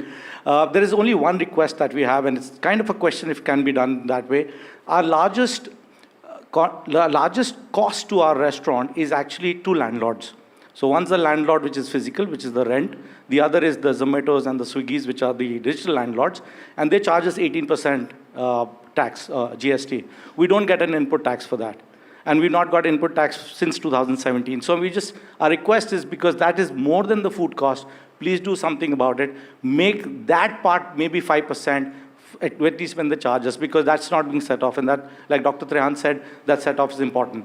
So that's the request. The question is, we know constitutionally, liquor for human consumption is a state subject, and you just mentioned the friction, the state, one nation, one price. Can we bring liquor for human consumption in GST? Liquor for human consumption sounds deeper than it actually is. But yes, Madam Finance Minister, why don't you respond on the issue of alcohol and on the issue subsequently of petroleum products? But can liquor ever come under GST? That's the question. That depends on the states. It's not for me to answer that. Liquor will have to depend on the states. I can't even comment on it. Yes, Rahul. Okay. There's a gentleman from the Auto Dealers Association. They've got lots of pent-up inventory. So got deep discounts, pent-up industry, and he has a question also. So go on. So, Madam Finance Minister, I'm Venkesh Gulati representing FADA, Federation of Automobile Dealer Association. So first, thank you. Compensation cess has been absolved or finished. And all the issues, legal compliances issues were major in dealers, which is over now. But it has created one more issue. So overall, the GST, all the OEMs, like you know, Mahindra has already started giving the post-GST price from today, even before 22nd, Audi and Skoda also. So as from the auto industry, we commit, we'll pass on everything. But one major thing with this reform, which has created an issue with the automobile dealers, which are working at paper-thin 3% margin, is the cess input, what is still left in the GST and ledger. So from 22nd onward, whatever cess input is left for a dealer will not be able to adjust as per our information as of today. There has been questions on the evening. The question. Yes, ma'am. Yeah, so. See, the only answer I can give at this stage is for you all to please look at the FAQs that we've put out for every sector. I think on the day we had the press meet, in fact, the media themselves were given about 75 pages as press release, because every question that a journalist might have in her or his mind can be answered. So over and above that, we put on the website FAQs addressing all the questions that might run in the minds of anybody who's a part of this GST. So I'm sure I would only refer to you at this moment to go back to the FAQs, see it. It has answers for every question. You know, and while we do feel bad for automobile dealers because it's an awkward situation to be in, from the lens of the customer, it's not an unhappy situation, right? Because you've got deeper discounts than you ever will. And just linked to that, I think the executive director of Maruti Suzuki is here as well. So yes, go ahead and ask your question. And the question of passing on the benefits to the customer and your question to the finance minister. Go on. Okay. Ma'am, honestly, you've done so much that it's now our time to respond. Obviously, it's a religion at Maruti, and I think our peer group within industry to pass on 100%. There is absolutely no doubt that a single paisa should be retained by the manufacturer. It's a gift from the government to the consumer of India. It's the consumer's day, should be passed on. Thanks. Of course, now it is for industry to respond. And in fact, we are now worried about investments. We might have to accelerate our capex cycle because the demand surge that might come, we want to be on the right side of the consumer and start producing. Are you feeling a demand surge?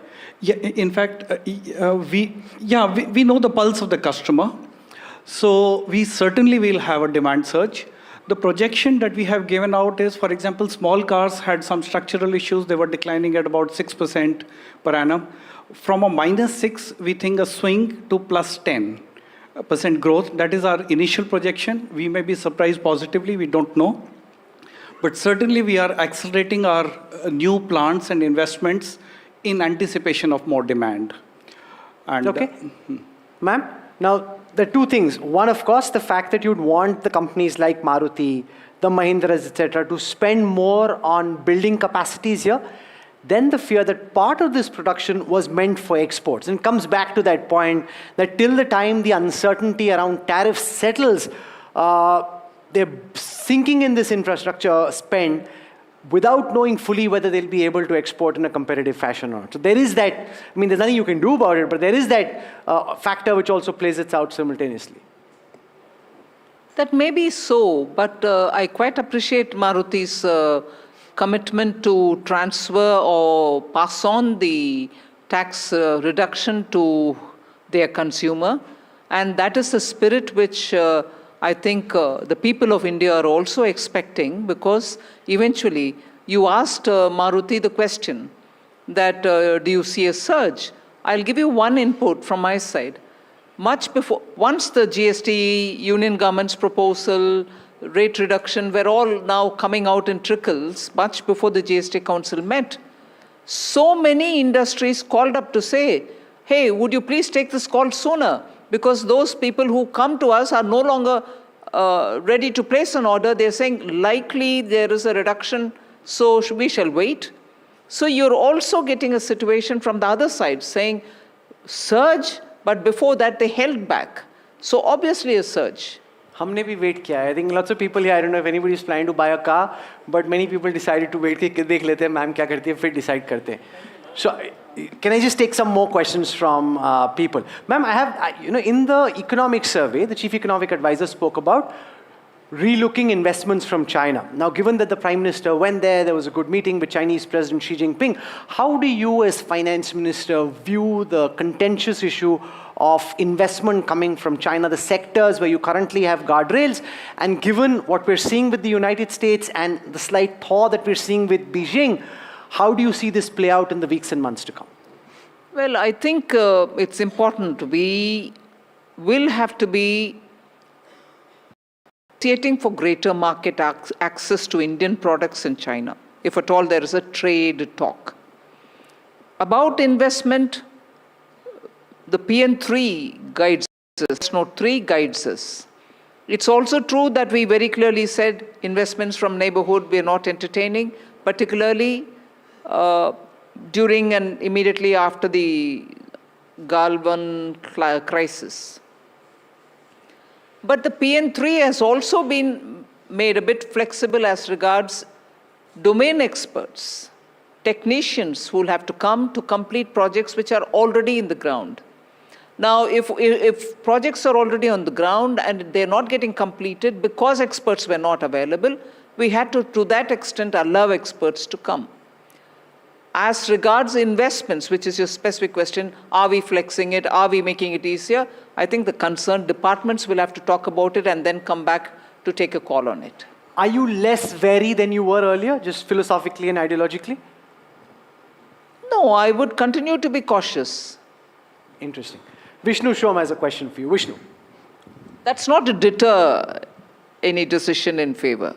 No, caution is a word. Of course, absolutely. Ma'am, I had the opportunity of meeting the Chinese ambassador yesterday. He spoke to a few journalists. And he's called for a fair, equitable business environment in India. We're in the midst of a reset in ties with China. I don't know if the word reset is accurate or not. Some suggest that it may be. Do you believe that, do you welcome greater Chinese involvement in our economy? And what about rare earths, which is found mention? Is that not critical for us to achieve our economic goals? No, it is absolutely critical to achieve our economic goals, no doubt. And I would want to have trading relationship with every country, investments to be attracted from any country, no doubt. But I'm just getting into the detail. If you ask me one step more, get into the granular detail. These are my thoughts. I need greater market access as much as opening up my market for you, for anybody, for any country. In a way, isn't that the question of what negotiations with the US, with the EU is all about? Give us greater access and trade surplus. There are many countries which have trade surplus as against vis-a-vis United States. So we also have a huge deficit against China. So when you put India's interest on the top, there are aspects which have to be said and negotiated on. That's the point I'd like to highlight. Okay, I said we'll give some of the leading voices of India Inc. an opportunity. I also want to move back and give some folks sitting towards the seats at the back the opportunity. Go on, please. Firstly, ma'am, I'll take the opportunity to join all the senior dignitaries in thanking you for bringing us an early Diwali gift this year in the form of 2.0. The question is very quick. I'm personally a startup founder. I have benefited from the startup benefits that the government has prevailed personally because I have created a product company out of AI. But my question is very short and simple. Today's youth in India is now aspiring to make the tech giants now come out of India. And whilst there's a lot that we've already received in the 2.0, compliance is something where it's slightly on the heavier side. And with total number of startups that are coming up, and startup founders are always working on the thinnest of margins, is there something that we can expect in the coming times where towards the compliances and services side also the regimes can get slightly more compressed so that we can probably think of not using foreign AIs and creating our own chat GPTs in India itself in the coming times to come? When you say compliance, I don't know what you're referring to, because as many compliance-related issues that may pertain to me, central government, we are actively engaged with the stakeholders to say, tell us where you want to remove something, we are willing. Hasn't the last 2 terms of Prime Minister Modi seen so many archaic acts being removed, compliance conditions being removed? We are always on course for it. But the problem sometimes is, I'm not shifting the blame, startups are located somewhere in some state, because union government doesn't have its territory except for union territories which are known. But if the compliance pertains to a state regulation or a state law, that is for the respective states to deal with. That burdens you equally, I accept that point. But even states will have to take up this thing about making it easy for startups. We are still ready. As many as the issues that you will draw to my attention, I will work on them. That will continue. Ma'am, there was a question that somebody sent on social media. I want to ask you this. This is to do with real money gaming. The government brought a new law which bans real money gaming. And the question is on behavior. And we had the same question for you when you did the same with cryptocurrency. The government comes with an iron fist and comes out with a law. It doesn't really change youth behavior. A lot of those who are buying cryptocurrencies in India move some of those investments abroad through VPN. They still continue to trade. And a lot of the Web 3.0 companies feel they're having to move to Dubai, move elsewhere, but they're still trying to do the same thing. And a lot of that money is coming from India. The concern around real money gaming is the same, that while and there's a moral reason why you've done what you have, but it doesn't change behavior. And therefore, instead of Indian startup founders benefiting from the surge in real money gaming, the benefit just gets exported to somebody in some other geography who's making the same money with people who are based out of India. How do you look at this argument? So it's for us, Rahul, to say we encourage money gaming at any cost. And even if citizens are calling up the PMO, sending emails to many of us, SMSs, WhatsApps, to saying my family is getting ruined, does the government care or not? And that is why, whether you recall my conversations on crypto, which you are doing now, or whether this one, we are not against the technology. We are not against the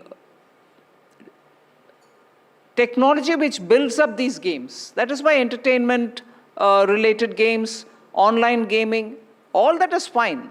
But when money is involved and betting comes into the place, or people are bidding money for greater game purposes, many families have lost their monies. And many middle-class families are saying, what's happening? Our children are playing it thinking it's free, and it is temptingly free to enter. And after that, you are unknowingly walking into a payment scheme of things. Families have really become very agitated and wanted government to take an action. We reflect the people's opinion. Money gamings are going outside of the country. Well, we are not against the technology or bringing in entertainment through digital games. But gambling or bidding for games through online is worrisome. And it's not just Government of India. Many states have already banned it. Why have they done it? So I think we'll have to draw some fine line somewhere. Madam Finance Minister, we are out of time. This just so happens to have been my first broadcast at NDTV. And we're thinking about finding a special opportunity to come and do this first broadcast. I don't think we could have done anything more special. So on behalf of the NDTV team and on behalf of everyone who's joined us here, can we have a very warm round of applause for Union Finance Minister Nirmala Sitharaman for coming into this setting and for taking questions from we the people and from all of us, all of you who came here today to join this town hall. Thank you so much for taking our time. Thank you, Madam Finance Minister. Wish you a happy Diwali, a double Diwali, and before that, happy Navratras. And thank you for making it so special for everyone. Thank you, ma'am. Thank you so much.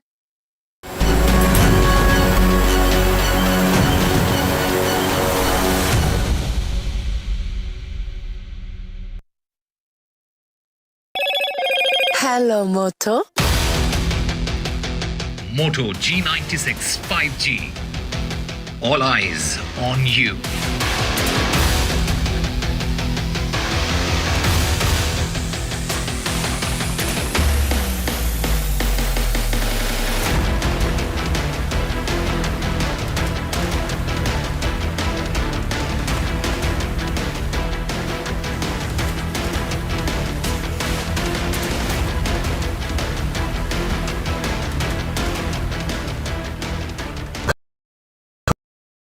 Gold plus optimistic reflective glass लगाओ, धूप की गर्मी को दूर भगाओ और बिजली का बिल भी बचाओ।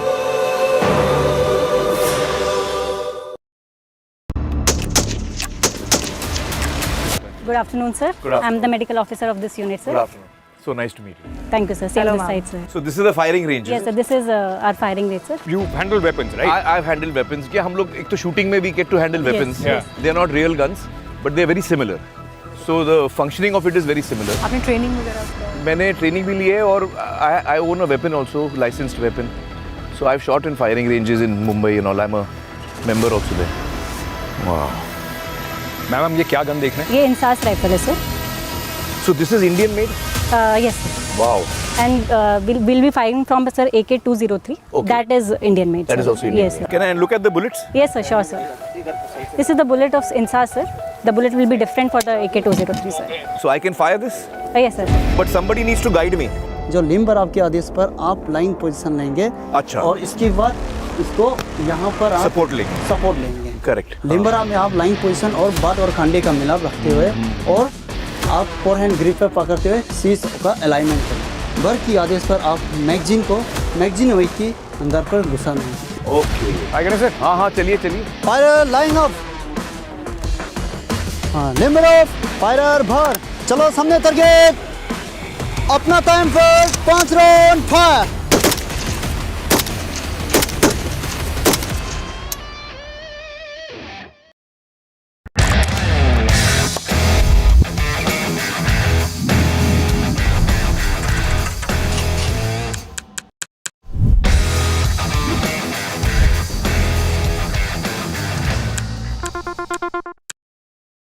That's huge. That is a biggie. It's out of it. Gold plus clear glass, पार हो या नियर, सब कुछ दिखे clear. Vanakkam Tamil Nadu. Well, the battle for Tamil Nadu 2026 is open now. After Chief Minister Stalin rolls up his sleeves.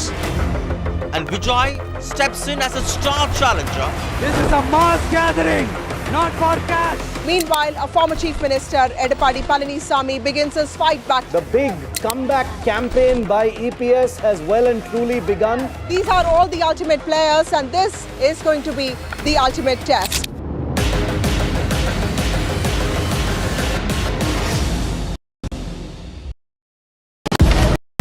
Breaking news का जमाना है। सबको तिल का ताड़ और राई का पहाड़ बनाना है।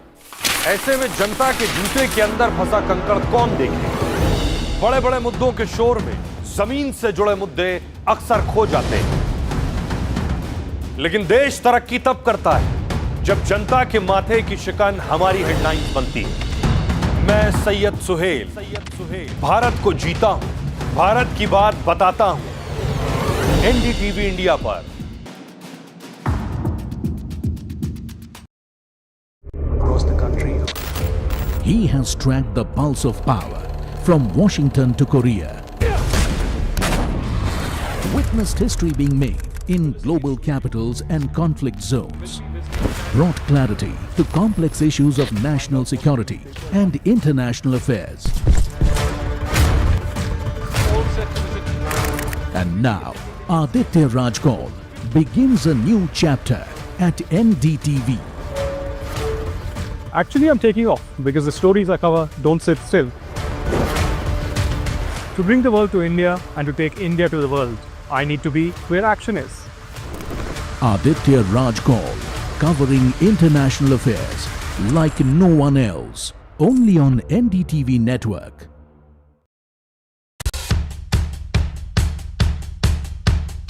The markets move fast. And so should your portfolio. Expert insights, real-time stock picks. Do I buy Ola? Should I or hold buy time to invest in CDSL that? for the long term? Buy, sell or hold. The answers you need, straight from the experts. Callers from India and across the world.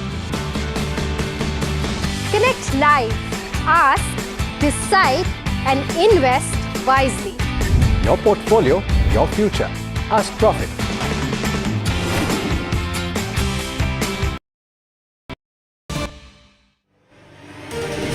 Just a very quick update amidst a very big news day on the vice presidential poll here in India. Sources telling us a total of 768 MPs have voted in the vice president poll, 98.3% voting for the vice president poll. All 427 NDA MPs, BJP-led NDA MPs have voted for their vice presidential pick. 13 MPs have abstained from the voting. Remember, the BJD, the BS, the Shiromani and independent MPs have abstained. So 13 MPs in all have abstained so far. We will have a result, which was already a foregone conclusion, in a very short while from now. NDTV's political team is tracking that. I wanted to quickly get you that update. We're taking a very quick break. Back with a big headline from Nepal and the vice presidential election right after this.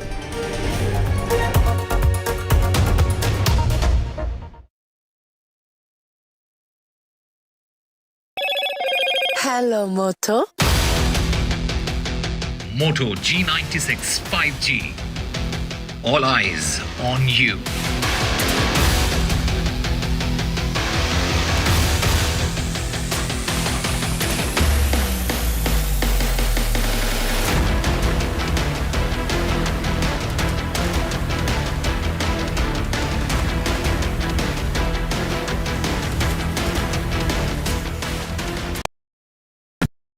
तू ही तो है जिसकी सच्चाई वाली clarity की वजह से मैं आज यहाँ हूँ। गोल्ड प्लस सिल्वॉक्सी मिरर्स, ऐसी क्लैरिटी कि आपको सिर्फ सच नजर आए, चाहे कितने भी साल बीत जाएं। We'll go in a bulletproof vehicle, which is a make in India bulletproof vehicle. अच्छा, ये हिंदुस्तान में बने? जी। आइए, तो आपको लेके चलते हैं। आइए, चलिए।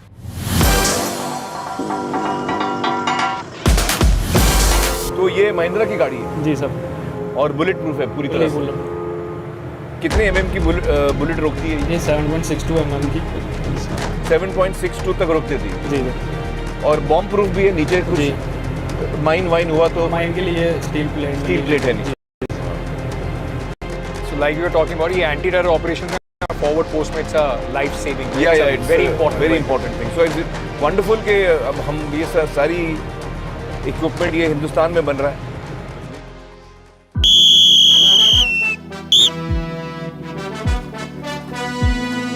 Welcome mister Rawat. Thank you welcome. ये हमारी अमर ट्रेनिंग नोड है। AMAR means army martial arts routine. Okay, army martial arts. Unarmed combat, जब भी कभी हमारे पास कोई हथियार ना हो तो हैंड टू हैंड फाइट में गन नहीं हो। हाँ, आइए आपको जी दिखाइए। सबसे पहले नाइफ की फाइटिंग दिखाएंगे कि अगर नाइफ के साथ फाइटिंग है, हमारे पास वेपन नहीं है, राइफल नहीं है, तो हमारे पास नाइफ हो सकता है। फिर हो सकता है कि हमारे पास कभी संतरी हमें साइलेंट करने पड़ते हैं कि कई बार कुछ होता है, हमें कहीं पे रेड प्लान करनी है, कोई ऐसा ऑपरेशन जाना है। दुश्मन के पास वेपन है, हमारे पास नहीं है। जब हमें साइलेंटली किसी के ऊपर अटैक करना है तो वो चीज़, दुश्मन के पास राइफल है, हमारे पास नहीं है, फिर उसको कैसे टैकल करना है, उस चीज़ का प्रॉब्लम। जी दिखाइए।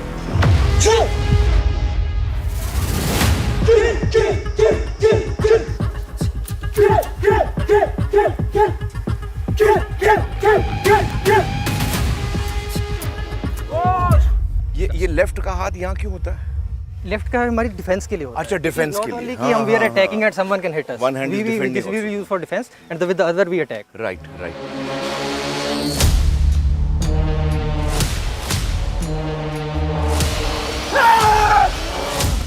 Okay.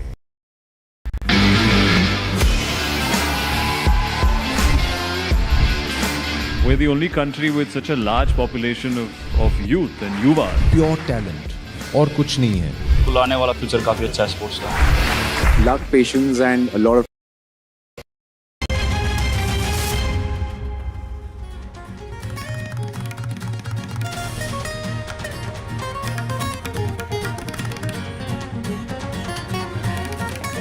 Good evening and welcome. You're watching this special broadcast on NDTV 24/7. What a day it has been, with Nepal plunging into chaos, but the dance of democracy underway here in India. India is set to get its next vice president. The choice is quite clear because C.P. Radhakrishnan, the nominee, the candidate of the NDA, clearly has the numbers in his favor. But what really is happening? We'll take you through all of that. I'm Padmaja Joshi, and a long streak of a massive showdown over the vice president polls is set to come to its end in just a few hours from now, because counting is underway. The name of the new VP will be announced in just a few hours from now. We have seen top leaders casting their votes across political parties, starting from the Prime Minister himself. Today morning, he became the first person to cast his ballot. Sonia Gandhi, Home Minister Amit Shah, Rahul Gandhi, Priyanka Gandhi, they were all there. Even Deva Gowda, though ailing, came in on a wheelchair to cast his ballot. Amid this fierce showdown, another rare display of camaraderie emerged when Congress President Mallikarjun Kharge was actually seen walking in hand with Union Road Transport Minister Nitin Gadkari. They arrived together, set a lot of tongues wagging about what actually was happening. Although, to be fair, there was a fair bit of bonhomie right through the day. People from across the aisles were seen mingling with each other because the outcome is more or less known to both the sides. But could there be some surprises? Because there's always the final result where some people seem to cross-vote. That always has been the NDA's attempt. They know they have the numbers, but the real focus will be on the fence-sitters.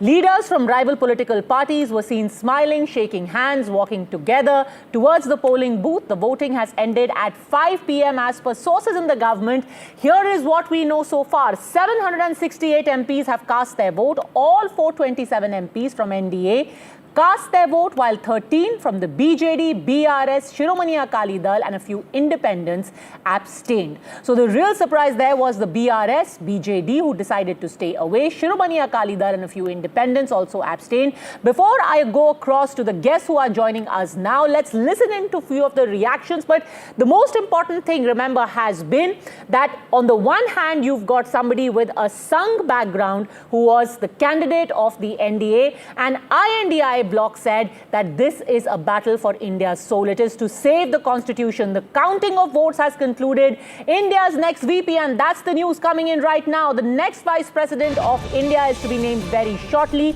98% voting took place in these elections, and the numbers are clearly stacked in favor of C.P. Radhakrishnan, the governor of Maharashtra, somebody who's from Tamil Nadu. He's from a Sangh background. He has been a member of the RSS. He has been a member of parliament. He has seen the working of the RSS and the BJP from the inside, and he is a clear favorite. C.P. Radhakrishnan is set to be the next vice president of India. But the optics of this, very, very interesting and very, very important, because INDI said this is about opposing the forces who are trying to take over the country. This is fighting against the ideology of the BJP and the RSS. This is about saving secularism. Here is somebody who has been a judge. He is our candidate, and on the other, you've got somebody from the Sangh being made the candidate by the NDA. How this is going to give us a lot of indicators about where the politics of the country is headed, we'll tell you in just a bit. But first, let's listen in to a few reactions. जो vice president candidate हैं वो जीतने की सभी संभावनाएं हैं, इसीलिए सारे पार्टियां कोशिश कर रहे हैं कि लोकतंत्र में हम सभी लोग एक होकर सुदर्शन रेड्डी जी को जिताना, यही एक अपना मकसद है. Do you see the voting and the fight on vice president? I think it's an important election, but we all know what the numbers are supposed to be like. Let's see what happens when the votes are counted. We're all going to go vote for our candidates and see how things go. But in advance, people have an idea that the votes on the NDA side outnumber us. Sir, confident of a big win? Very confident. And with a thumping majority. The majority which we have, more than that, we will win. And our candidate is also very popular among the MPs. He has become very popular. And with the blessing of all these MPs, he is going to win with a historical margin. Good support from South India? There are many supporters. That have already come in the public domain. I don't want to specifically say on that, but one or two parties, they have come in, said in the public domain that we are not going to vote, we are going to abstain. But otherwise, all others are voting and we are hoping for a very good margin. मुझे लगता है कि अंतरात्मा से मतदान करने के बाद भी ये अवश्यंभावी है कि एनडीए के कैंडिडेट के रूप में सीपी राधाकृष्णन जी एक बड़े अंतर के साथ में विजयी होंगे. एनडीए के कैंडिडेट के नाते सीपी राधाकृष्णन साहब की विजय उतनी ही सुनिश्चित है जितनी कल का सूर्योदय पूर्व से होना है. वोट तो अंतर आत्मा उस पर पड़ता है और दूसरा पूरा है कि भारतीय जनता पार्टी इस्तेमाली पार्टी है. पहले इस्तेमाल करो फिर बर्बाद करो, पहले करो फिर बर्बाद करो. वही हमारे वाइस प्रेसिडेंट जो खोए हुए हैं उनके साथ भी यही हुआ. रख लीजिए, जीत का नंबर हम लोगों के पक्ष में ही आएगा. सब बहुत ये इलेक्शन जब से अनाउंस हुआ तब से हम सब कोशिश कर ही रहे हैं. कई पार्टियों ने अब्सटेन करने का भी निर्णय नहीं, वो तो इंडिया अलायंस की तो है नहीं, वो सारी पार्टियां तो बीजेपी के मित्र पक्ष है, तो ये जवाब आपको बीजेपी को पूछना पड़ेगा. लेकिन क्या क्रॉस वोटिंग की आशंका है? क्योंकि नहीं, क्यों ऐसी चीज़ें क्यों बोले? हर व्यक्ति ने इतना बड़ा ये इलेक्शन है और ये कोई पार्टी का सिर्फ सवाल नहीं है, हर व्यक्ति ने उस पोस्ट पे बैठा जाए वो जो देश का हित रखे. As a democratic setup, we all have to fight together. The India bloc is fight together. We are requested for a conscious vote. The India bloc and all the opposition parties have joined together to vote against the India candidate. We are confident all of us will give us a conscious vote. All right, so it's almost certain that CP Radhakrishnan any moment now is going to be announced as the next vice president. But what's going to be very important is whether there has been any cross-voting as well. That always has been the attempt of the NDA to get some of the fence-sitters and at least a few cross-voters on their side. Aishwarya is joining us live now from the ground. Yes, Aishwarya, what information are you getting? Well, the counting is underway for the vice president's polls, and the latest that we are picking up from the counting station at the Rajya Sabha Secretariat is that NDA believes that 427 votes have been casted in their favor, and they're hoping that the difference between the opposition candidate, that is Sudarshan Reddy, would be of more than 100 votes. 40 to 50 votes could be cross-voted is something that the NDA leaders have claimed so far, but the results are awaited and there is likely to